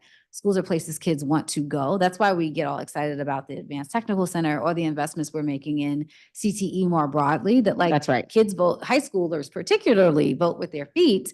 We That's see right. the higher attendance rates in places and spaces where kids want to be. Today, Stanford University, which is our research Hold on, partner. I want to get, oh, I got, Sorry for I high got 3 impact minutes. tutoring, literally said it is statistically significant that students who receive high impact tutoring come to school more. That is a significant finding. Okay. We're super excited about that evidence-based research finding because it tells us that like kids come to school when they are engaging in activities that matter to them. Yeah, as a former city or core member, high impact tutor, I truly believe that both from in practice and seeing it. It looks like on the, which I think the slide that you had on some of the absentee work, it looks like a lot of that on the slide was federally supported. What's the plan when that money expires? One Will it thing. continue? One thing we've been Yes. doing, which you've heard throughout my testimony, is really leveraging applying for federal grants to sustain aspects of Okay. our work that existed through recovery. But we have procured the citywide climate tool. We are thankful to the LEAs that are engaged in our pilot right now. We will be implementing a citywide climate survey in the spring of next year. And the same is true. We've run the Gear Up federal funds. We just run another career grant from the federal government that will allow us to sustain funding for the ATC. So we're being really intentional that as grants are being stood up, Yeah. we are applying, and DC is doing really well. Shout out to Team OSSE. We are leveraging federal dollars to keep our programs afloat. And thank you, Danielle. It is the Career Connectedness High School grant that we recently were awarded Great. by the Department of Education. Wonderful. Okay. So I just want to make, because of the issues we're having, that make sure those, as we reapply or look at ways to keep those things going, we're able to do that so we can give schools the resources they need to deal with chronic absenteeism. I have to ask about conflict resolution education. First of all, I want to thank you, your staff. We had a hearing on this and you sent your OSSE staff and they did a phenomenal job testifying, having the information that was necessary. And so I said that to them afterwards, but I want to say that publicly, that they did a phenomenal job representing the agency and giving answers. You shared earlier in your testimony that OSSE recently released a set of standards for social emotional learning. What's your vision for getting conflict resolution to every child in the district, meaning every LEA and every grade level? Yeah. Thank you for your. I did send that legislation your way. I know. And I said, no. So truly, jokes aside, we are really, really thankful that you've raised the issue and we've been really intentional about how we address it. In my testimony, I referenced the wide array of standards that we've been able to introduce and get passed through state board. And I'm here to tell you that conflict resolution is living all up and through our social emotional learning standards. And we have just closed the public comment period for those standards and look forward to bringing them before the state board, either at the March meeting or the April meeting. Someone's going to yell at me because I'm calling out months with state board and I'm not allowed to do that. But the standards and all of the focus to your question on getting it in every single school, that's through standards. And those standards are being revised, and we look forward to the state board voting on them this spring. And we're really excited. We have introduced 4 first-of-kind sets of standards across the district. Social studies, menstrual health, financial literacy will be coming in the spring, and so will social emotional learning. And a tremendous thank you to the entire teaching and learning team. That is a historic amount of educational standards to be stood up in one school year. Got it. Thank you. Thank you, Councilmember. Councilmember Parker. Good to see you, Superintendent. Good to see you. I'm going to start with regulations. What compliance tools does OSSE have to leverage with LEAs? And I'm thinking about nurses and or truancy. There's a host of things that LEAs are required to do. And we also know via many oversight hearings that they're not doing them. I'll give you an example. We were in the DC Health hearing and I was struck by the number of schools that didn't have any nursing coverage. There were 19 charter schools that didn't have any nursing coverage. Since that hearing, Councilmember Henderson and I introduced legislation, but it begs the question, what oversight or compliance tools does OSSE have to force an LEA to comply with the law? I think it depends on the issue. Would that, so that's fair to note. On the nursing charter issue, that would be an issue that should be raised by the Public Charter School Board in terms of authorizing and managing the monitoring of authorization. And I did bring it up with the, Dr. Walker Mm-hmm. Davis, and to date, they have no mechanism. Well, I shouldn't say they don't have Yeah, a I was gonna mechanism. say. They don't mandate via their accountability systems that LEAs comply with the law in a host of areas, including nursing. And I'm using that as an example. But I think even SSTs for truancy, we know all LEAs aren't doing that with fidelity. And I'm just genuinely trying to get a sense of what tools could OSSE leverage to force LEAs to comply with the law. Yeah, I think that's a fair question, and we probably should meet offline and think Okay. about what those tools and structures and either areas where we have stated power or they're limited, and like what could that world look like? Got Because it. depending on the issue, the law gives us a different level of latitude. Okay.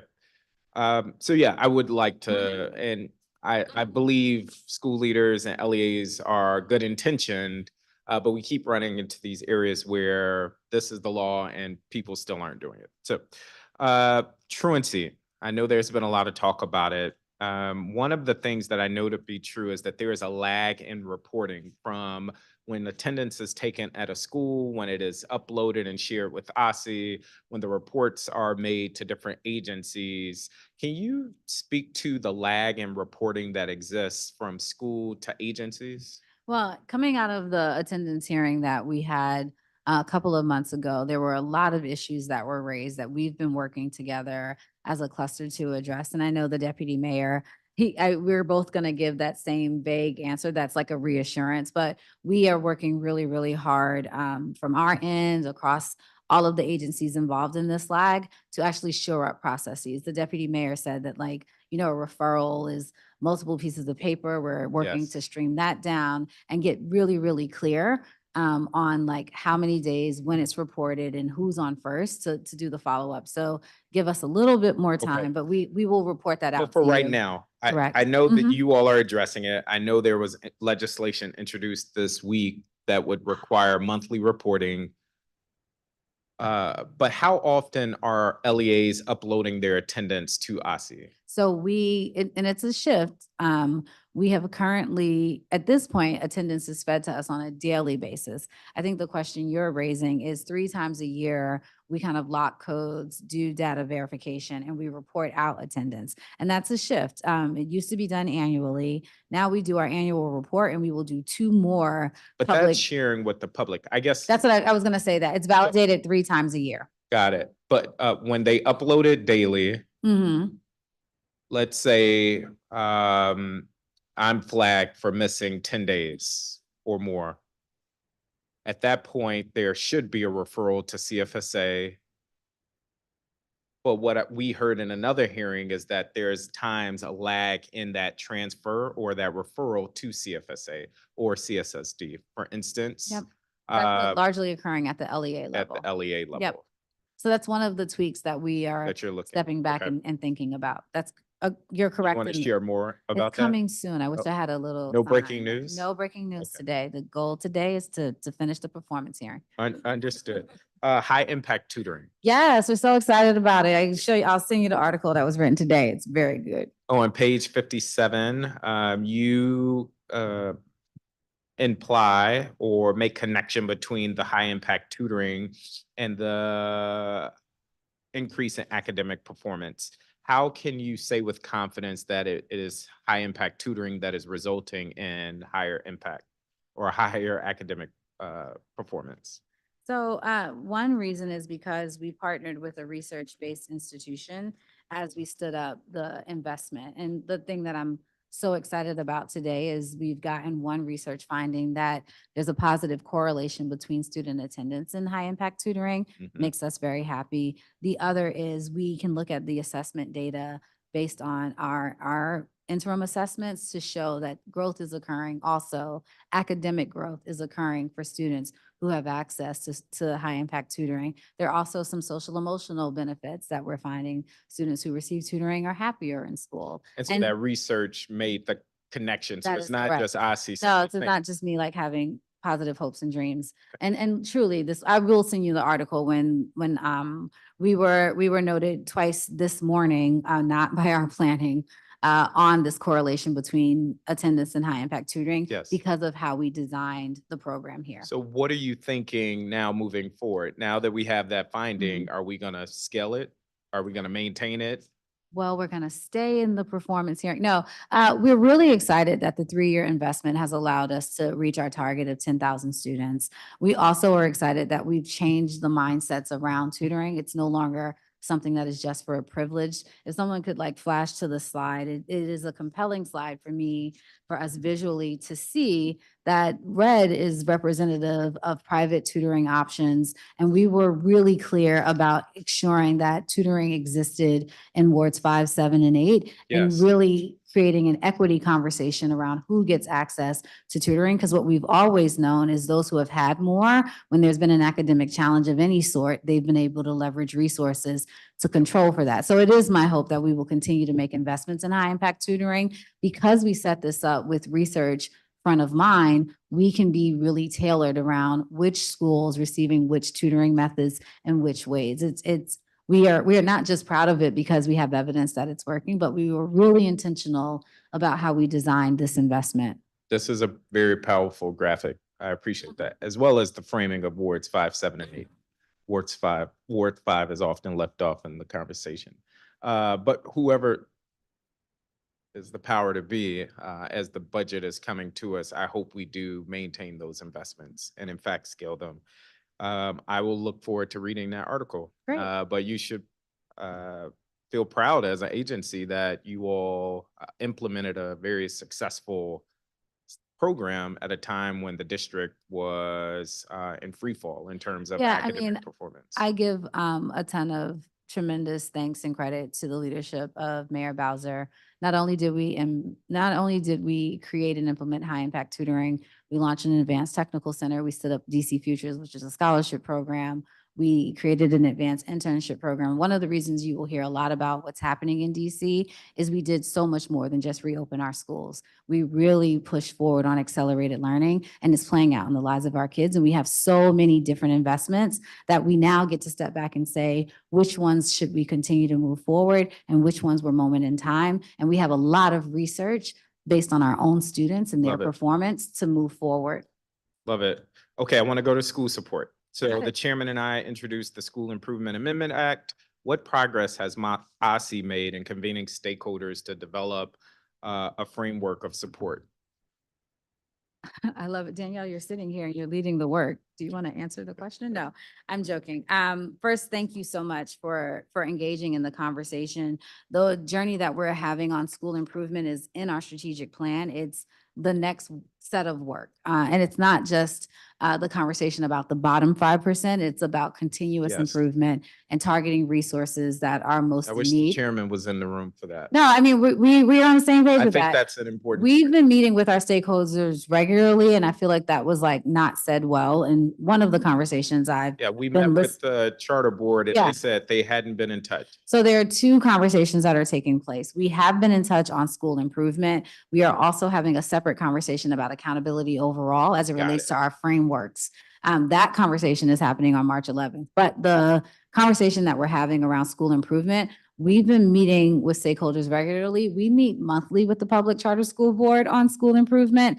The first wave of conversations are starting with my teacher advisory group and my principal advisory group. And then we're doing one-to-one interviews. You probably will be a part of one of them. And then broader focus groups.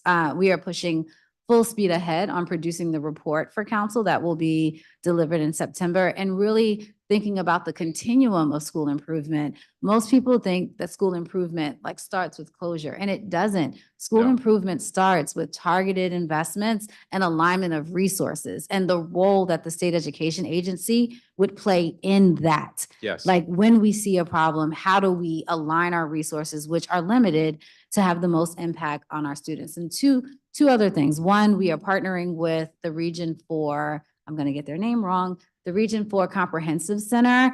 They are helping us align with other state education agency on best in practice models. And then what I've shared with you, we also are sitting on the state collaborative through the Council of Chief School Operators to problem solve this along other states. Like it is a palpable conversation That's that a we're big all deal. navigating. And we will obviously continue to keep you updated on this progress, but it's front of mind on us that like the journey to improvement isn't just punitive, but it has to be targeted. And a lot of our investments through the recovery have actually shown us the bright spots that we need to keep pushing on. I love to hear that. So it sounds like you are on track to meet the Oh, yeah. deadline. Okay, great. Assuredly. When I heard that earlier in the week, alarm bells went off like, Oh, wow. same. We were like, huh, what? No, but Okay. I mean, it's palpable. And I also just want to name for our LEAs and our schools, everything from school climate to this conversation around school improvement, particularly in a jurisdiction like DC, it unnerves people. Yes. We should partly sit in the discomfort as long as our children are not performing in ways that we need them to. And also rest assured that this is not going to be done to our schools. This will be done in deep collaboration and conversation with our schools, with our policy leaders in service of our children. And it's worth noting for those watching, we work very closely with you. And so this is very much part of your vision. As you mentioned, it was part of your strategic plan. And so I think it was a model for how the council can work alongside the executive to advance something that will hopefully have a very significant impact. Okay, OSSE transportation. Well, all right. Back to the buses. When will the stipends go out? Oh, that's a good question. We're close the application in mid-March, so April, May-ish. We want to close the school year with parent stipend in play. That's going to be critically important because we want to see what the impact will be as we plan for next school year. Got it. And so getting ahead of next school year, will those stipends be in place, or is the plan?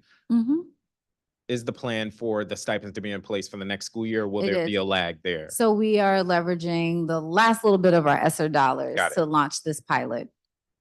Okay. I want to shift gears to the child care subsidy program. Oh, great. I remember we increased it to 300% of the FPG, which was great. How many students are participating? I did not see little that over in your 5,000. pre-hearing responses. I have it in front of me.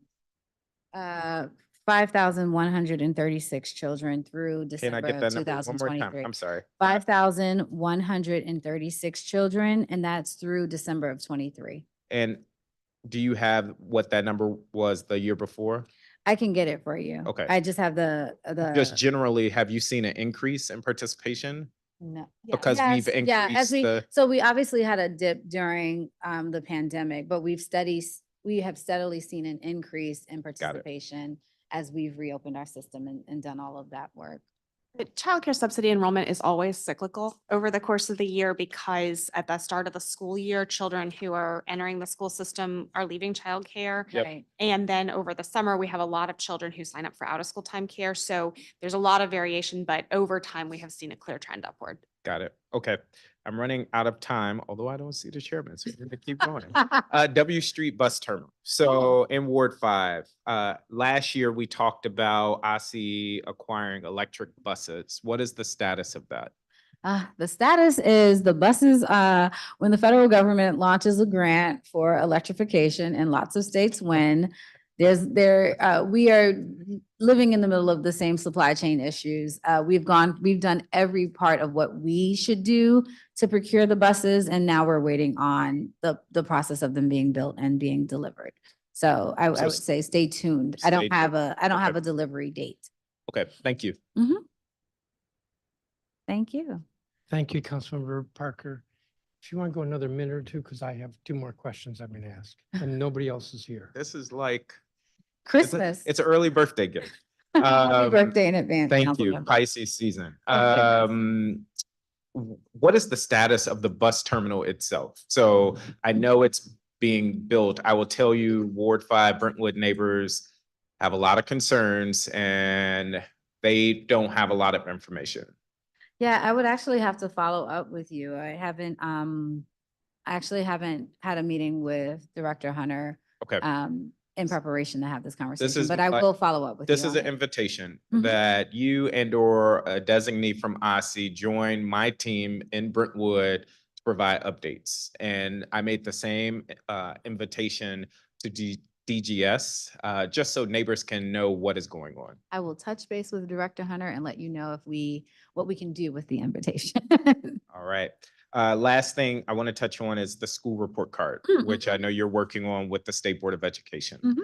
What are the strengths as you see it of the proposed report card, and where are there tensions? I'm hearing that there's tensions. I'm not surprised by that, but Yeah, I mean, where's there misalignment I'm actually between? grateful that you're the person asking the question because you were the president of the state board at one iteration. I think the biggest tension is that we have designed a truly equity-driven accountability framework.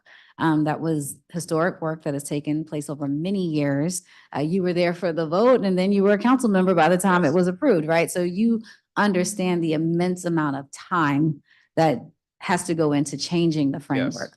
Where we are with the report card is we are actually seeking to align what is seen on the report card to what exists in our accountability framework. And so the tensions that exist between which icon is placed in which area and like, do we show a score or do we not? Like those are real tensions, but we have through survey, through engaging directly with families at both of our Ed Fest, through the countless sets of feedback that we've received, we are actively working So on. I know we removed the Sorry. stars. There is a summative score being proposed for the report card, right?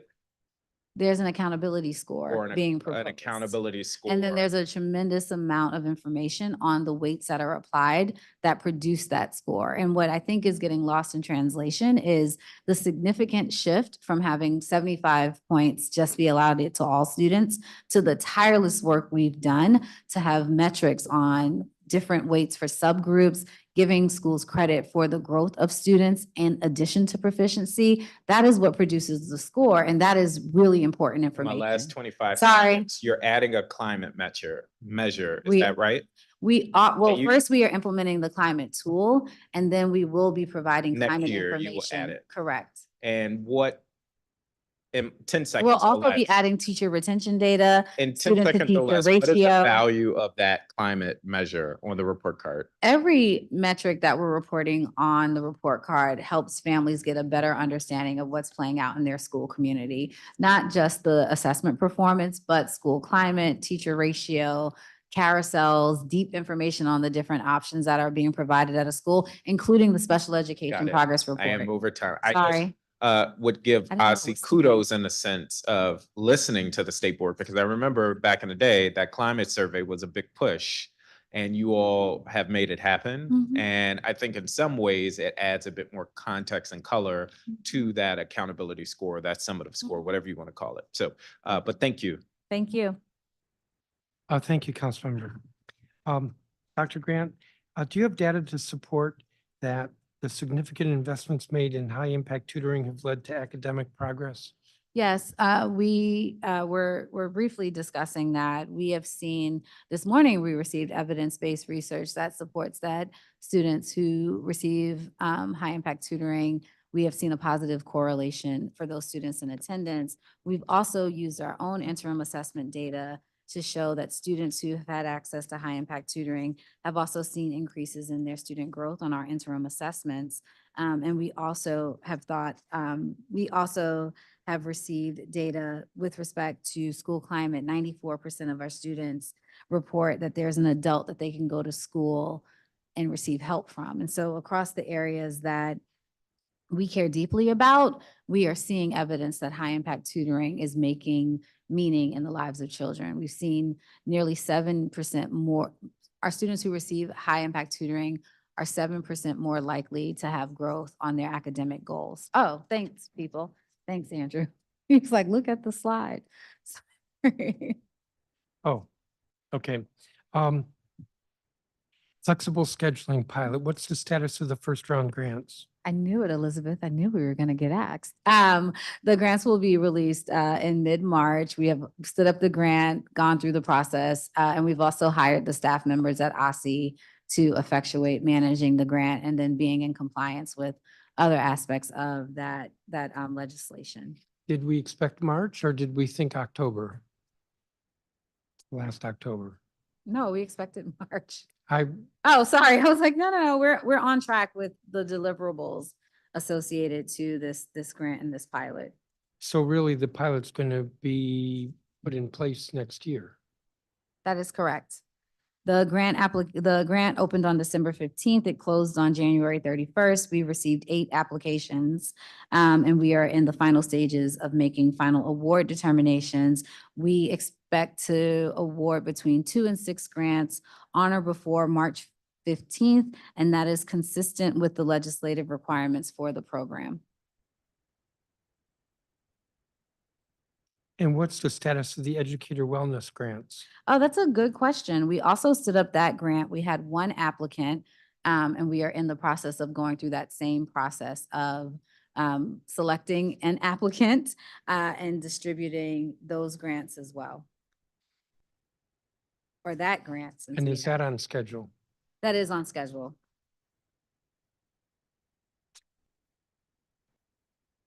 And I think you touched on this earlier, maybe with Councilmember Henderson, but I was asked to go over this. OSSE does not play a role when a student's IEP specifies the need for OSSE provided transportation, correct? We are shifting to providing more monitoring and technical assistance to schools. We do not sit at every IEP conversation and wouldn't have the capacity to do so. But the answer to your question is yes. And also, in order to better address our issues, we are going to step up our guidance and monitoring to schools. We did that with our non-public placements, and we saw positive results there. And now we're going to do that with our DCPS and public charters on the same issue. So a lot more monitoring and guidance is going to take place across the school system. If you had your druthers, would you like more authority in that area? Let's have a TBD, like we want to be discussed, TBC, to be continued. I would Let's say continue. tea in the afternoon. Let's No. continue engaging in conversations on that topic. We have found a lot of success with our LEAs when we have been very clear about our needs and the technical assistance that we can provide. That's the shift that we're making right now. And as I've discussed, we are very mindful of federal law and IDEA compliance. And so too soon to say what we necessarily would want. Right now, the next step is to do stronger guidance and monitoring with our schools.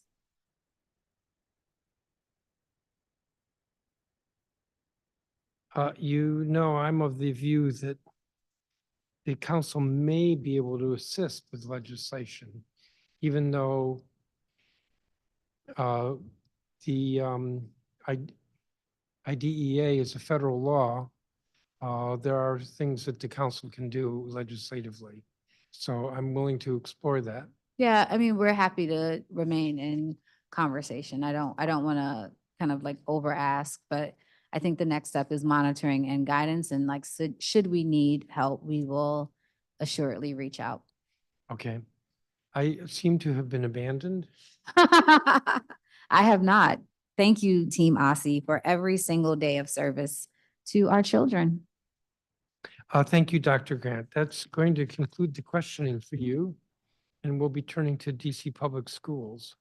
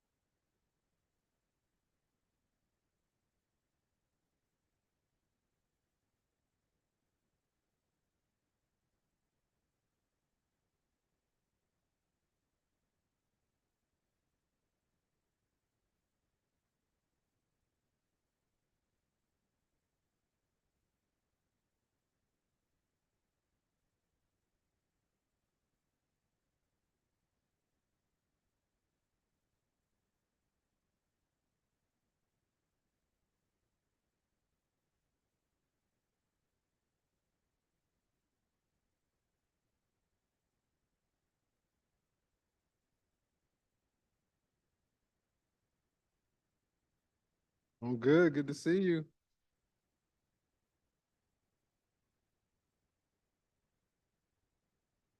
Mr. Chancellor, I have a staffer who's from North Carolina in my office now.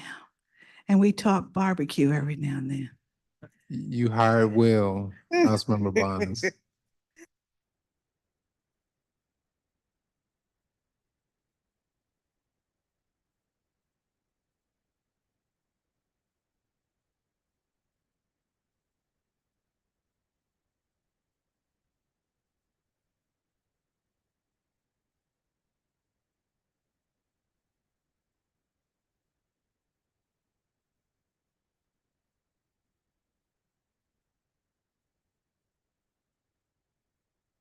When you're ready.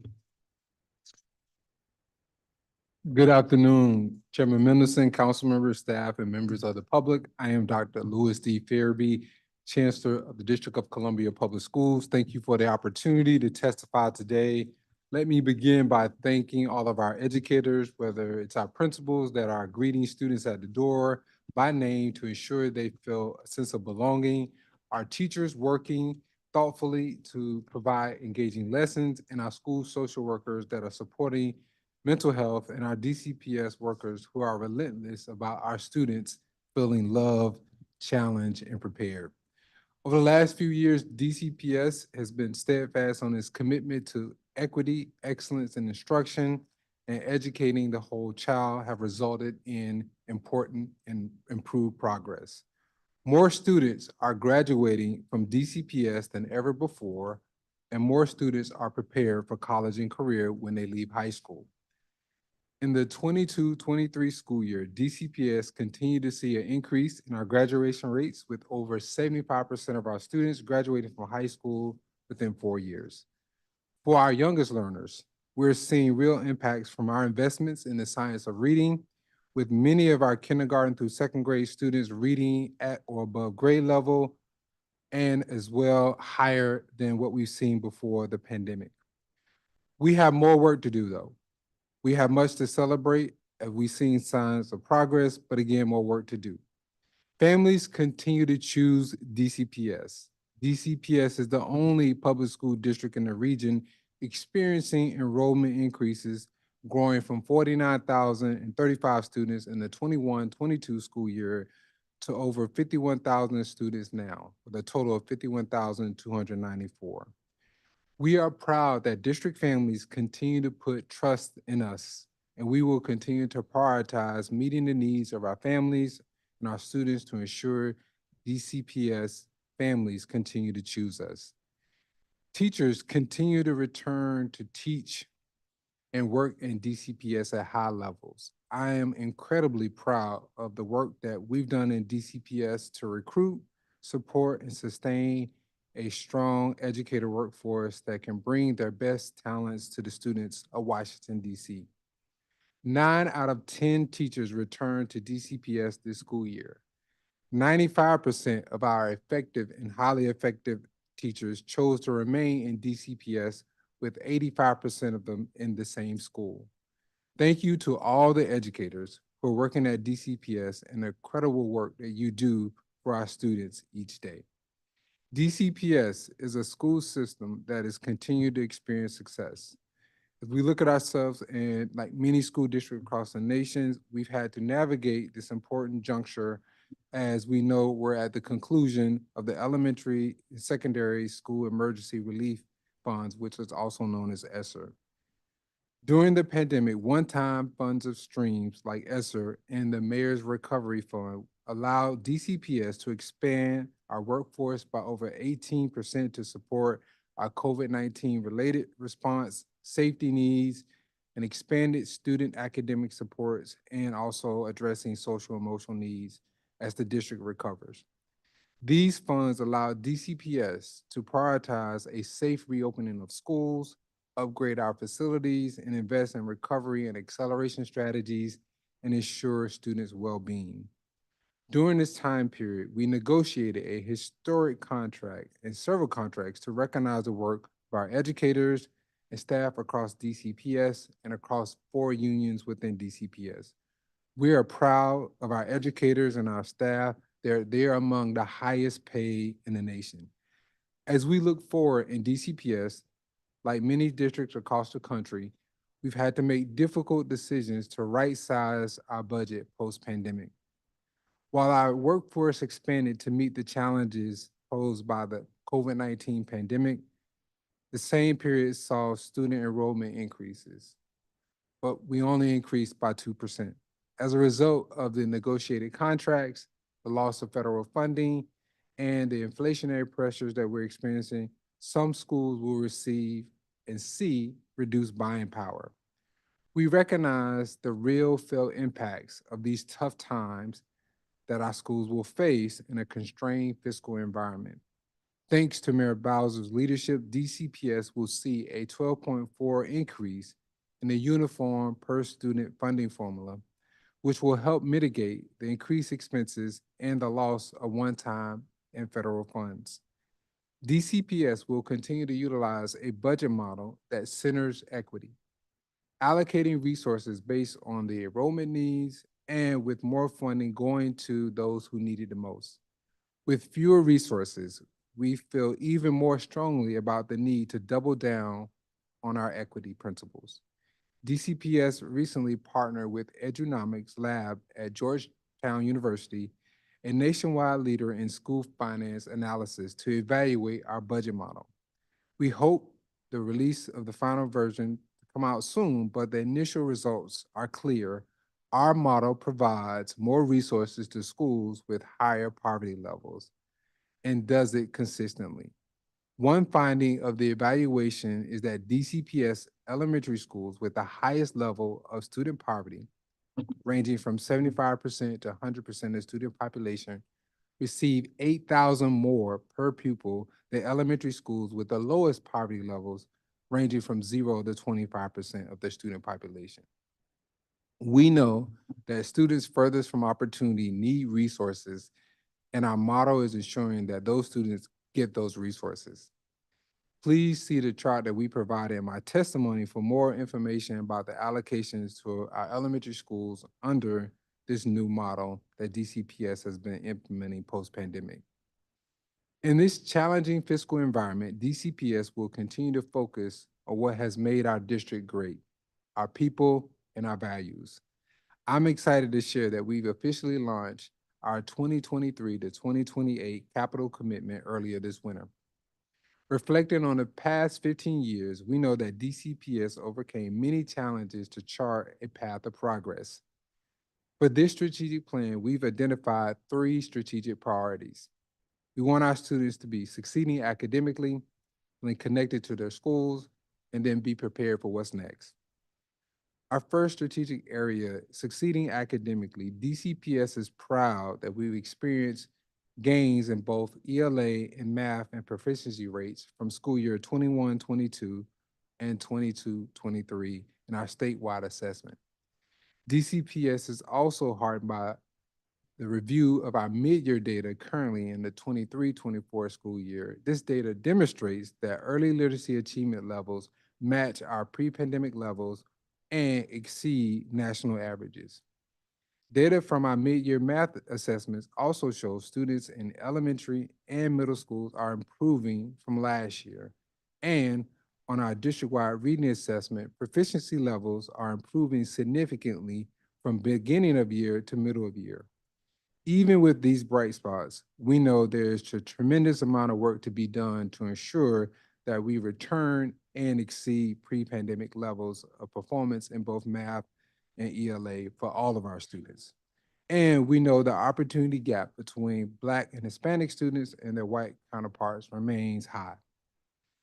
In the 5-year strategic plan, DCPS places an emphasis on math to ensure students have the math skills they need to succeed in college and career, and DCPS is also investing in several initiatives to improve the outcomes in math, including a new early childhood education math curriculum for pre-K3 and pre-K4 students to prepare our youngest learners to succeed in math, a focus on elementary fluency and number sense, and supporting our teachers in using formative assessments to monitor student progress in real time with short tasks that demonstrate what students know and how teachers can adjust their instruction to meet their need. Our second strategic priority is ensuring that our students feel connected to their schools. We know when students feel connected to their school community, they're more likely to succeed. This has never been more relevant than over the past 4 years as our students were challenged by the global pandemic and its effects. Research shows that students learn best when they have a trusting and caring relationship with their adults and peers in their building. That is why DCPS regularly surveys students on whether they feel loved, challenged, and prepared, and more than 80% of our students report that they feel safe at school. In partnership with Transcend, we recently launched our DCPS Becoming Pilot with 41 schools in DCPS.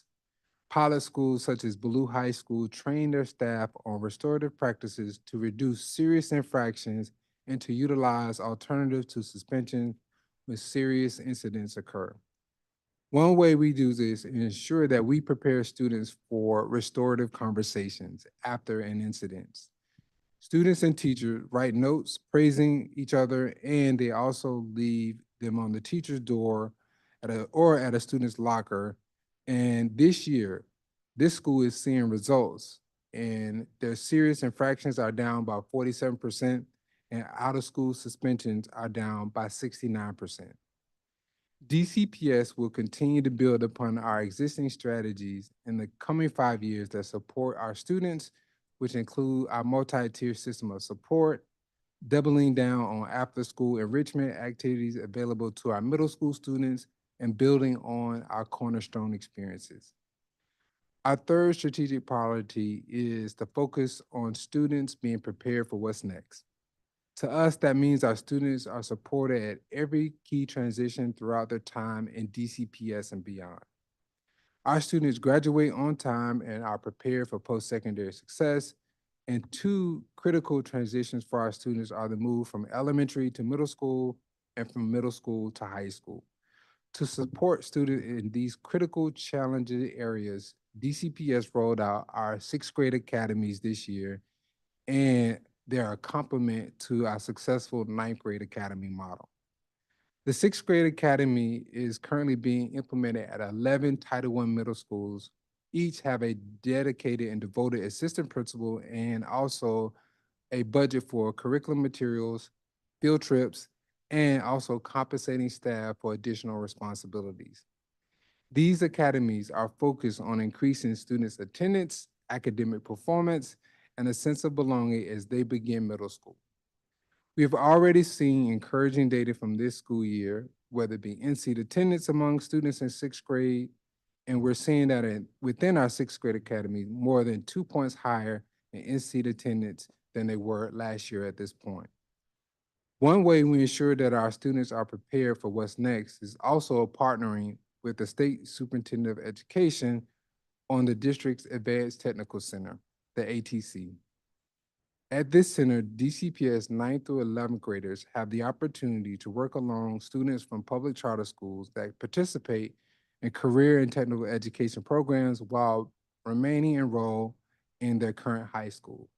Specifically, the center offers 2-year 4 courses dual enrollment pathways in cybersecurity, health information technology, and nursing.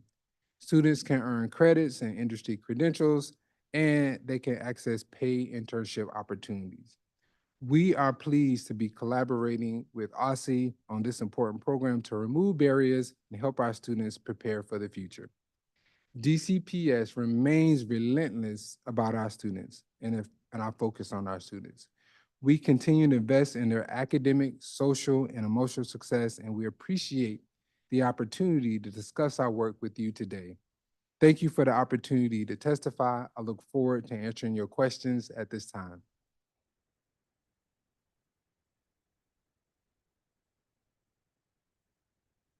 Thank you, Chancellor Farabee. We'll start with the 15-minute round of questions. There may be a second round, may not be 15 minutes. I'm going to start with some unpleasant topics because I'm feeling a bit unhappy. The technology plan. when are we receiving that? The technology plan was transmitted to council on yesterday. And when was it due? I don't have the exact date it was due. I believe the submission January? yesterday, I believe it was due in January. Do you know why it was late? I don't have that details. I know it Um, was, I know the belief that deadline was January 31st. Yes. But you don't know why it was late. I am told by staff that there are a couple schools that still have not received the increase from the schools first law that the council budgeted last year, or if they've received it, they can't spend it. That would be Deal and Marie Reed. Good afternoon. So those schools are tied up in reprogramming. As you know, those funds were loaded into a category that the schools didn't need, and that's working its way through the OCFO process on its way to council to be approved, to be reprogrammed. Does it need to come to the council? Is it over that It threshold? does. Yes, sir. Okay, and why can't this happen more quickly? I couldn't, the reprogrammings tend to take a long time as they work their way through the system. I can't answer that. All right, maybe the chancellor could prod the chief financial officer. It does remind me, we budgeted the money where DCPS told us to budget it, which I think was NPS. And I may not remember this correctly, but I remember that we budgeted where we were told to budget it. It wasn't the right place. So we're about to go through another budget. You all need to tell us where to put the money so that it can be accessed, because this is March 1st. The school year started, I think, in August. Now, I'm really upset about what's going on with the initial budgets to the schools. Where do I want to start? Let's see, Chancellor Farabee, in your statement, you said that schools with the highest level of poverty received more money per student. That is correct. So I was, Okay, but 2/3 of schools are having to fire faculty. Some schools are actually getting a cut. And as you know, the charge per teacher has somehow gone up. And so schools have lost buying power. I think you acknowledged that in your statement.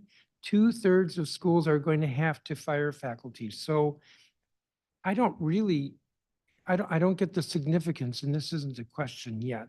I don't get the significance of saying that schools with higher levels of poverty are getting more per pupil when schools with higher level of poverty are having to lay off faculty. The highest cuts are schools in Ward 7 and 8, not exclusively. You threw in Lafayette, but like Kelly Miller, Ron Brown College, Burville, more than that, but those are the ones that are highlighted in red for me. Just so we're clear here, because I know oftentimes the answer is, well, enrollment. So Ron Brown's projected enrollment is going to change next year. Yeah, it's going to go down by 4 students. yeah, Chairman. It's losing $286,000, having its budget cut by 4%. Yes, sir? Yeah, so I think it's important to note that, and I shared this in my testimony, we acknowledge that this is a constrained year of resources. However, I think, again, it's important to note that we've seen over an 18% increase in positions across schools. Between last year and this year? I mean, between this year and next year? Right. So if you look at the past 2 years, post-pandemic, and some of that time period, we did. I'm going to interrupt you a few times because I am on a clock here. There has not been an 18% increase in teachers between this year and next year, or between last year and this year. There has been, though, a 12% increase in your budget. The UPSFF is going up by 12.4%. You've gotten an increase in your budget, and yet you have to fire teachers. The reason why Schools First law is called Schools First is because schools are supposed to be budgeted first. Now, I don't know what's happened to the rest of the money, but I frankly don't understand this. The WTU increase was what, 12%? 12.5%. 12.5. The UPSFF is going up by 12.4? 12.46. 12.46, rounded up to 12.5. Yeah, so But schools are being charged 18%. Yeah, but the time period I'm describing is the 5-year period. If you look at a 5-year period, our enrollment has increased by 2% and our FTEs has increased by 18%. And your budget has increased by what percent in that 5-year period? Well, over the Is that 5-year kind of period, relevant here? it is, but again, Is the we mayor were, cutting your budget for next we're year? able to provide those number of positions that I described as a result of some of the one-time funding. Now, when you speak of No, schools, sir, now with regard to schools, I think the one-time funding, which would be the ESSER money, well, was there was negligible. there was the ESSER funding and also there was the mayor's recovery fund. But if you look at the positions, even for this year, for example, our projection is that schools will have approximately 200 less FTEs than they had the year before. And how does that improve the quality of education? So let me ask you this question. Johnson Middle School, enrollment is projected to drop by 11 compared to this year's projection. That is, it's going to go from, for this year, it was projected at 283, and for next year, it's projected at 272. Yet, the budget they've been told requires them to lose 10 faculty.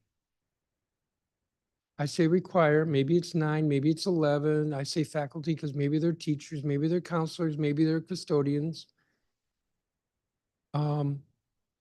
Last year, their projected enrollment, as I said, was 283. As I understand it, on count day, they had 297. The principal testified this week, saying nice things about the school system. I had to ask about this. And the enrollment this week is 312. So the projection was 283.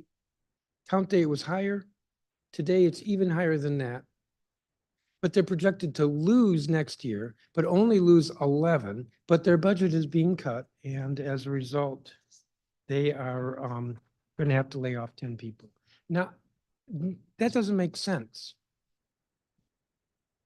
well, I think to clarify some of the statements you made earlier, one is, I think you said that 2/3 of our schools are losing positions. And of our 117 schools, our projection is 49 of those schools aren't seeing less FTEs year over year. And across our 117 schools, we're projecting a reduction of approximately 200 FTEs. So across the district, that'll be about 2%. And so I think we need to ground in the fact that there isn't even the significant shift that we anticipated. Our anticipated reduction was about 5% across schools. We're not seeing that. Now, you referenced a school like Ron Brown, and you said that they didn't receive one-time funding, but they received ESSER dollars, and they also receive a whole harmless to keep them whole. And between fiscal year 22 to 25, they saw overall reduction in their enrollment of 99 students. And so again, those factors will ultimately drive a school's budget and But their allocation. I'm not interested in the enrollment changes for purposes of this conversation, for purposes of next year's budget. I'm not interested in enrollment changes over the last 3, 4, 5 years. They have so much money this year. If their enrollment isn't changing much for next year, and even if it was changing, we've had this conversation. If you've got 5 grades in a school and the enrollment changes by 50, which is a lot, but that is only 10 per grade, that doesn't justify getting rid of 10 faculty. I didn't really like that example because it was a little too abstract. I want to know how Johnson is going to provide a better education next year. That's our goal, is it not? A better education? As I recall this year, if any of the students are scoring at level 4 or 5 on the assessment, it's in the single digits. And most of the kids are below at level 1 or 2. So we want them to do better, correct? That is correct. How are they going to do better when their budget is actually being cut $124,000, but they think they're going to lose 10 faculty? Yeah, so Johnson is looking like that they are going, excuse me, they're going down 11 students, and that their FTE change is going to be they're going up $267,000. Looks like So that's an adjustment since their initial budget. correct. Yeah, All right, and I'm It's working budgeted off of since- initial budgets, correct. which in itself created a lot of trauma. The schools are being told they're gonna get cut, and then they all get upset, even if you're able to correct it, but you weren't able to correct most of the. So I think what we're talking about here is the change in budget assistance. And that's when schools present needs to us and petition for additional funding. That's where that additional 267,000 came from. So it wasn't a broad scale change across the board. There's a set of money that's set aside called budget assistance, and that's what they ask for based on what the schools need. And I think, Chancellor, you said with regard to one of the schools that, maybe it was Ron Brown, that they had budget assistance last year. That's not, certainly not the way we budgeted it. The way we budgeted it was recurring dollars. No, I was referring to the whole harmless strategy that we utilized on that. In your that model. time period. Okay, did the council use your model when it appropriated the budget last year? Meaning last March or May? Well, we started with our initial budget process, which was the allocation that DCPS determined based on our formula. I didn't ask you that. Who appropriates the budget? Well, we make our recommendations to the mayor makes our recommendation to the council approves the budget. And the council appropriates the budget. And when the council appropriated the budget, we used recurring dollars. So you could say it was what in your initial budget, it was hold harmless dollars. That's not what we appropriated. Kelly Miller. Kelly Miller tops the list, unless you made an adjustment, it tops the list in a reduction in its budget.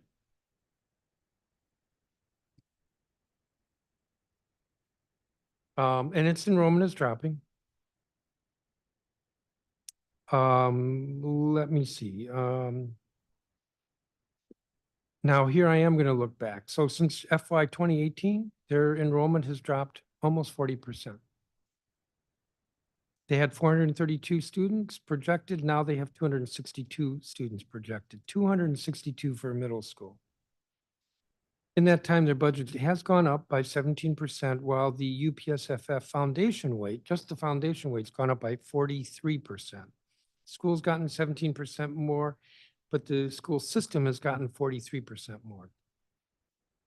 What's the plan for Kelly Miller if the plan is, or the action is each year we cut their budget and see their enrollment drop? Well, as I say earlier, there were years where we were able to hold them harmless. In this budget environment, we're not able to do that in the same way. And we always stabilize schools to 95% of their previous year budget. But Kelly Miller, as you described, is one of our schools that have seen a decrease. Well, in my question enrollment. was, what's the plan for Kelly Miller? I could ask the same question regarding Anacostia. Anacostia in 2018 had 426, although I think a couple years earlier it was closer to 600. Now they have 281 projected for next year at high school. And once again, the system is proposing to cut their budget. I'll just state again, even though you know this, council adopted a law. It's not just our policy, it's the law that schools aren't to be cut. Its budget in 5 years, 6 years, whatever it is between 2018 and 2025 has gone up 1%, while the UPSF Foundation has gone up 43%. How is, I've asked this question before, what's the plan? I don't get a clear answer. How is this sustainable? The enrollment keeps dropping. You propose to keep cutting their funding. You say, well, their enrollment has dropped, therefore they get fewer dollars. How is this sustainable? Or to put it more starkly, is it your intent to slowly starve the school so it closes? Yeah, well, even the landscape that we're in with a tighter budget, we've been really clear that there's no intent to close schools, right? And we've also seen increases in academic performance in many of the schools that you referenced today as we continue to support those schools. But we don't have unlimited resources, right? And we have a budget where we were able to hold schools harmless in the past, and faced with these tough decisions this year, we're not able to allocate those resources in the same way. But we provided schools the opportunity, as described earlier, to make requests for budget assistance. For example, one of the schools you just mentioned earlier, they were able to receive additional budget assistance. And so we try to allocate the resources we have based on needs, but within our model, the dollars do follow the student. And there have been places where there's been decreases in enrollment. But overall, we have provided more funding to those schools who have higher percentages of students who are identified as Well, at risk.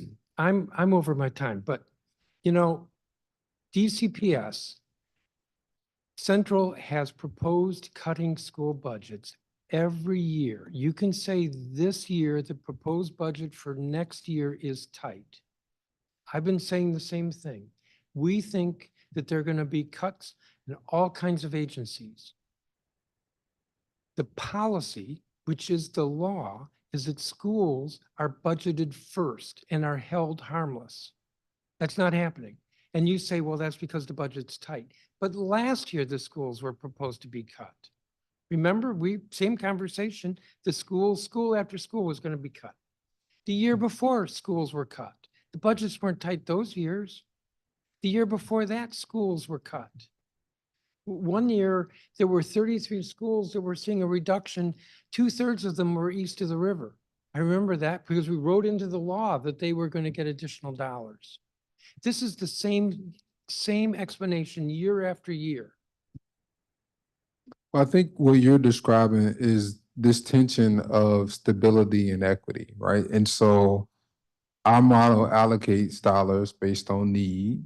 And if you were to allocate dollars based on stabilizing schools to 100% and need, there isn't enough resources from our vantage point to allocate dollars in that way. And we've chosen to allocate more dollars to those schools that have greater need.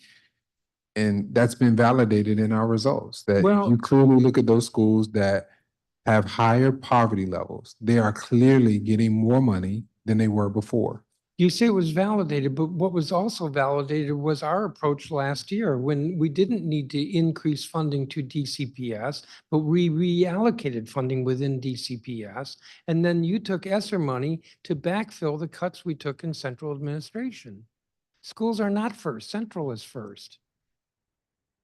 But if the budget is tight this year, and that's why schools had to be cut, why were schools cut last year when the budget wasn't tight? Or the year before when the budget wasn't tight? Why is it always that schools first, schools are the first to be cut? And then how are the schools supposed to educate? That's the other part of this question. I'm way over my time here, but I don't understand how Anacostia is going to grow and thrive as a school. I don't understand how there's going to be more programming at Anacostia when you're cutting their budget and their enrollment drops and they're basically in a death spiral. I'm over my time. Councilmember Henderson. Thank you, Mr. Chairman. Good afternoon, Chancellor. Can you guys hear me? Yes. You can. Okay. Sorry I couldn't be there with you in person. I want to start on some questions about enrollment, if possible. So I noticed that Banneker has seen a large uptick in the number of students. I think in this past school year, they brought in nearly 100 more ninth graders than they had before. Is this part of a strategic plan to grow the enrollment of Banneker?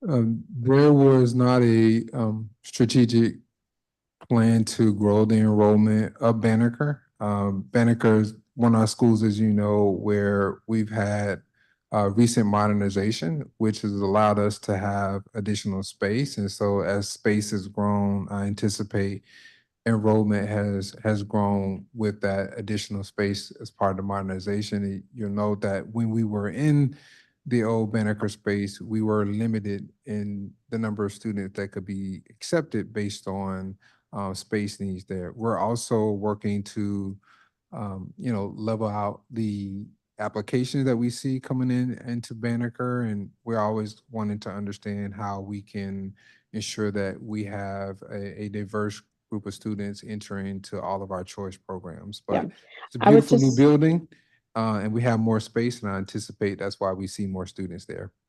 Okay. This came to my attention mainly from a group of parents who felt that even though they were fine in terms of the enrollment growth at Banneker, but they felt like resources were not following the number of additional students that they had, and more than they have had in prior years, whether it be additional faculty or otherwise. They've had to use long-term subs for some of their classes. And so as we go forth in terms of the next budget process, I want to definitely keep an eye on that if possible. I want to ask about the flexible scheduling report. And I hesitate calling it a report because it was only 2 pages, but nonetheless, a couple of things that stood out to me. One, you all are budgeting about $346,000 for laptops.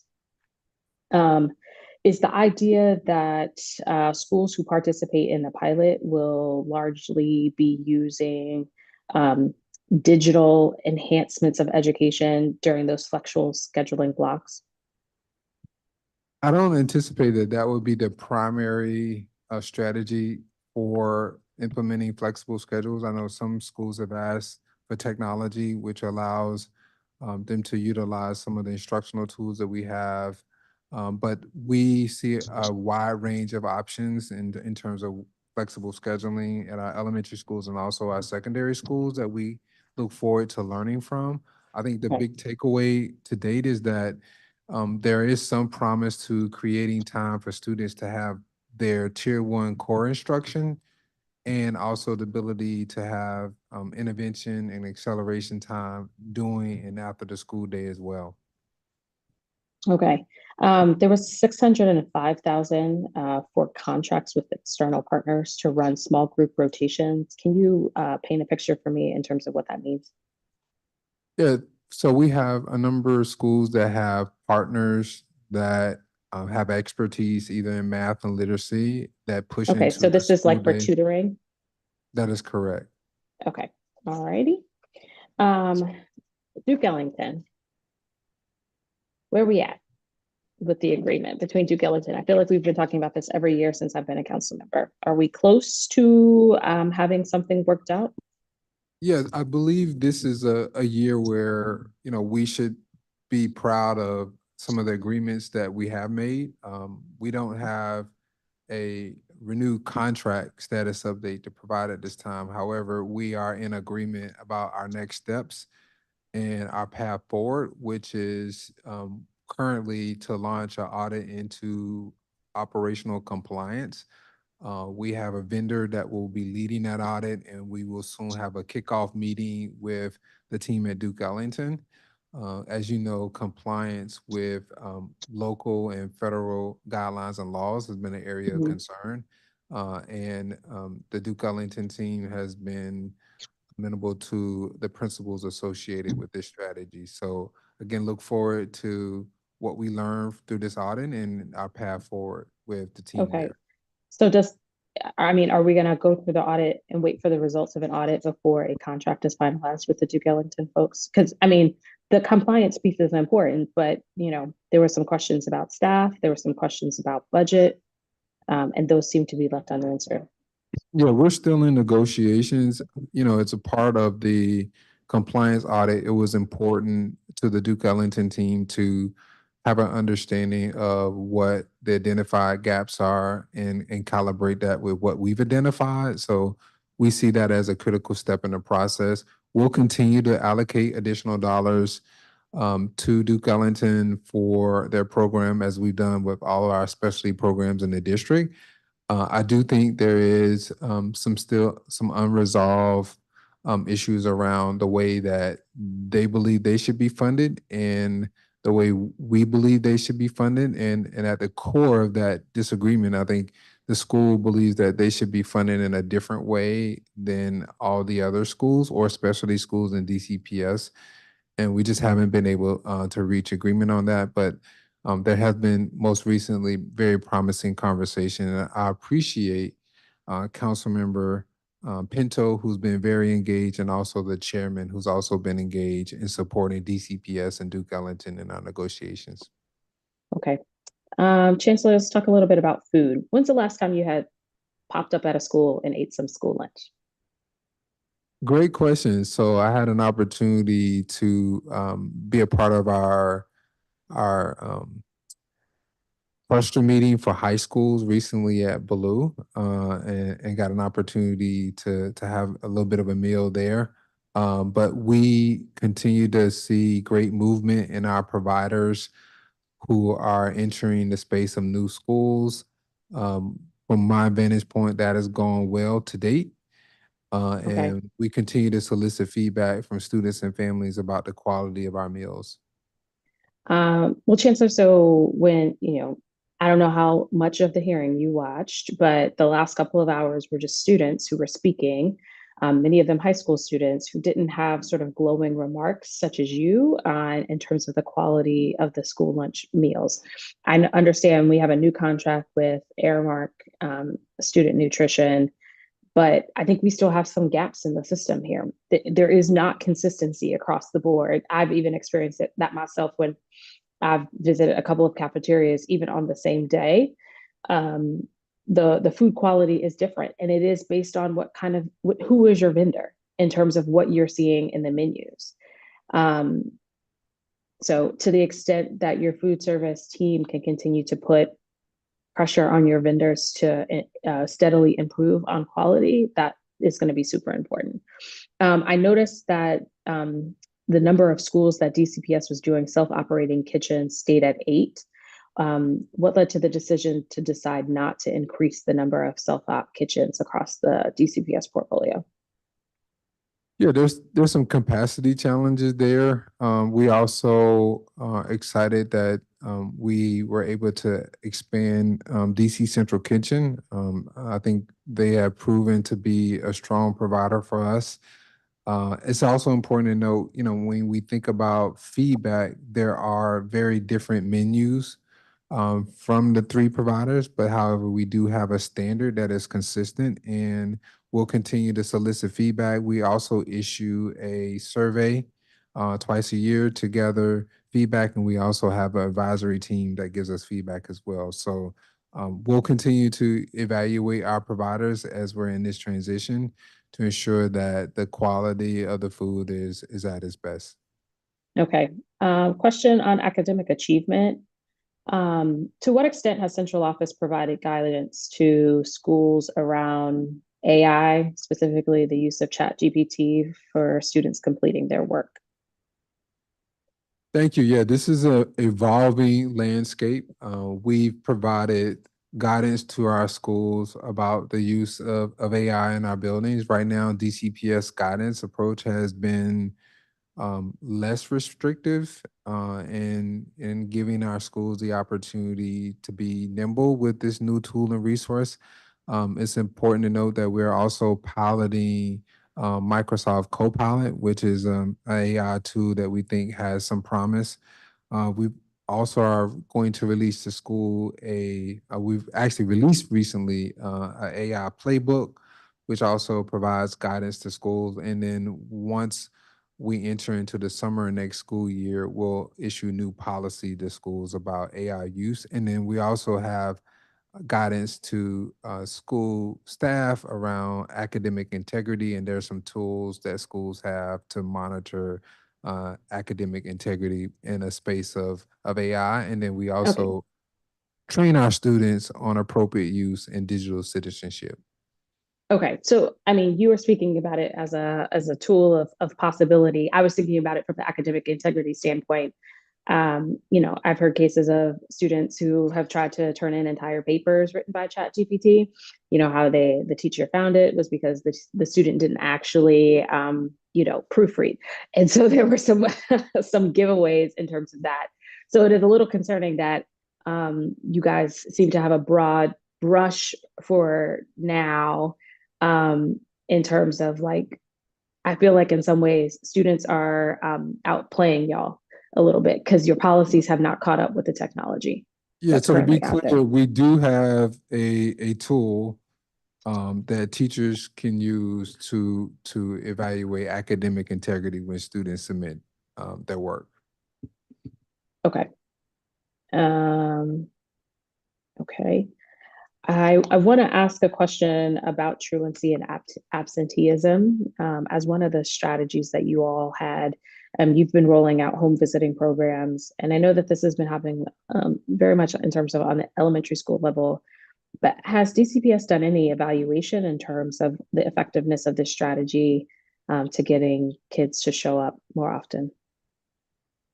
Yeah, DCPS has been a leader with home visits, and we're really proud to lead the nation in this effort.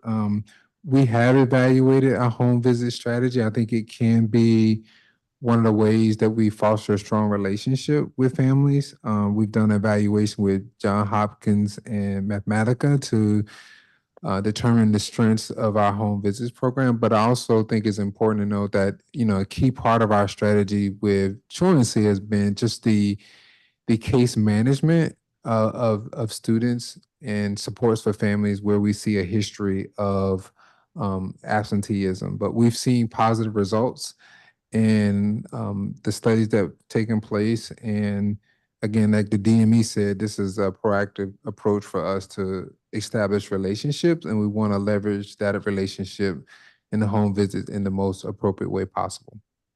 Okay. To what this evaluation with Johns Hopkins and Mathematica, has that finalized? Has that report come out?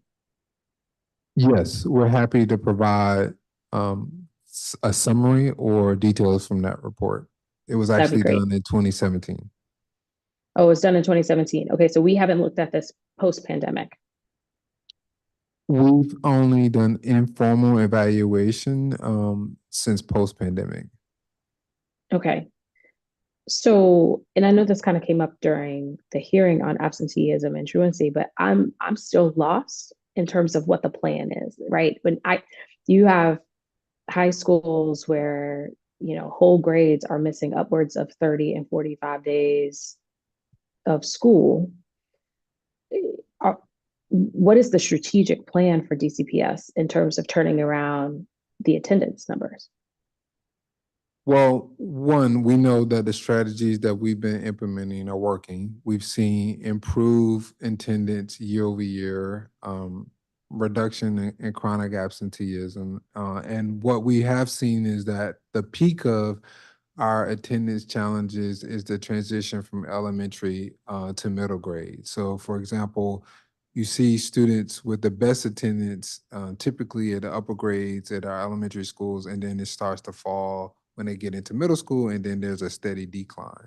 And so, as I shared in my testimony, I think there's a lot of promise to our sixth grade academy approach, where we've seen improvement in attendance.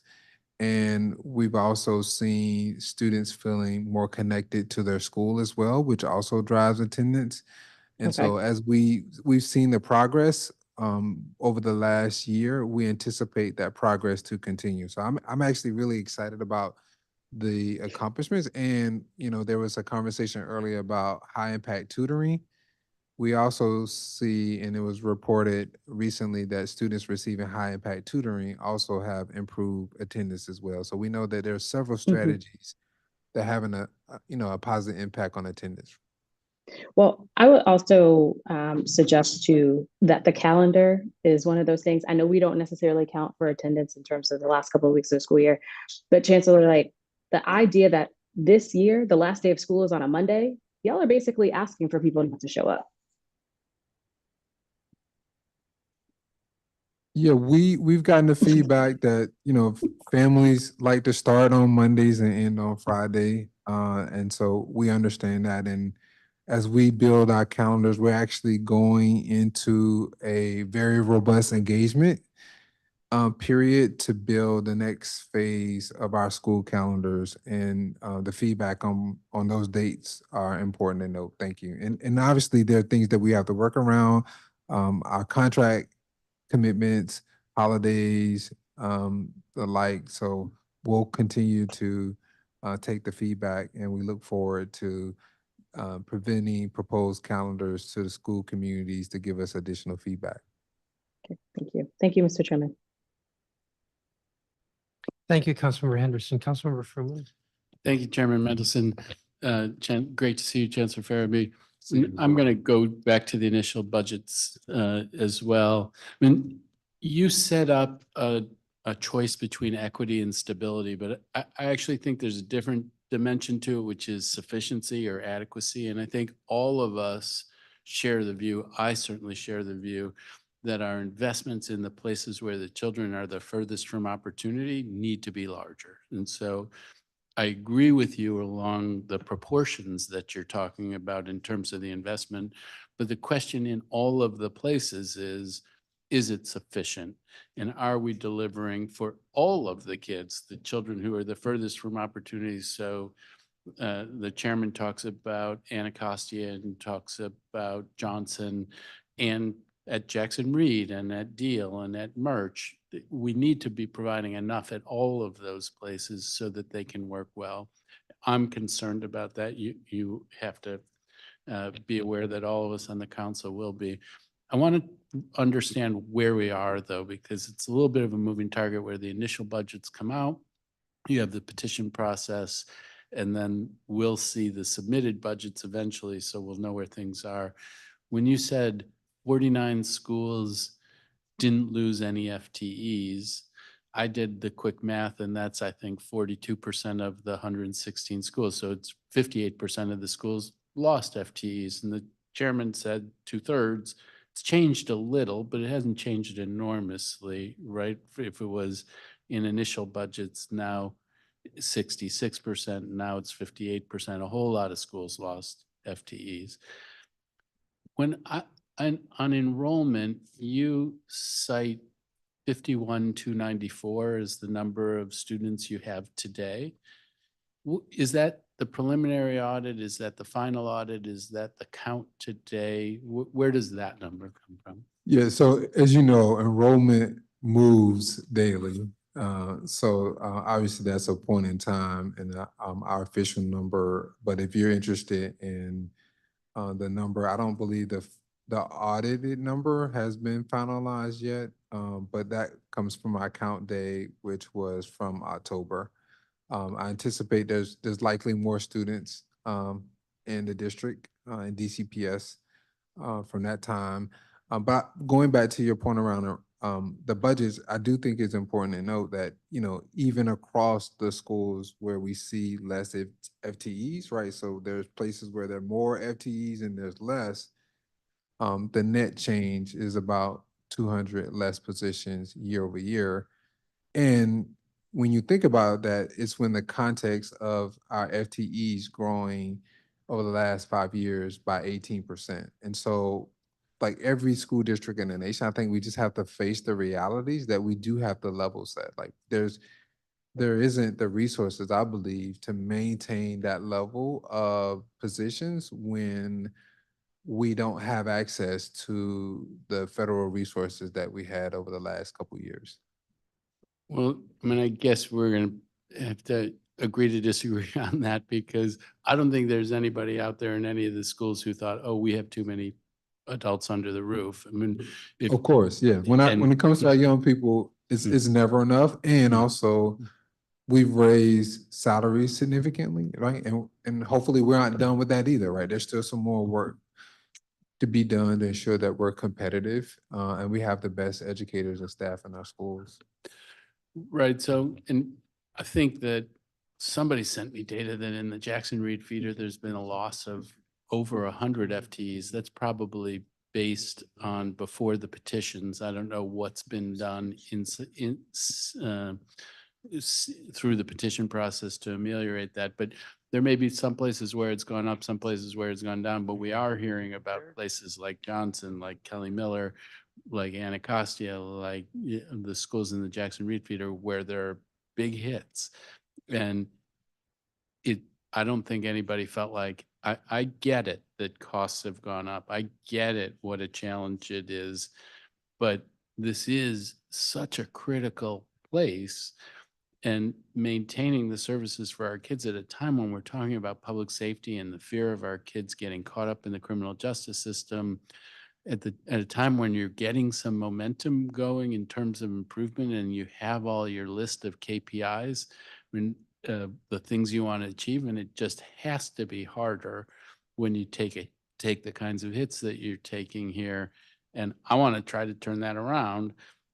If it was 51,294, I'm taking that's the count day. I think next year you're projecting like 53,000 when you add up the projected enrollments for all the schools. So a loss of 200 FTEs, a gain of 2,000 students, it's a challenge. And I don't think you can paper over it just by saying, well, it's equity. We need sufficiency. I can't imagine that you wouldn't want to have more resources so that you could be addressing more needs. Or do you think, no, this is the right amount of resources? Well, as I said earlier, there's never enough resources when it comes to our young people, right? But the reality is we don't have unlimited resources. If you look at the increase in the uniform per student funding formula, if you look at that increase of about 12%, you factor in salary increases, which was above 12%, the inflationary increases that we're seeing, it just costs more to do business.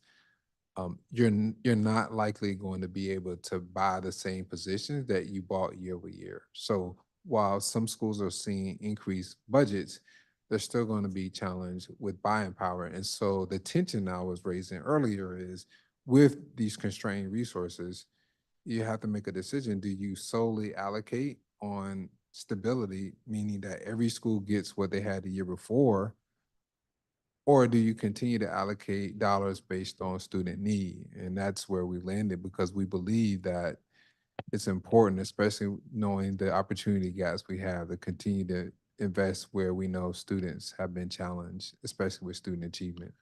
No, I hear you, but again, I would go to sufficiency, and the chairman's point is schools first. You do the schools first in the budget process, and then you deal with the other parts of the budget. And that is not what's happening here, and it gets into a question of sufficiency that we are going to have to grapple Well, with now. to be clear, in our methodology, we always begin with schools, right? So before we begin to budget for central services, we start with our school allocation, which is why schools have received their budgets first before we've even start to finalize our budget for central services.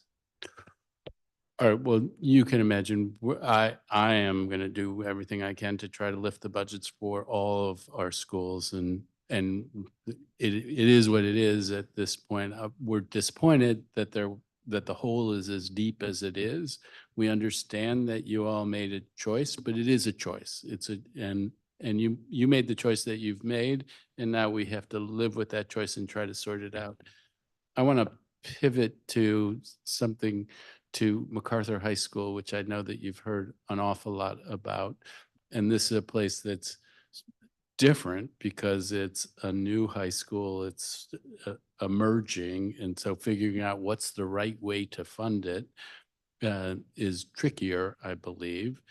And last year, when I saw the number that you proposed for MacArthur High School, I thought, wow, that's a big number. Good for, thank you.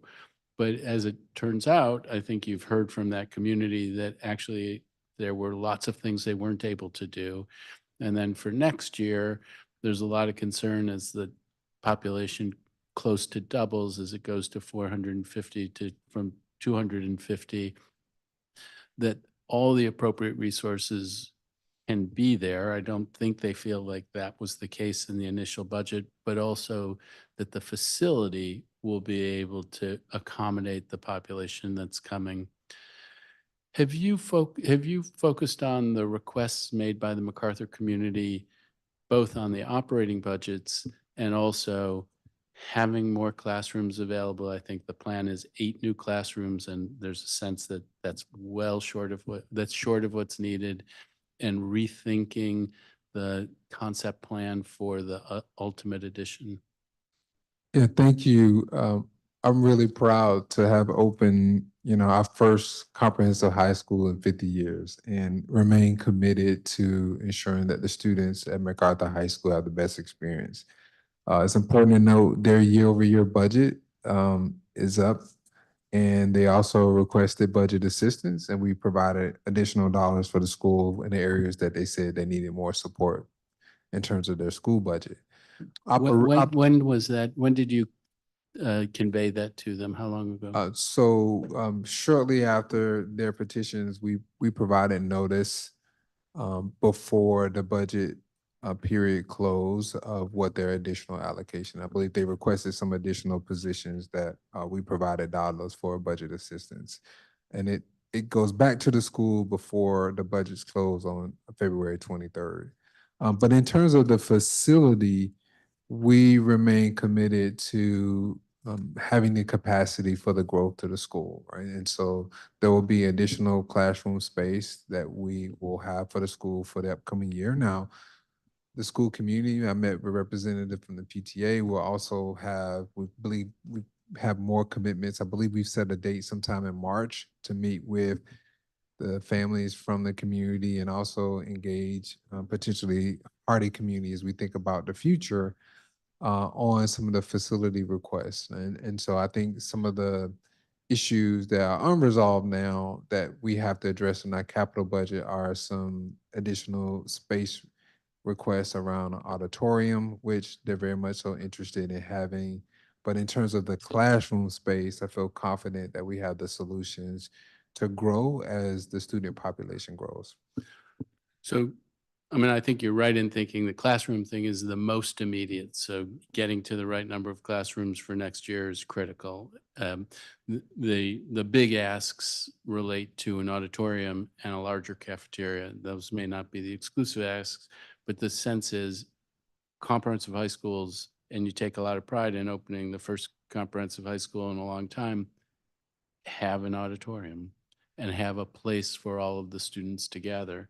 And the cafeteria issue, if the cafeteria stayed the way that it is, you'd have to have at least three lunch periods, and the mechanics of that would be enormously challenging. So I do hope that you all can find a way to accommodate those requests, which are not requests for something that other schools don't have. It's a request to get what all schools have.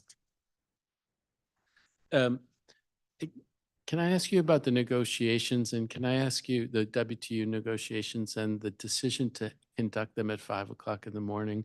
And you can imagine what the optics of that, and why would you do that? And is there a way for you to do it in a different way that, from my perspective, sends a greater level of respect to the advocates for our teachers than a 5 a.m. meeting?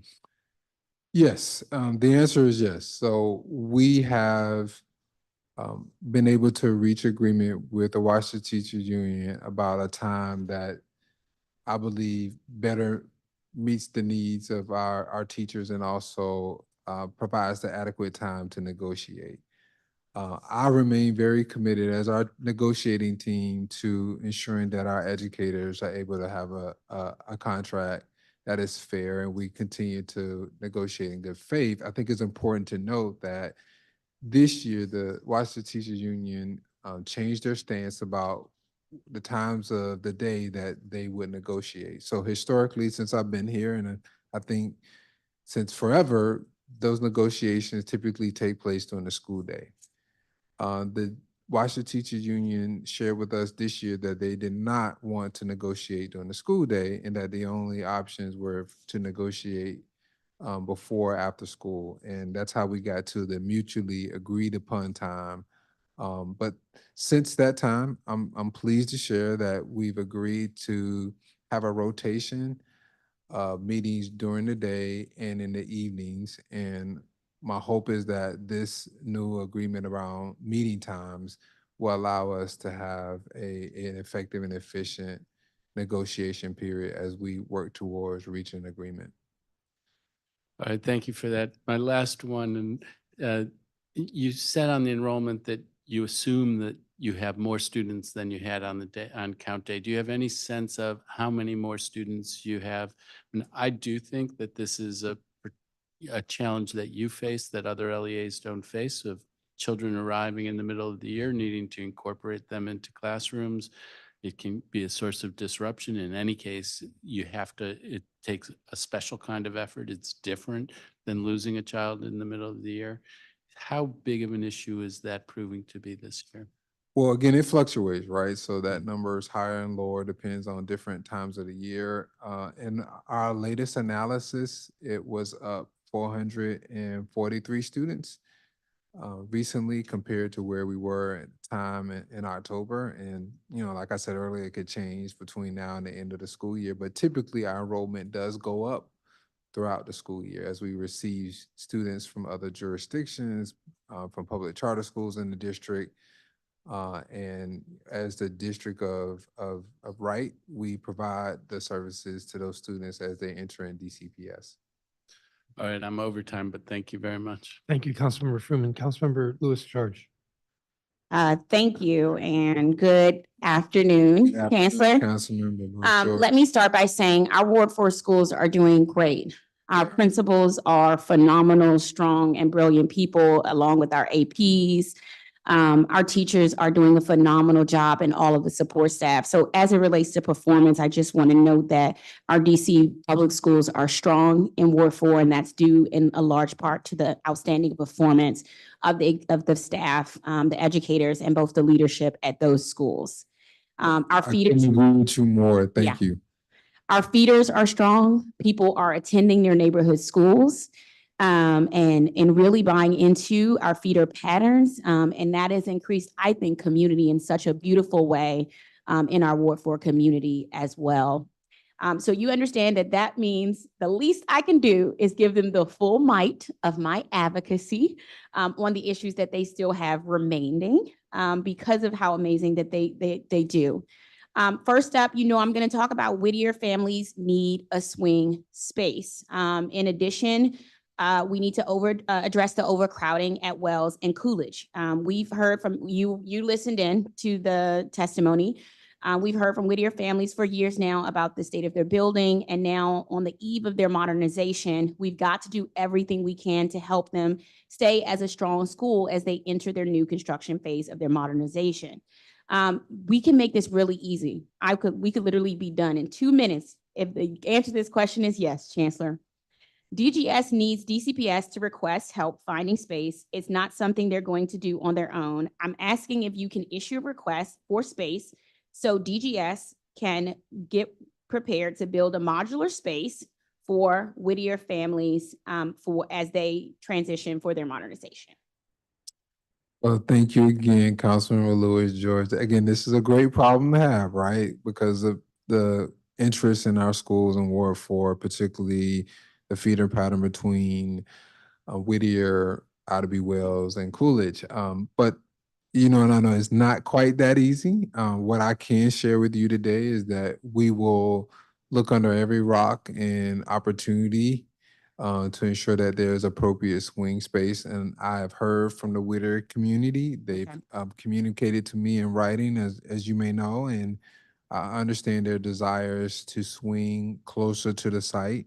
I understand their concerns with the Sharp facility where they are scheduled to swing.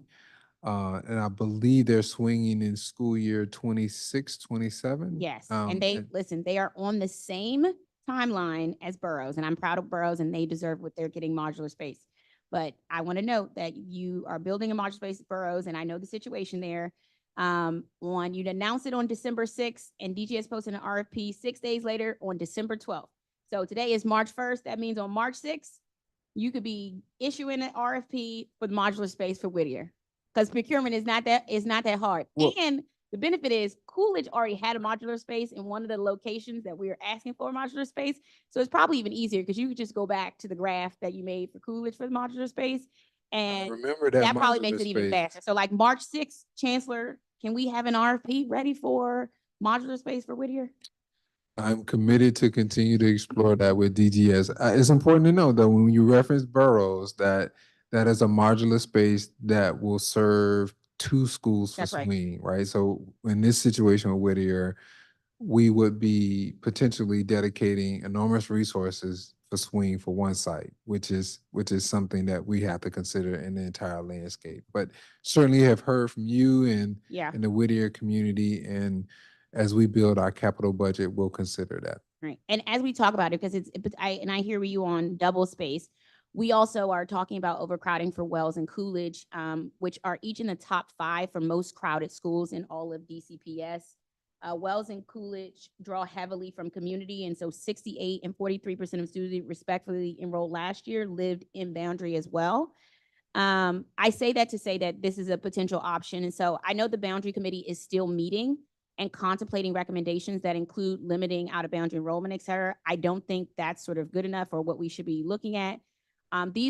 Schools are crowded from in-boundary enrollment, which is good. This is great. But it's worth mentioning that we're building an addition at Deal Middle School, which I'm an alum. Shout out to Deal. A lot of Ward 4 students go there, so I'm not hating on them. I want them to get to their addition. I say that to say from an equity reason that we need a capital solution to addressing crowding in Ward 4 too. Don't leave us behind, and we do that. And so as we look at the options we presented in the letter in addressing sort of a modular space for Whittier, we're also looking at this as a capital solution potentially to address some of the overcrowding issues that we are absolutely experiencing at Wells and Coolidge. Understood. Yeah, we, like as you said, we are providing additional space at Coolidge, and also as you noted, a share of Coolidge's growth have been students outside of the boundary. And so I think we have to, Well, we have great evaluate that. CTEs, again, shout out to DCPS. Early college as Early well. college, right? So it means things are working. And we're proud of it as well. Okay, Chancellor, all right, we're gonna, I wanna ask about sort of from my facilities hat on how many staff in DCPS central office currently support work related to small capital projects? Sort of how many small capital projects does each staff member manage on average at any given time? 7. 7, okay. And then I'm wondering, after this hearing, could you share a breakdown sort of by school of non-personnel spending funds, spent facilities related expenses in fiscal year 23 and fiscal year 24 to date? Sort of facilities related expenses include items like purchasing custodial supplies, equipment, furniture, and other non-instructional expenses to support operations of their building. Yes, we're happy to follow up with you with that request. Okay. I have a number of fiscal year 24 capital projects, and I want to see if we can get a more substantive update. Speaking of Coolidge, we put 4.5 million in for a new cafeteria at Coolidge. I heard nothing has started yet. We're still waiting on it. What's the update on our cafeteria at Coolidge? Let me consult with our team. I believe it is in design. and Okay. That design process is well underway. Okay. McFarland School, we put 400,000 to repair the roof, to partially replace the roof at McFarland Middle School to stop leaking in the media center. They created this really beautiful media center for McFarland, and then it's leaking in the middle of it. So it just takes away, it's like this beautiful library with a large bin of water continuing to leak, and we haven't fixed it. So I would like, and that's for 3 years in a row, they've had this bin. Every time I go for my school visits, I go to the library, the bin is still sitting in the library. So it's a media center, people use it. I just want to make sure that 400,000 is done. So if you could get back to us on a date for that. Yes, so the 400,000 is in process. It is in the design phase as well. Okay, design phase for that. Okay. We put 200,000 in for grading work as it may be necessary as other land improvements to make the primary level playground at Powell Elementary School happen. And I wanted to get an update of where we are for that work for Powell Elementary. I will consult with our team on Powell. Note I have is that Powell, they're currently doing $200,000 in grading work. This work will be completed by the end of the summer of 2024. Got it. Okay, that's an answer. Okay, great. Almost done. Speaking of Whittier, 125,000 that might be necessary in the event that HVAC components at Whittier Elementary School needed replacement. I know we never got a definitive answer, sort of whether their components needed replacement and whether that money that was put for that is being utilized for that. Yeah, so this one is actually being handled by the DGS Facilities and Preventive Maintenance team. I know that they've been working primarily to ensure that when the classrooms, I think there's one or two go offline, their HVAC system is able to work properly. And so I think there's some mitigating strategies that have been put in place to address that. But I think this is something we'll need to collaborate with DGS on to provide more clarity on where we are with that project. Understood. We put 50,000 in to install sort of bottle filler fountains as a betterment to replace existing drinking fountains at Roosevelt High School, which was a persistent issue that we heard from both students and staff alike. Yeah, so that project is out in the RFP process with DGS, and as soon as we hear back from contractors, we'll be able to start the work. And then the last is 50,000 to install localized door alarms at McFarland School, at McFarland Middle School, which has created a real safety issue where those are located. And we've been trying to get some localized door alarms there. And we put funding in to make sure that that would occur. Yeah, so that is in the DGS procurement process. Once that is complete, then we're able to put out the RFPs and then contractors can respond. Okay, understood. I appreciate those updates. And the last is Roosevelt State is no longer Ward 4. It is now Ward 1, thanks to the hard work that we all did together to make sure. Say Garnett Patterson. That's right. They're now Garnett Patterson State, but because I did so much work on that and I'm very happy for them, they've been asking about their early childhood educator space. And they've been also having some severe needing an elevator and boiler issues. And so I just wanted to see where we are with the ECE space for what do we call it? Garnett Patterson Stay. Yeah, so I had an opportunity to visit recently. I was very impressed with the updates that we have been able to make there. Nice facility. However, in terms of early childhood education, we're still exploring the feasibility because there are some, compliant factors we need to consider when you start to serve early childhood students. So we know that this is an area of interest. I don't know that we can make a commitment, but it is a consideration for our capital budget. Okay, we will continue to work on that as well. Looking at some initial budgets, there were a few schools in our ward where I think was alarming, all of them obviously, but a few. We got a note that Lafayette Elementary School, the biggest elementary school in the city, is facing a 24% decline in buying power for their budget next year. This is despite a projected increase in enrollment for Lafayette. How does that happen? I know we have a WTU staff costs going up, but how can we set up our schools like that to be facing cuts? Yeah, I think the challenge, as I mentioned earlier, with several of our schools, that they were benefiting from ESSER resources. So, for example, Lafayette received $869,000 in one-time funds in fiscal year 22. That was ESSER.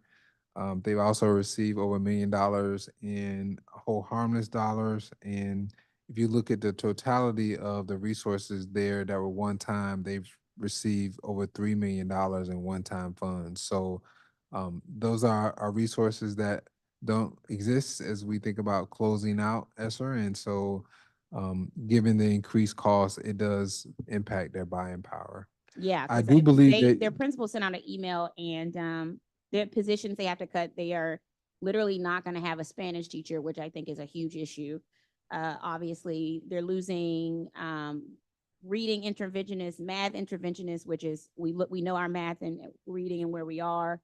They're literally getting rid of 2 English language coaches, a director of strategy and logistics, office staff member, and a custodian. That's just a lot of large cuts for a school, especially when their enrollment is growing. I mean, they literally are the biggest elementary school in the city. Understood. Yeah, they made a request for budget assistance and we allocated additional $320,000 based on the positions that they said they needed to have restored. So they should have more resources, probably not what they would like to have, but there will be additional dollars that they'll have to allocate to positions. Okay. I'm also getting cries from Truesdale, Tacoma, and LaSalle Bacchus, which are Ward 4, to be able to do anything I can to help them claw back these people who they desperately need to help their students thrive and continue the growth. One thing we heard is that possibly some of these cuts also, one of the areas we heard people were saying people should look at cutting, which I think is a little alarming, is like behavioral behavior techs and specialists. I can't imagine that's a sort of suggested group that we would be telling schools to potentially cut. Is that true? Well, it was one of the areas where we've seen the most growth, right? So we characterize for schools areas where we've seen the most growth in positions over the pandemic. And what we asked them to do is to prioritize first classroom teaching positions to ensure that we're in alignment with our class size expectations, and then begin to think about some of the other supports that we've seen grow over the last 5 years. And that was one of the areas where we've seen that big increase, if you think about that 18% increase to FTEs that I mentioned. Got it. Can you all share, DCPS share a list of sort of which staff or sort of in areas that we're looking at cutting? The last year thing is this year, many schools have felt the extreme strain of a lack of sufficient staffing without permanent substitute teachers. And teachers are constantly reporting losing their planning time to cover classes, leading to more burnout and further turnover, including like APs are covering classes as well throughout the day. Will DCPS consider maintaining at least one permanent full-time substitute teacher for all schools beyond this school year? This is clearly a great need. Yeah, we were able to provide that resource over the pandemic when we had more dollars. We're not able to provide that resource. We've communicated that to schools, and so we phased that approach out. And we're now back to utilizing our traditional substitute systems. So what is your current process of sort of allocating substitutes to high need schools? Because we're hearing that many contracted substitutes decline requests sort of from specific schools. Yeah, so we have over 750 active substitutes in our pool, and whenever a teacher needs to be out, they just need to make the request into the subsystem and someone will respond. Council member. Oh. There'll be a second round. Well, I didn't even see you there. Were you just sitting back? Where were you just now? Did I miss you to my left? That's what the chairman does. I looked over and was like, oh, he's not here. Let me keep going. Okay. Thank you, Chancellor. Thank you, Chairman. But there will be a second round. Councilmember Bonds. Thank you very much, Chairman. I wanted to just talk a little bit about central services. Mr. Chancellor, you know, this is an area I've asked about many times before. And what I want to know this time, what are the 3 priority expenditures in your budget that are allocated for central services? And so one of the priorities we talked about today, right? So we've entered into a new contract for our food services, right? So this is a significant expense of $68 million that we manage centrally to support our schools. Another area is around safety and security. So we have a new contract that supports our security services that totals $34 million. And then one of the other priorities that we've discussed today is technology. So we are in the process of procuring new devices for staff and students that is managed centrally. And the purchase of those devices is upward of $18 million. So that just gives you some of the flavor of some of the big costs. And then we have our regular fixed costs, utilities and the like. All right. And that you're telling me then that these are your priorities, or are you telling me that these are the areas of expenditure where you're making the most commitment? Well, these are the areas that we're making the most commitments when we think about our budget. Now, for our strategic priorities, they are what I stated in my testimony is one, that students continue to succeed academically. Students feel connected to their school, and then ultimately students are prepared for what's next. And that's from pre-K to kindergarten, elementary school to middle school to high school, and then high school to college and career. And I was thinking about your priorities, those things that you articulated in your testimony.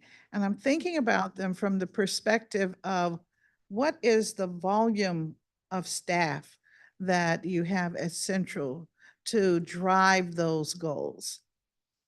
Yeah, so for our administrative staff, it's aligned with industry standards, which is approximately 3% of the entire DCPS budget. But Okay, excuse me, Right. Mr. Chancellor.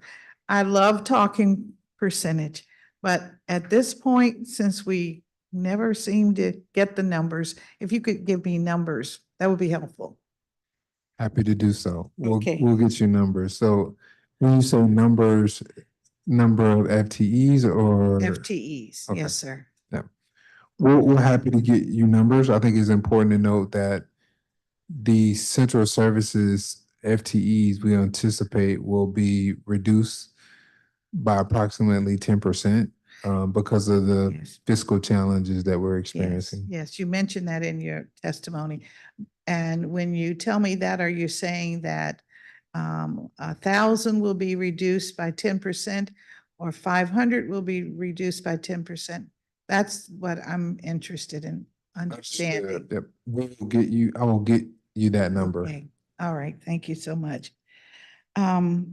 I had another concern about if students are transported to their classes as far away as Baltimore, are they included in the 50,131 count of students? Or is that an additional count to the number that actually are in the classrooms inside the city? They could be. OSSE would know best in terms of if there's students of DCPS or whether there's students that are being served for other reasons. But McKinney-Vento provisions, which is federal regulation that when students are experiencing homelessness or they move outside of their school boundary, they still have access to transportation to get back to the school that they were attending. And then you also have non-public students. So they are receiving DCPS services, but they're considered non-public students and they can live in other jurisdictions as well. And the DCPS non-public student number is 285 students. Okay, 285. And the And- McKinney-Vento is 3,000 students. 3,000, all right. And I understand and there are 400 plus bus routes. And so I'm trying to understand if any of those numbers are incorporated in the 51,000 that we are celebrating as our I would imagine, enrollment. I would imagine so, but OSSE would know more. But our non-public students receiving transportation will be included in that number. All right, well, we'll have to talk with them. What is the current average size of a classroom? And is there a ceiling? Yeah, so we try to keep our class sizes within the range associated with our collective bargaining agreements. That does range by level, so that does look different from elementary school, middle school to high school. But on average, we like to keep our class sizes at 25 or below. All right, so when I hear of classes of 40, then that is far exceeds what is the anticipated ceiling, or is 40 number for high school? Yeah, I would want to know what level and what course to determine what factors are driving the enrollment for that class. And are most of our classes still about 45 minutes as it relates to middle school and high school? It can vary. I'll turn to Deputy Chancellor Dr. Bay. She can talk a little bit about like how our schools are scheduled at the secondary level. Thank you. Mhm. Good afternoon. Yes, Good it depends afternoon. on the school. We've provided scheduling flexibility for our middle and our high schools. And so some schools may be on a 7-period or 8-period day in which their class size or their class periods are about 45 minutes to 50 minutes. And then you have other scheduling configurations in which they may be on a block schedule in which the class period is a little bit longer. So it is going to vary based upon the school and the flexibilities that we've provided to all secondary schools as it relates to their schedule. All right, that's, thank you very much for that. I am concerned as we talk about how we are going to move forward. I know we're celebrating today the information you shared in your testimony. And I'm concerned about the celebration because when we talk about it, we're really celebrating the end of the ESSA money, correct? Pretty much, we can say that much of what we have accomplished, we accomplished with the additional funding, correct? Well, I would say it's our strategy. So, you know, the work that we've done around the professional learning experiences for our teachers certainly was supported by ESSER dollars. The high impact tutoring we have supported by ESSER dollars, but there are also local dollars, and there's still a commitment to continue the strategies that we've seen be the most effective. For example, the science of reading has been a huge boost for literacy outcomes, which is something we actually started before the pandemic, but will continue. Okay, and so if we're going to continue and we're going to continue moving up and improving, but we're going to do it with less than 300 million, because we're losing that. That's gone, right? That's gone. So where do we get the dollars to move forward? Well, we plan to utilize the resources in a way that we were not reliant on those resources going forward. So, for example, there were health technicians that we hired to help with isolation rooms for our COVID-19 response. They also did health checks. We're in a completely different environment. You know, there's new guidance that was issued today around COVID response. However, going back again to the professional learning experiences we created, those were one-time costs that we are now able to sustain implementation on. And so the goal was to try to minimize our strategies that would be funded with ESSER dollars that would be ongoing costs to the district. All right, well, I appreciate that. And when I looked at your plan on the internet, you speak about 2 tranches of money, at risk and then at risk, additional at risk. And, you know, that's another concern that I've always had and discussed with you in the past. At risk, how we categorize at risk. I've listened to the discussion today from you as you indicate how you do the budgeting. And I have a big concern because the council has said that we start with where you are today to look to tomorrow or the future. You have indicated that you look at additional variables in determining the budgeting that you send to us. And I'm just wondering if we shouldn't be working more holistically so that we are assured that the schools of need and the schools that are doing well, that they both have a place in the equation. Am I making sense? It is a balancing act. You know, I think one of the challenges in solely funding schools on what they had the year before is that the student population and the needs of that school changes year over year.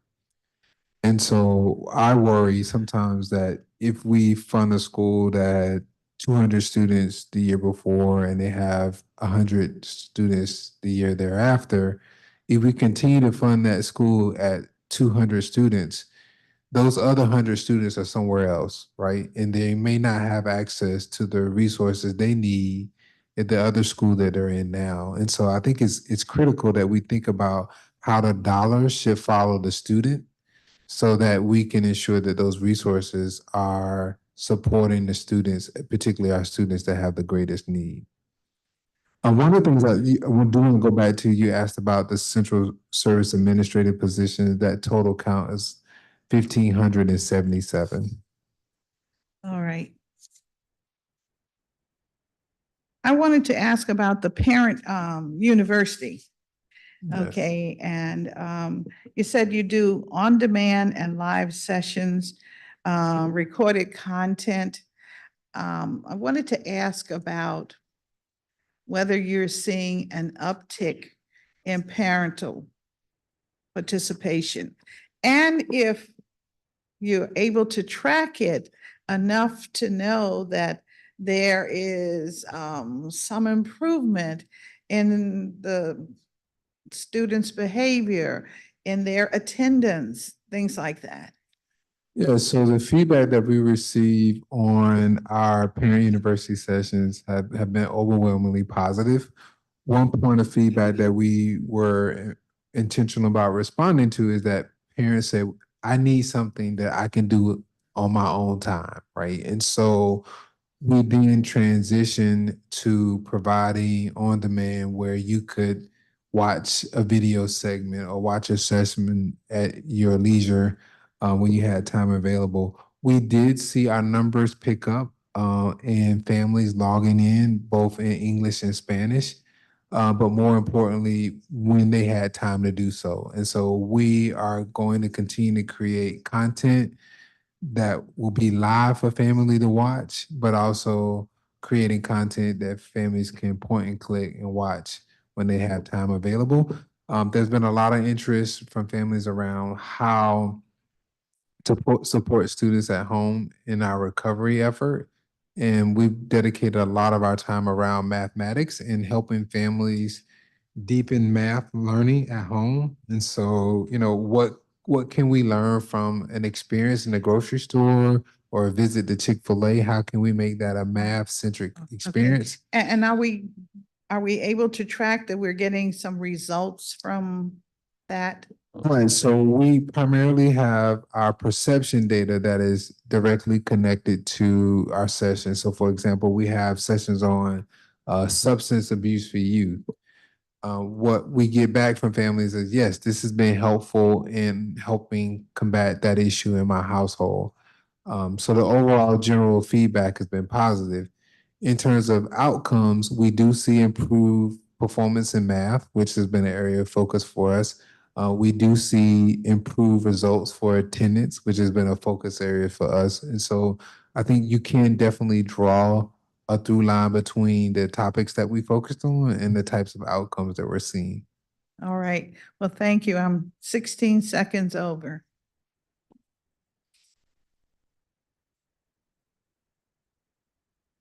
Thank you, Councilmember.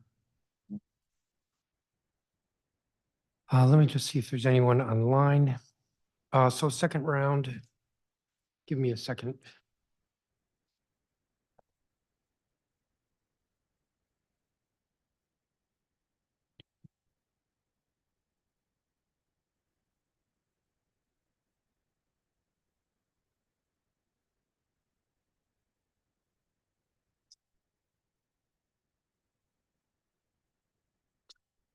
That's in there in the other category. No, 10 minutes. We're gonna try a second round of 10 minutes. So Chancellor, my staff recommended, not to throw anybody under the bus, but my staff recommended that we reschedule today's hearing to start at 5 a.m. I hope you understand why.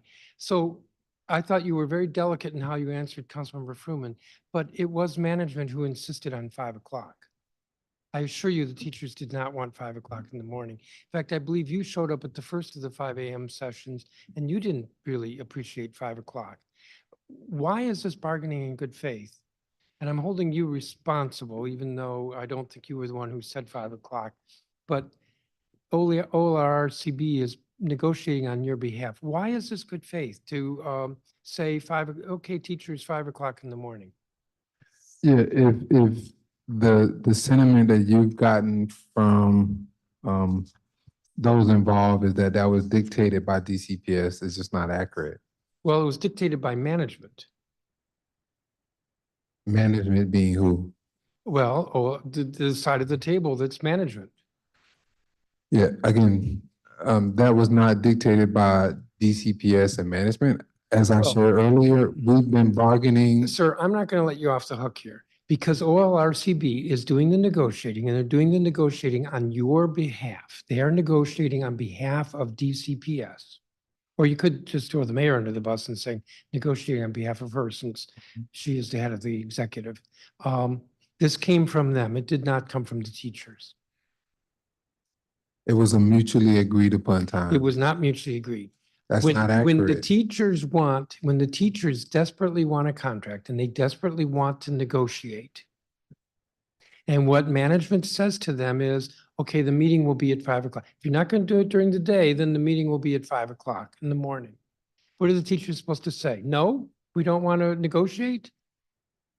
That's just not an accurate characterization of what took place, sir. Oh, all right, well, then we're gonna, I mean, I don't want to be nice about this and say we're going to agree to disagree, because there's no question in my mind, but that the teachers did not want 5 o'clock in the morning. Why is it that it wasn't possible to negotiate at, let's say, 4:30 in the afternoon? Because they asked for that. Yeah, again, it was a mutually agreed upon time. Chancellor, that is not correct. Then you need to go back to OLRCB or to the city administrator, because OLRCB comes under the city administrator, and throw down the book that they've got to treat the teachers differently. Yes, as I shared with Councilmember Fruman, going forward, we've identified a alternating schedule that works for both the Washington Teachers Union and our negotiation And what is team. that schedule? That schedule is to meet during the day.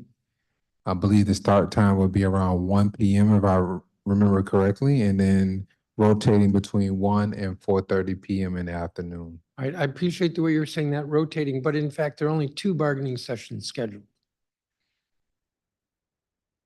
Well, again, we work to Sir, there are only accommodate the 2 time. bargaining sessions scheduled for the month of March. Between now and April, there are 2 bargaining sessions. Is there a genuine commitment to have a contract before the council votes on the budget? There's a genuine commitment. And how is that manifested when there are only 2 bargaining So sessions? there are 3. I'm not sure who's communicating. There's only 2. There's 3, and we have to operate around the You don't times really that want to ask they who's make available communicating. to it. But I can confirm that there's 3, and it is based on availability of all parties involved. What are the dates of the 3? I'll consult with our team and get you the Well, dates. I know they can contact you right now. Now, why am I so adamant about? I was there at 5 o'clock the other morning. You were not. There was a tent card for you. And there were some teachers who were feeling a bit resentful that they had to be there at 5 in the morning, but you were not there at 5. But I was there, and so I listened to the discussion about the scheduling. Councilmember Bonds had her chief of staff there, so that's why Councilmember Bonds is so clear. There were 2 dates. I believe it was March 11th and March 26th. Councilmember Bonds has oversight over OLRCB.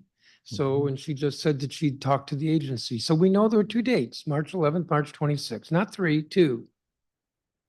And initially what the OLRCB suggested, I think I can say this because it's not talking about the content of the negotiations, was March 18th, not March 11th. No negotiation next week.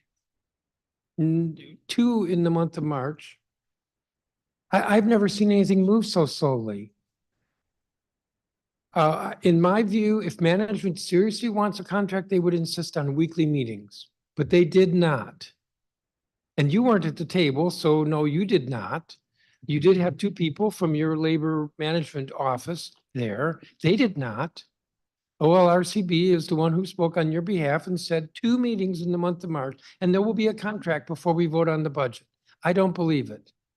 And there wasn't, I think I can say this as well, there was nothing agreed to in the whole 2 hours between 5 o'clock and 7 o'clock in the morning. Yeah, I welcome observers. I think it's helpful. I'll encourage, if there's the time available, to continue that process, because I share some of your frustration. How often have you personally been present? Because my understanding is once. We've had 3, I've been there 1 of the 3 times that we've had sessions thus far. 3 sessions so far. Let's just go down that road. So the contract, the current contract expired 5 months ago? That sounds about right. But I want to be clear, like there is no advantage to DCPS not having a new contract at WT. I share the interest. There's no desire to delay this process, but it requires both parties to continue to negotiate in good faith. Everyone that's at negotiation table has authority to negotiate in good faith. Are you suggesting that present or not? Are you suggesting that the teachers are not negotiating in good faith? I think that's a good question that you should ask. I think you should ask. Oh, I didn't like that answer. So you question whether they're in good faith. All right, so nobody wants a delay. That's what you said, but I don't see management pushing. I don't see any sense of urgency from management. So there's this testimony from the other day, and this was not from a teacher. Just to say, quote, my push for DCPS is to negotiate a contract with the Washington Teachers Union. A 17-year veteran DCPS teacher testified before the state board last October that 12 of those 17 years, this is a teacher who's taught for 17 years, 12 of those 17 years had been on an expired contract. Well, Let me finish. Okay. Across multiple chancellors and mayors, delayed negotiations appear to be a deliberate tactic.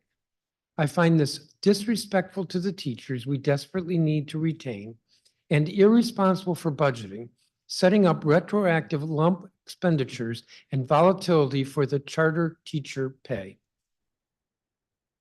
I think that says it very well. It is disrespectful to the teachers. This appears to be a deliberate tactic, or at least a tactic that management is comfortable with. 12 of 17 years on an expired contract. It's irresponsible for budgeting. It sets up for retroactive payments. It's a big part of the problem we're having this year with the budget. Well, let me clarify, like when we have an agreement, it automatically renews year over year. So we have an agreement in place for our teachers, and I'm motivated. I'm negotiating in good faith. We want to continue to be a district where we compensate competitively, we retain our highly effective teachers. This is something that is important to me. Our educators are critical to our success. I don't see it. 3 bargaining sessions on a contract that expired 5 months ago and that you knew for the past 12 months was going to expire on September 30th. 3 bargaining sessions. You have attended one of them. 2 of them at management's insistence were at 5 o'clock in the morning. There are only 2 dates, bargaining sessions scheduled for the month of March, only 2. There is no sense of urgency here, none whatsoever. So I am thinking, and maybe this is a question for you, what can I do in the budget or the Budget Support Act that forces DCPS to have a contract this year? In fact, I would say this spring with the teachers union. I can't think of a strategy in the Budget Support Act, but I do think the observation strategy is helpful. I think it's important when council members are available to see the content and the nature in which negotiations take place. I think that's an important strategy to continue. Well, nothing was resolved, not a single issue was resolved. In 2 hours at 5 o'clock in the morning, not a single issue was resolved. Yeah, so we have 2 dates in March and we have a date in April that we've committed to and all parties have agreed to, and we'll continue to negotiate those dates in good faith. Well, I'm going to think about what emergency legislation we can adopt that will force this, because it needs to be forced. I'm over my time. Councilmember Fruman, I believe you were next. Okay, thank you very much. A couple of things just as a heads up. At the other day at the DGS hearing, Director Hunter accused me of being the change order king, which I didn't think was fair. But just to let you know that 2 things that I may be pursuing in the coming weeks, months. We're putting a new field in at Deal Middle School, and there's an acute need for field space. And so I may be pursuing trying to get lights put on that field. I don't see any reason why DCPS wouldn't be supportive of that, but just use this opportunity to let you know. A different thing that that has been raised quite recently is at Hardy, you're doing a bump out of the cafeteria because of the increases in enrollment at Hardy. And there is concern about overcrowding pressure at Hardy. And the idea has been raised, could you put 2 classrooms on top of the bump out of the cafeteria? And so that's an idea that I hope you and your team will explore with DGS more to follow on both of those things. But I think they're, in both cases, opportunities where things are happening and we can maximize the value to DCPS and to the community by making modest changes. One of the things that we worked on last year and that I think you're in the process of implementing is flexible scheduling pilots. And I think the idea last year was that you were going to put out requests to schools to see what interest they had in doing flexible scheduling. I think instead what you did was you sorted out and Central came up with a list of 10 schools as opposed to soliciting input from others. 2 questions. If there's another round, are you expecting in the next months, to put out a request to see whether schools are interested, or do you expect to follow the same approach that you used this last year? And then for the 10 schools that you chose, where are we? How is that process working? To what extent are the school leaders consulting with the teachers and the other stakeholders about how to do this? Yes, so we did solicit feedback from schools that were interested in this approach. We currently have 10 schools involved in the pilot. 6 schools are outside of our high school redesign. 4 of those schools are within our high school redesign. They've already been engaging with their school communities around the flexibility. That'll be ongoing. We don't intend to bring new schools into the fold. And many of the schools have created budget plans that we're supporting them with and making their purchases on their behalf. So is the idea that next school year for these 10 schools that you'll be piloting this, that you're sorting out how to do it now internally, and then next year the hope is that you'll be implementing it?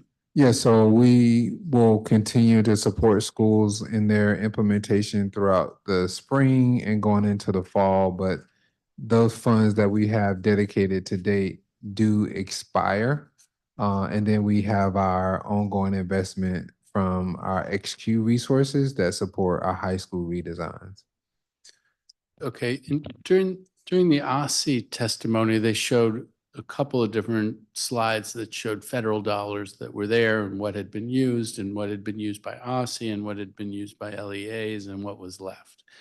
And my takeaway from it, and I asked Superintendent Grant about this, it looked like there's $174 million in federal funds that are still out there that were extended to March 2026 for the LEAs. There's another 60 million, something like that, that OSSE controls, but that's for the LEAs. Do you have a sense of how much DCPS has that's available through 2026? Thanks, council member. So for ESSER 3, so there's 3 buckets of ESSER that's available, ESSER 1 and 2. Those are already done and gone. The ESSER 3 is what remains. DCPS had about $151 million that was allocated as part of ESSER 3. We have spent or obligated about 50-ish million of that. We have spent plans for the majority of the rest, and it's somewhere in the process of being spent down. It's important to note that, Dr. Grant mentioned the fund availability until 2026. That's through some administrative maneuvering that is what's called late liquidation with the Department of Education. We intend to spend down all of our funds by the end of the fiscal year. The end of this fiscal year? Fiscal year, yep. So that remaining $100 million? Correct. You expect to spend, And how will you be, what are the big buckets that you'll be using that money for? Yeah, so the big buckets that we've got, some of that funds security, some of that funds technology, our technology investments, our student support programs, our substitutes, and some of our other sort of big buckets of fundings that support schools from the central perspective. It's important to note as part of late liquidation, you have to have a contract in force in place by the September 30th of 2024. And so we would actually have to have a contract and have those funds obligated by the end of this fiscal year, regardless, to have access to those funds into 2026. So based on our sort of, fiscal operating system, we intend to spend most of that before the end of the fiscal year. And when you say spend, is that spend in terms of obligate or spend in terms of it's gone, it's been obligated and the money's out the door? Yeah, so the Department of Ed, as part of the late liquidation, has to be obligated, which means that there has to be a contract in force. So maybe, for example, you said technology is one of the buckets, and one of the things I was going to ask about is the refreshing of tablets and laptops at different schools. Will this money be used in part for that effort to make sure that we're keeping schools with the most up-to-date technologies? Yeah, so it's our intent to move a lot of our technology investments over to local funding so that we're not continuously relying on federal funds to support something that's a priority for us. But if there's funds available, we want to spend that down and we'll use those funds to be able to help, sort of accelerate that if necessary. And what is your refresh schedule for laptops and tablets and So such? it's a 4-year life cycle for devices. It's also important to know that devices that we're purchasing this round will have greater capacity, and we hope stronger life cycle than the devices that we purchased previously. And so can you use, I hear you that you don't want to become reliant on money that is not going to be coming back. But on the other hand, here we are, you're facing budget cuts, you have this federal money. If you spent it over a 2 or 3 year period, if it went all the way to fiscal year 24, fiscal year 25, and fiscal year 26, you could do 3 years of a 4-year life cycle and have equipment in place that has a longer shelf life. That seems like a sensible way to use those sort of temporary dollars. Is that the expectation that you're going to do something like that? Yeah, I mean, I think it's a little challenging for a couple of reasons. One is that we already have investments identified for those fundings, many of which cases are things like substitutes and technology that we're already purchasing. So we don't expect to have a large cash balance available to make those investments. The other piece of it, as part of procurement, we would have to know what device we're purchasing. And to do a multi-year contract, we wouldn't necessarily know even what the technology looks like in a year or 2 years. It would probably be irresponsible for us to put that out to bid right now and expect a future delivery date of 2 or 3 year old specifications. And so we would have to weigh all of that. But the simple fact is that we just don't expect the money to be there to be able to sort of spread that out. But we're committed to using it to be able to make investments, into the future school years so that we're not leaving any of the money on the table. In terms of substitutes, I mean, that's a recurring expenditure as well, but do we have a particularly high number of substitutes currently that we do? Yeah, so we're expecting, we're looking closely at our substitute spending rate right now. Substitutes, for example, last month we spent about $1 million on substitutes. And so we don't have that budgeted to spend $1 million every month in substitutes. So sometimes we'll see that there's a higher utilization rate. And so we'll use some of that funding to be able to cover those costs. Otherwise, they would present spending pressures at the end of the fiscal year. Do you have a theory about why it would be? I mean, if it's $1 million and that seems high relatively, you didn't budget for it, so you didn't expect it, so it's a high level. Any theory as to why it is that we have such a higher than normal dependency on substitutes? Yeah, I think we're digging in on that specific subject. And so we don't have anything to share on that right now. I mean, I'll just tell you, I don't see the chairman, but so I guess I'll keep going. Yeah. It does make me think, I was asking about flexible scheduling, and then there's also teacher wellness. And if there's a high need for substitutes, to me, the first place I would look is, is this reflect a kind of pressure and strain on our teachers that leads them to be out more often, strengthening the case for these other things? But Chancellor Fairby, if there was something you wanted to say on that. Yeah, so I think the dynamic around substitutes continue to evolve, and we'll have to continue to evaluate, the future landscape. The reality is, I think someone asked earlier about like the permanent substitutes that we hired in schools. So that was our strategy in our return to school from the pandemic, and that minimized the use on our traditional substitute pool. We phased that out, and so there's been greater use of that substitute pool recently because the permanent substructure doesn't exist. And so I think it'll be important to continue to evaluate in the traditional substitute structure, what is the usage rate, and is it more or less than what we anticipate, and how do we budget for it? But we are generally about 4 to 6% of our teachers that are out on leave, which is, I think, consistent with what you would find in public schools across the nation. Or overtime. Yeah, you sure are overtime. Well, you were sitting back No, there. we were discussing which, what funds to embargo or whatever until there's a contract. Councilmember Lewis George? Thank you. I'm gonna follow up where Councilmember Furman was about technology issues. Thank you for submitting the DCPS technology plan yesterday, and kudos to you all on completing that.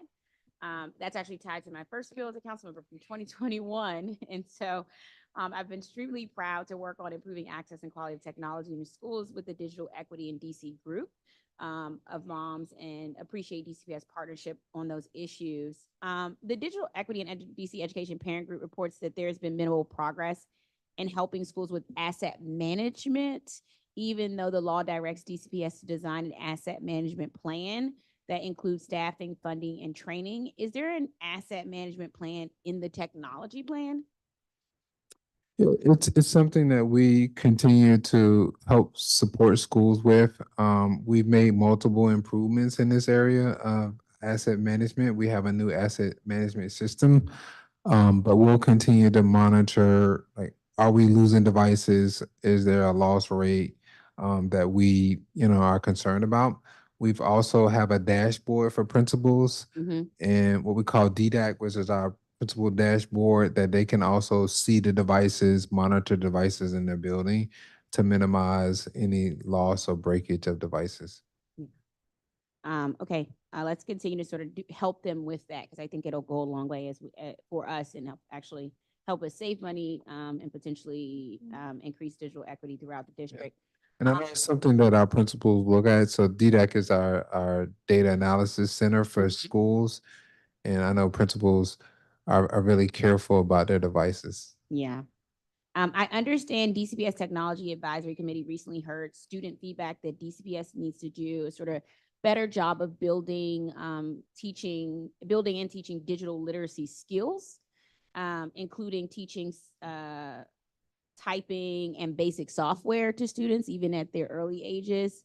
What is DCPS doing to assess student digital literacy skills and put in place specific technology proficiency benchmarks for every grade level? Yeah, so technology usage is incorporated in our learning experience from pre-K to graduation, right? And so this is a part of our curriculum. We have a digital literacy curriculum that follows students throughout their journey in DCPS. Many students get the opportunity to practice their word processing skills with the devices that are in their classroom. We continue to be committed to the student device ratio that we committed to in our Empowered Learners initiatives, especially in our students in grades 3 to 12, which is, a ratio of 1-to-1. And then we have the 3-to-1 ratio for our students in our lower grades. Got it. Do they just, I'm basically asking, do they have like digital literacy, like benchmarks, meaning like at each grade level, as far as curriculum goes, at each grade level, they should know how to do this thing? It's not something my generation had. We had, the green papers, and we wrote cursive, and a benchmark was you writing all your letters in cursive 10 times. Yeah, I think obviously not gonna be this generation's jam. yeah. So, It's one of the areas in our strategic plan. I think what we've learned from, the cursive era, I was a teacher who taught cursive, is that teaching those skills in isolation isn't the most effective way. And so teaching them in a more practical manner where they're utilizing the tools is the approach that we've taken. many schools are not allowing students to bring devices home, talking about assets. Yeah. Back into that. What is DCPS doing to close the homework gap and ensure all students have access to technology at home to complete assignments? Yeah, I think it's a balance that schools are trying to strike with the loss rate that we experienced when all of our devices were going home. And so the general rule of thumb there is if a student expresses a need for a device and they're not able to complete their assignments at home and they need access to the internet, that schools support them accordingly. Now, that's not all of our students. But we do expect when a student needs a device, they have an opportunity and access to that device. But we also ask that the family be careful around the usage and there's a strong return rate. Yeah, I mean, we got a few corporations around here. I mean, maybe you all can sort of seek some more partnerships with some of the organizations as well. We do have some data, I think, right? So, because for the past few years, DCPS has your enrollment form has included questions asking if students have access to reliable internet and a laptop at home, which I think is really helpful to actually have on an enrollment form. How has DCPS used this information to sort of ensure access to technology at home for students? And how has that information been shared with agency partners such as Octo? Yeah, so Octo has been lockstep with us in the implementation of our technology plan. We are always sharing our learnings and data with Octo, and they're helping think through implementation. I think the questions that we ask around enrollment, one, help us plan for what our needs are, but also that information is made available to schools as well. And so schools can also get a picture of who's in their building and who might need access to technology supports. Got it. And then last, are students, teachers going to get their devices on time this upcoming school year? Well, supply chains can be tricky, but as it stands right now, we don't anticipate any delays in the devices that we're purchasing, and they should be available to students and staff for the start of the 24-25 school year. And in fact, that contract has been submitted to council for approval for procurement. Got it. I want to ask about social worker ratios and school psychologist ratios. The biggest thing I hear from when I had a meeting with Ward 4 principals and educators, they talked about sort of students needing a little bit more social worker help, really like helping families. Like to help a student is to help their families for many of our school staff.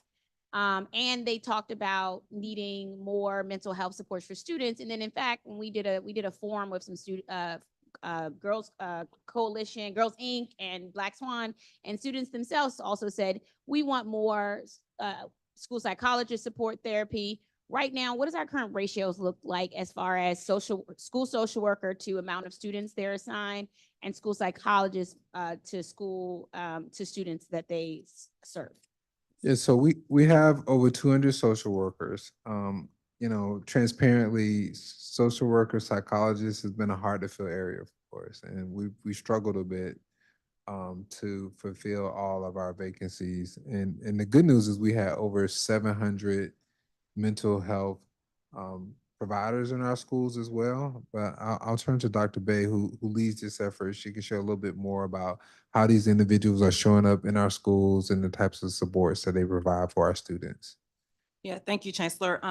So just to piggyback off of what the Chancellor just shared, we have over 700 providers. Of those 700 providers, we have over 500 of them are social workers, psychologists, and counselors.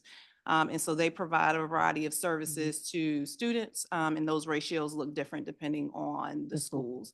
I can also say that we are exploring other strategies on how we're able to recruit grow, retain those mental health providers through the partnerships that we have with various universities, Okay. in terms of social workers and psychologists who are being trained, who are coming to us as student teachers, and trying to figure out how we are able to work with them in order to place them in schools where there's additional need. So that we are able to grow them, and hopefully, you know, once they're completing their programming, they'll be able to stay along with us. So we're definitely looking at a variety of strategies in order to increase those ratios. But we have more folks that are in front of our students each and every year as we continue to look at not only social workers, psychologists, but also individuals that are bilingual in those positions. Awesome. Chancellor, impact. I don't know. I can't believe we still talking about impact. I feel like we've been talking about this for a long time. You've testified previously since the American University study finding impact to be racially biased, that you've implemented new anti-bias measures. Have you surveyed educators about whether those changes have been implemented or been effective at reducing racial bias? And if so, what did those surveys say? Or in turn, have you decided impact is not the evaluation system for us and we're moving to a different evaluation system? Well, I think it's important that we think about this tool as any other tool, that it's a resource that needs to be in continuous improvement. So we will continue to refine the strategy.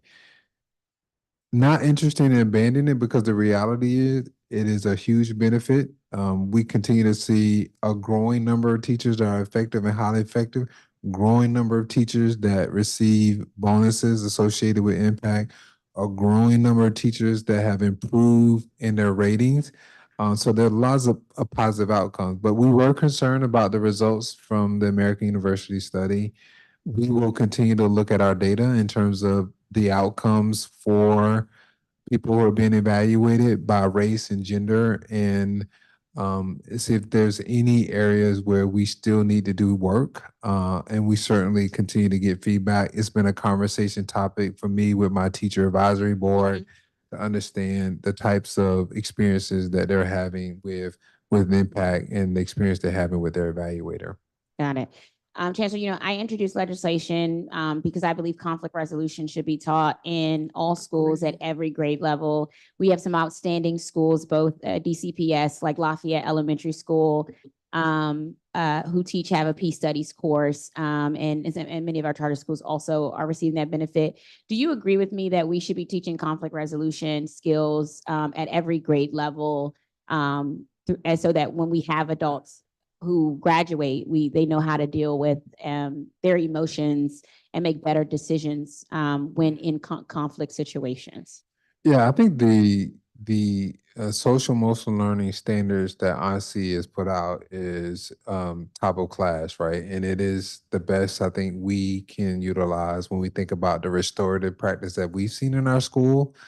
I do think conflict resolution is at the heart of that, you know, helping young people talk through, think through conflict in a way that is healthy. And so I'm supportive of any strategy that leads us down that path. And so I look forward to see how the legislation that you drafted plays out, and if it can be an additional benefit to our schools.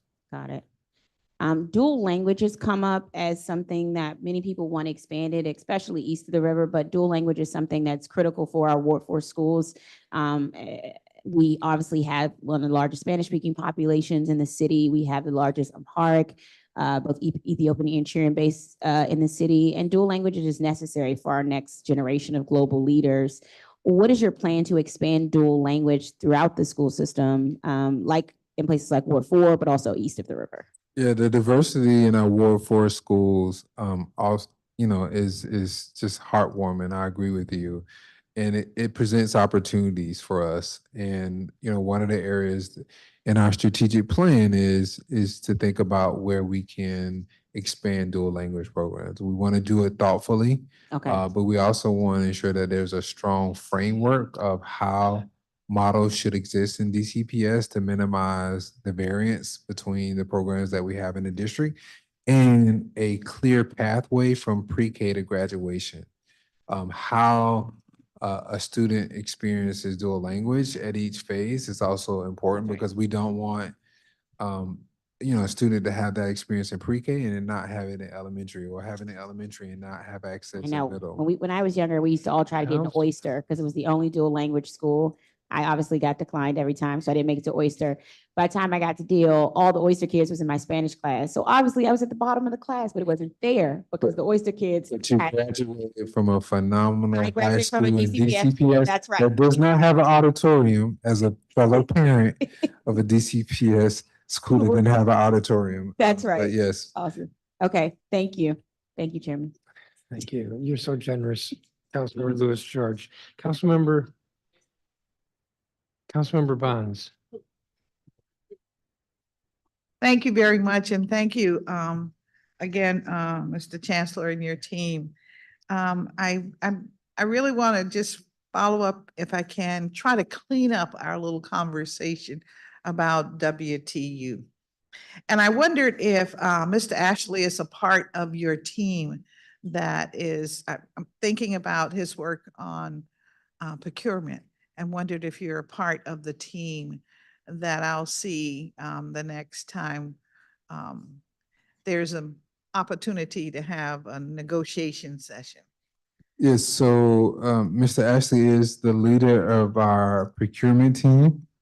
He certainly has influence on all of our strategy in the district as we think about how we support our students and families.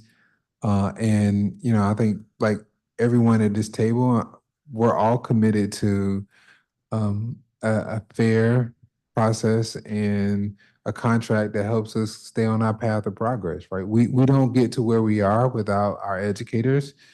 And it's critical that we have the appropriate supports and compensation and structures so they continue to thrive. And while I know that there's disappointment, we aren't able to, announce a new contract today. The reality is we have a contract in place that I think is fair and rewarding, and we remain motivated to reach a new agreement as soon as possible. But to be clear, he's not a part of the negotiation team. All right, that's what I was trying to ascertain.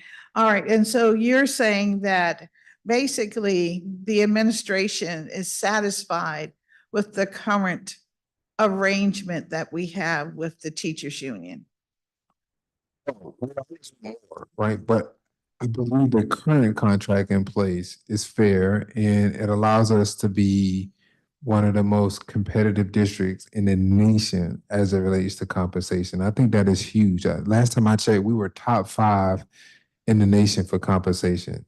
And not many school districts can say that. So I think we should celebrate that and talk about that as much as we can, but there's still always more work to do.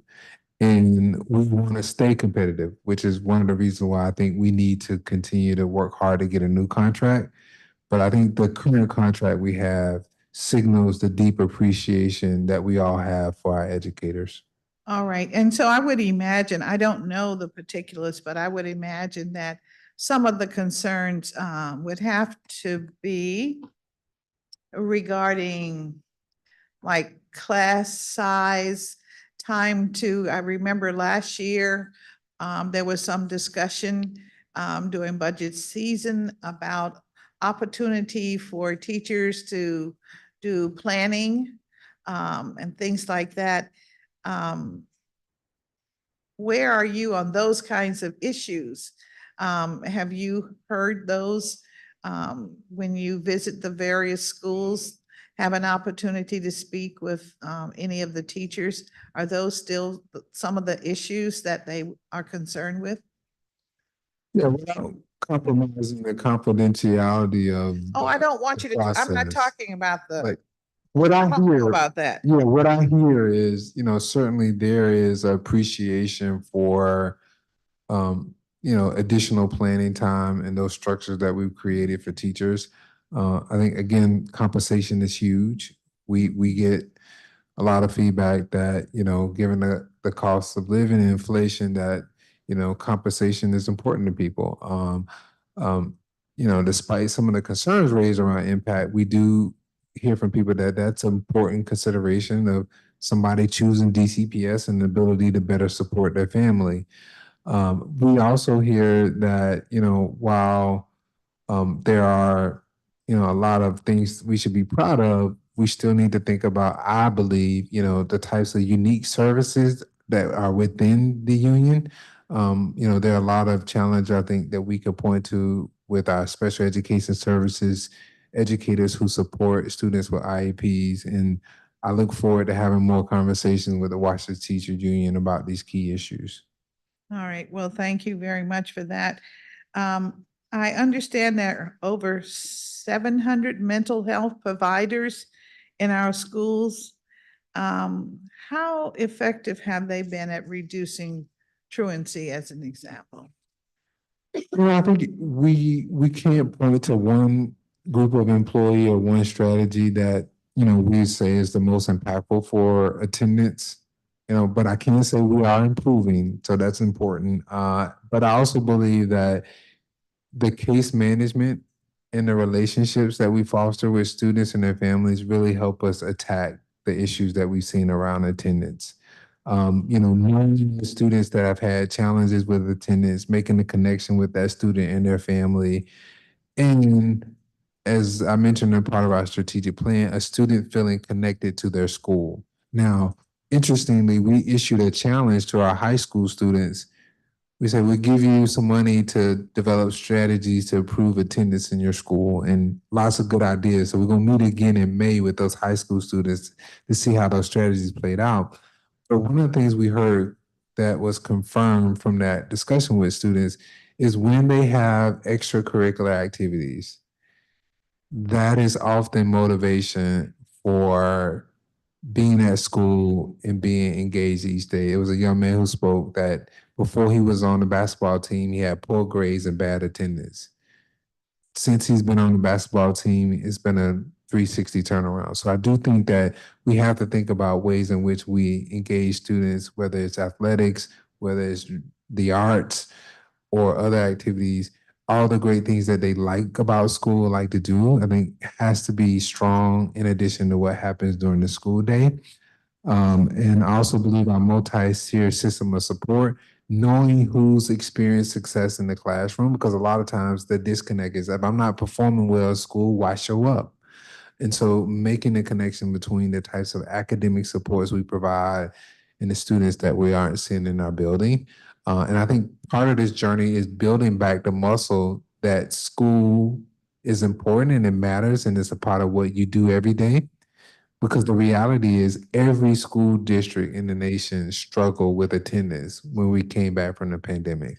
And it's been a steady, battle to get back to where we were, but I'm inspired and hopeful about the progress that we've seen today.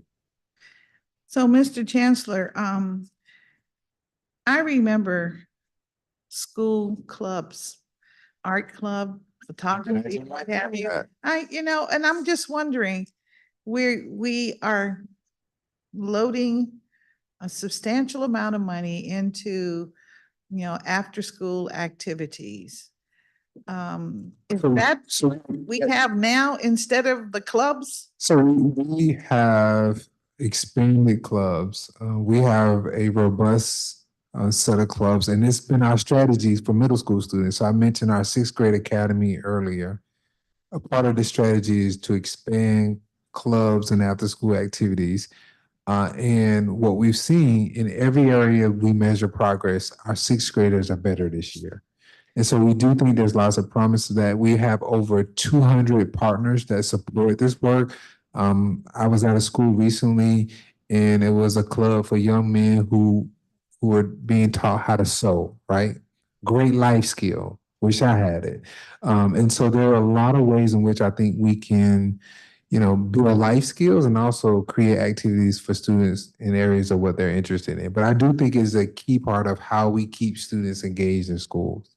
All right, well, I'm going to ask you every opportunity about school clubs and whether or not we're doing it and what kind of good results we are getting from that model. I'm a product of DC public schools, and there are things that, I know work. Maybe you'll say, well, it worked for your generation, given my hair and all. but it can work.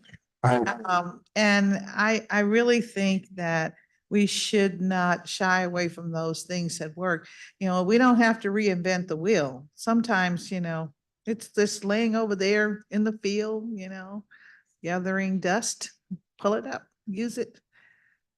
I'm very serious because what we want for our city and the amount of resources that we can put into our city, you know, they're kind of like one time resources were here and we were trying to get up there. Now it's like down here. Okay. So we gotta come up with a strategy. is to double the number of middle school activities after school. Like we want to significantly expand those opportunities, and as a part of the effort for our middle school students, we've done exposure field trips. You know, they get opportunity to you know, explore White Creek Park. They've had opportunity to explore other places in our city, and you know, I think those are the experiences that often creates the connections we want students to have with their school. All right. And so our enrollment in high school is also, or should be a target. It was when I first entered the district, you know, over 6 school years ago, we saw a dip when students went from 8th grade to 9th grade. But most recently, we have seen our high schools be great places for students to learn, a lot of interest. And I think you heard from Councilman Lewis George about the challenges we now have at our high school at Coolidge, and our 9th grade application rate right now in the My School DC Lottery application is up 800 students for 9th grade year over year. So we know that there's more interest in our high schools. Yes, yes. All right, well, I'm a minute over, sorry. Thank you. I think they're busy. If you want me to go? We were still Another? discussing what funds to embargo. Were you done, Councilmember Rounds? I I really. think I'm going to do a third round, but a shorter round. Okay, all right, sure. Well, I'm not calling on you yet. Yeah. So let's try 7 minutes. I'm splitting the baby between 5 and 10. Chancellor Farabee, between now and March 20th, well, March 20th, the mayor submits the budget. Will the mayor follow the law of the schools first in budgeting when she submits the budget on March 20th? I'm not able to speak on behalf of the mayor, the executive. Will you follow the law next year with regard to schools first in budgeting? I mean, for fiscal year 20, for the 24-25 school year? Or the 25-26, I'm For sorry. fiscal year 26. Well, I don't know our resources yet. You know, I think, you know, this year, the amount of resources we had available dictated our strategy. And my recommendations, I'm hopeful.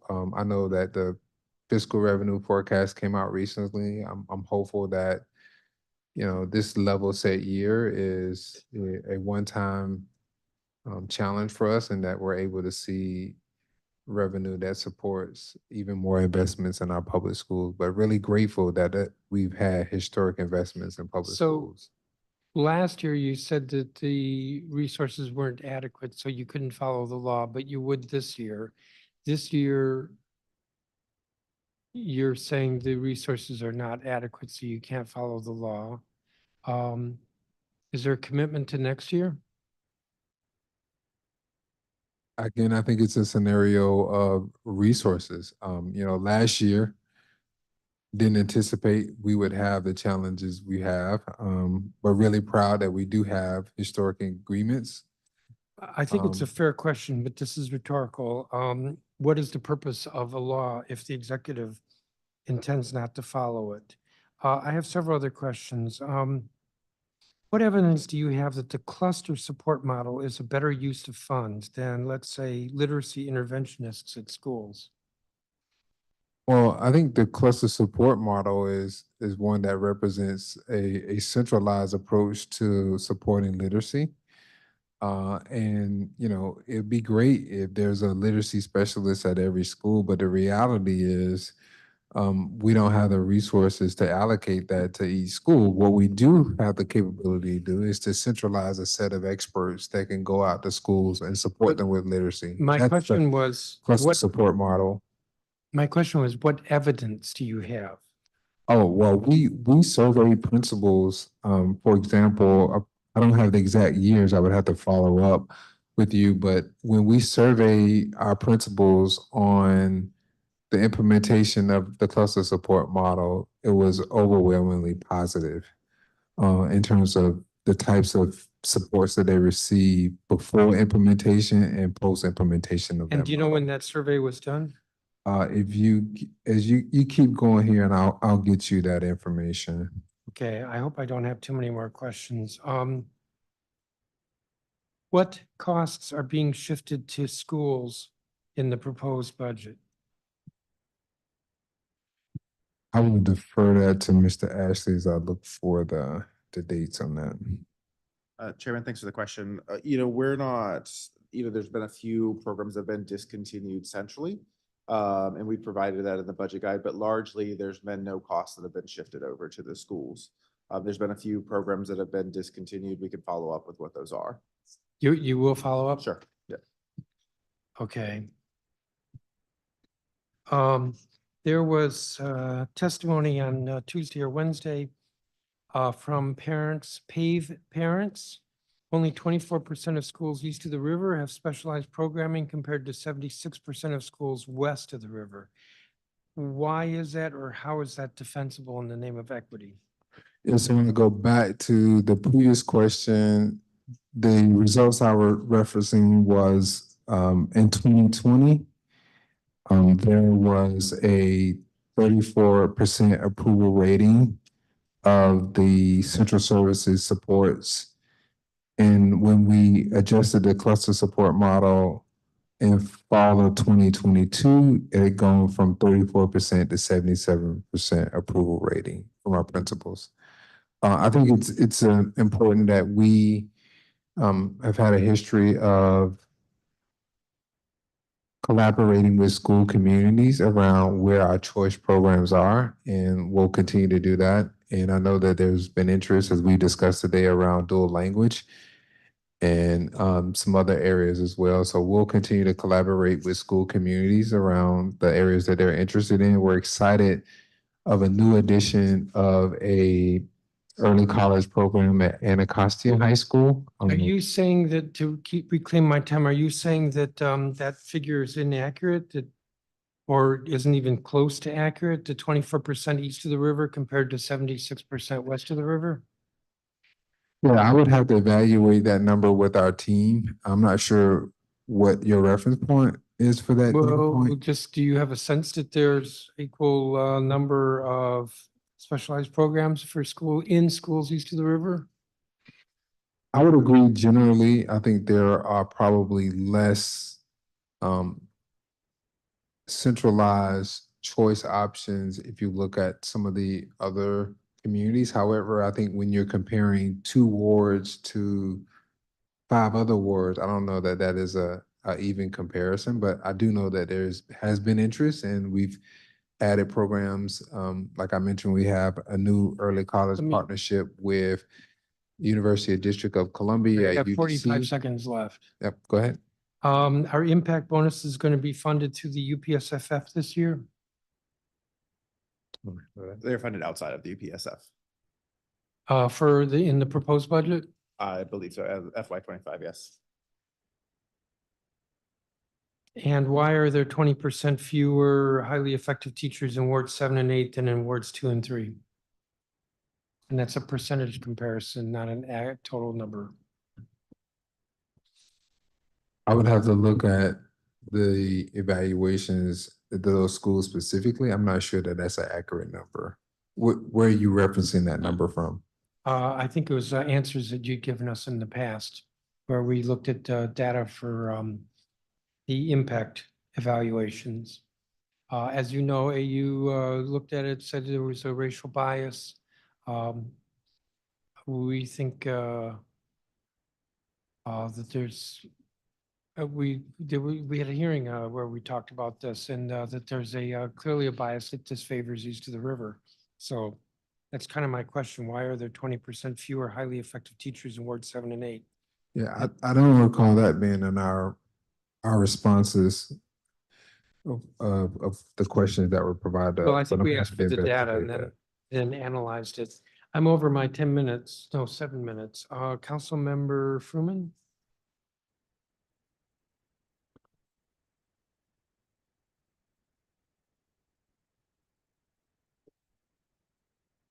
Oh, maybe some.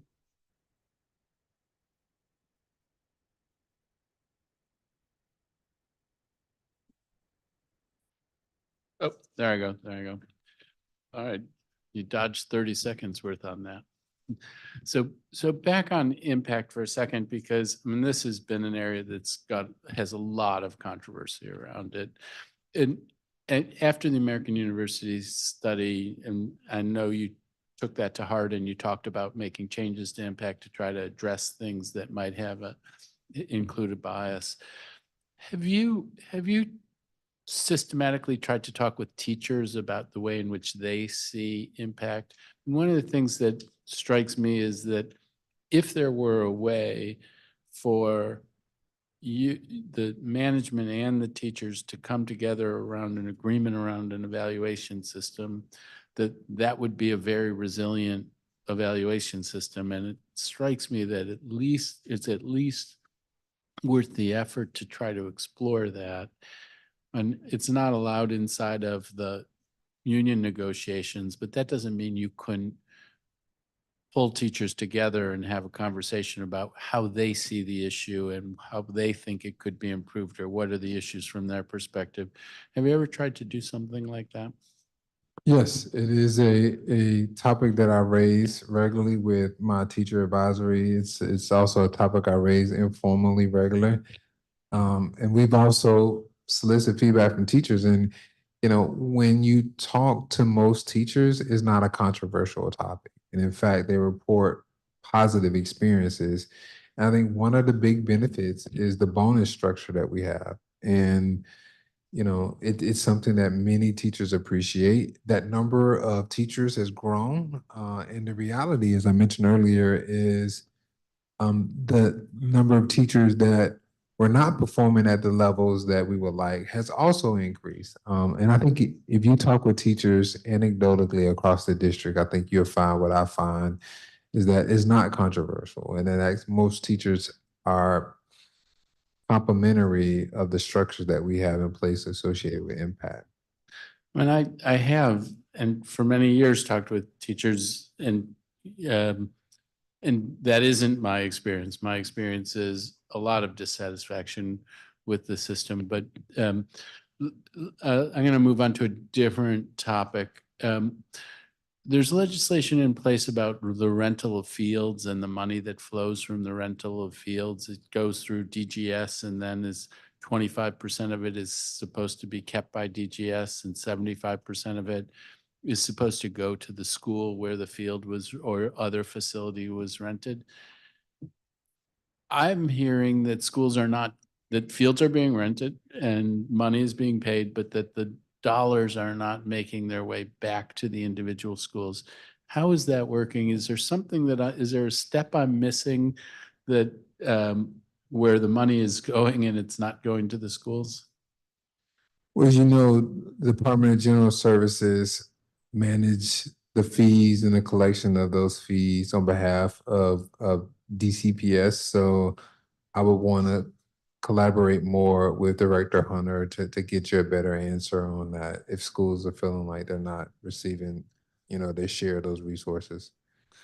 And years ago, I chaired a thing called the Wilson Management Corporation, which was, and it was a very useful thing to be able to rent the fields. It actually led to the school being even that much more open to opening up to the community and was supportive. Now that ended, and then this legislation came. I do think it is a burden on the schools to open the fields, but they should get a benefit from it. So let's work together to make sure that the schools are getting what I believe they deserve out of them.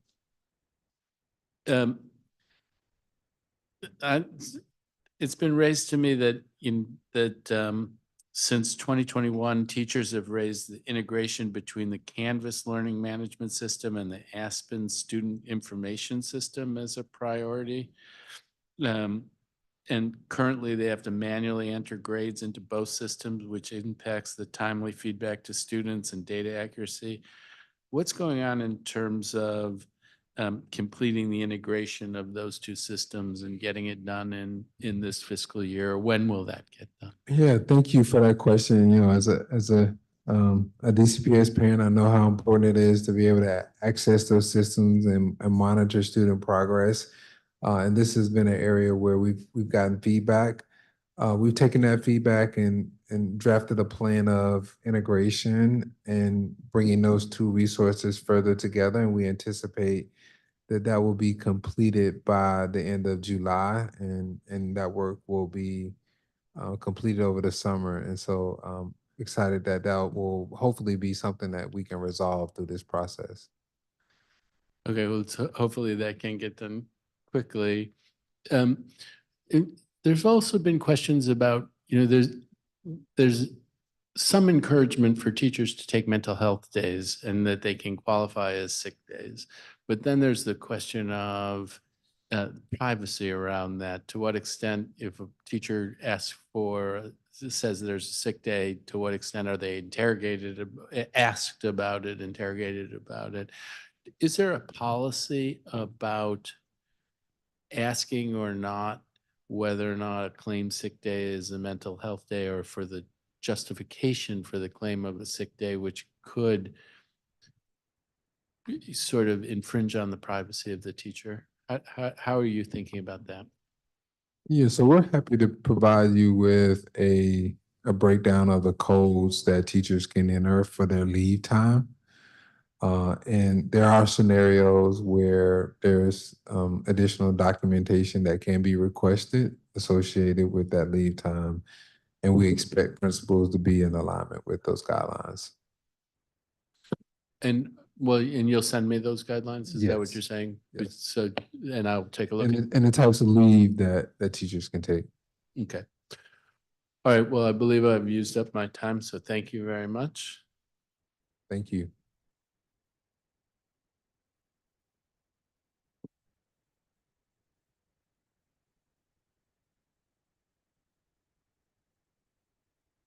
All right, I believe I have a chance now. Chairman is on his way to say that it's my opportunity. So, and I see the clock ticking, so I think we're right on time. Mr. Chairman, is that? All right, okay, the clock You're has doing a started. wonderful job. All right, well, thank you. Mr. Chancellor and team, I wanted to talk a little bit about the classroom vacancy. I know that we have buildings that are, in some instances, not even we'll say a third of the space is vacant.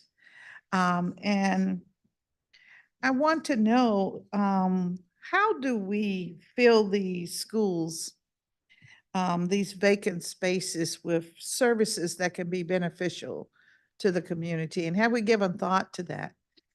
We do, Councilmember Bonds, we do look to incorporate services for the entire family in spaces where we're not currently utilizing. Most recently, I'm proud that I had opportunity to join our team and open a new early stages center, which helps us support our youngest learners who have special needs.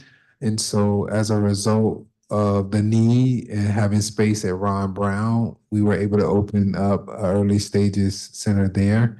We also have many other co-location efforts across the district where a family can get access to a multitude of services. And then that's something that we're also, thinking about expanding where we need. The other place I would point to is career planning in our career and technical education opportunities.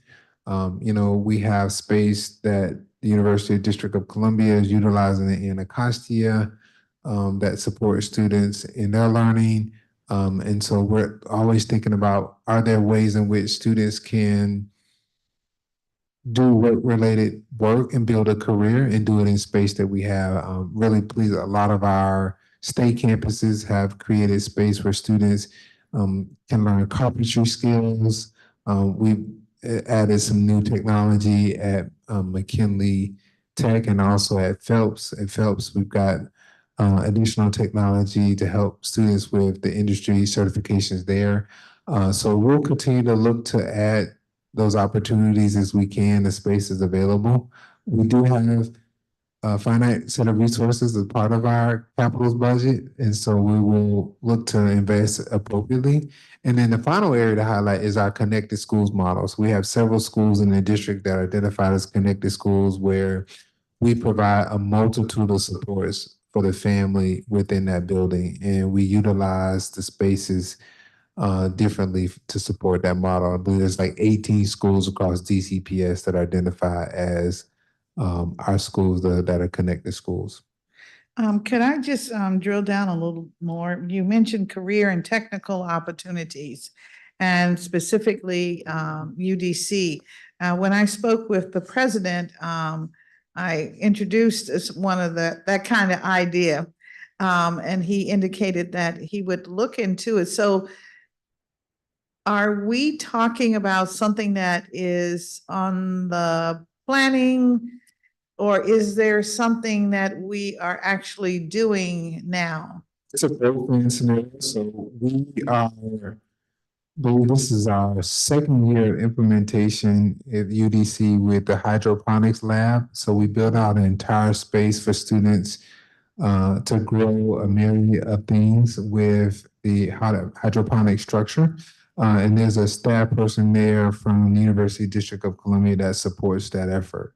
And so we're looking to continue to expand that effort. In addition to that, we're expanding our early college offerings and is entitled the Junior Fire Bowl. So the idea is that we would generate interest in students potentially going on and continuing their higher education at UDC as they earn credits there. And it also supports the middle schools in that community as well. So for example, students at Kramer are also a part of this initiative along with the students at Sousa in addition to the students at Anacostia. All right, I think, if I'm not mistaken, I think Kramer is actually going to have a sort of like a geriatrics type wing where we will have a wellness facility. I believe it's at, I don't have the data here in front of me, but I believe that there is such a institution that is developing where we'll have a senior wellness center that is connected to a school. Yeah, we have wellness centers, we have DPR facilities. I think that, you know, right next to Kramer, there is some collaboration going on. And then early childhood education where we serve students from birth to 2 is another way we also utilize our spaces. Okay. We're looking to expand every opportunity to support our aging and community living community. You know, they go really well with our school age children, and Exactly. those relationships are often very Yes. mutually beneficial. So we want to take advantage of that close Yes. proximity. And I appreciate you wanting to take advantage of it. I guess I'm, you know, interested in how fast are we moving on this track? Because I see all of these interventions as a way of enticing our student age individuals wanting to learn more, wanting to become involved in the fabric of their community, which is very important. And I'm just, you know, we talk a lot, you know, a few years ago, we were talking a lot about vocational education and we were doing this, doing that. Okay. And it just seems to be kind of slow moving. But if we're going to have opportunities for the people of DC, it just seems that we just kind of need to move a little faster And what is it that you would need to move faster? Do you need philanthropic dollars? Do you need you can't get more from our tax base because we just don't have it right now. So it would have to be some outside kind of intervention. Should the businesses in DC adopt a program? Yeah, I think the industry panel and convening of the experts that can give us the insight about the labor market and where they see needs in the future, the types of skills that would be needed. I think that's been really helpful for me in planning and also building a pathway of apprenticeships and internships for our students and ensuring that they're earning the right credentials for the jobs that will be available tomorrow in the future. And so I'm really grateful to the individuals who have volunteered their time to support us in thinking about those jobs opportunities. We've been very fortunate, the Department of DOS, they've been really helpful in helping expand the Marionberry Summer Youth and Program, but also incorporating opportunities during the school year where students can engage in job opportunities, build skills, and earn some income. So all of those are under the way. And the last thing I would say is just helping young people understand all the career options that exist. So recently we started creating fairs for our middle school students to learn about all of our career and technical education programs, because there's so much that we offer that oftentimes students say, I didn't know. I didn't know. I didn't know that, I could become a HVAC technician and earn the credentials to go directly to work in that field at Phelps, right? I didn't know that I can earn my credentials to be an auto mechanic and go out and earn a strong income when I leave DCPS. I didn't know that was at Ballou. And so we want students to have a keen sense of awareness where all these options exist, and then also be able to connect with people that are in the field. All right, well, thank you. And last question, if I might ask, does DC Public Schools refer young people to the Infrastructure Academy? We do. And so I've actually participated in a signing day with the Infrastructure Academy where our young people from DCPS are celebrated when they've earned their industry certification in those fields. And what's exciting to see is we had a strong balance of gender of students that have participated and earned those credentials, which I think is exciting. Thank you very much. Thank you, Chairman. Thank you, Councilmember Bonds. Chancellor, I'm sorry, but I think that's going to conclude the question rounds for you. I know you probably wanted to stay another hour or two on Friday night. I'm disappointed. Thank you, Chairman. Well, we could, no. So that's going to conclude this. I, of course, don't have my schedule with me, but we have the budget hearings already announced. Oh. Yeah, I'm being told the first week of April. That doesn't sound right.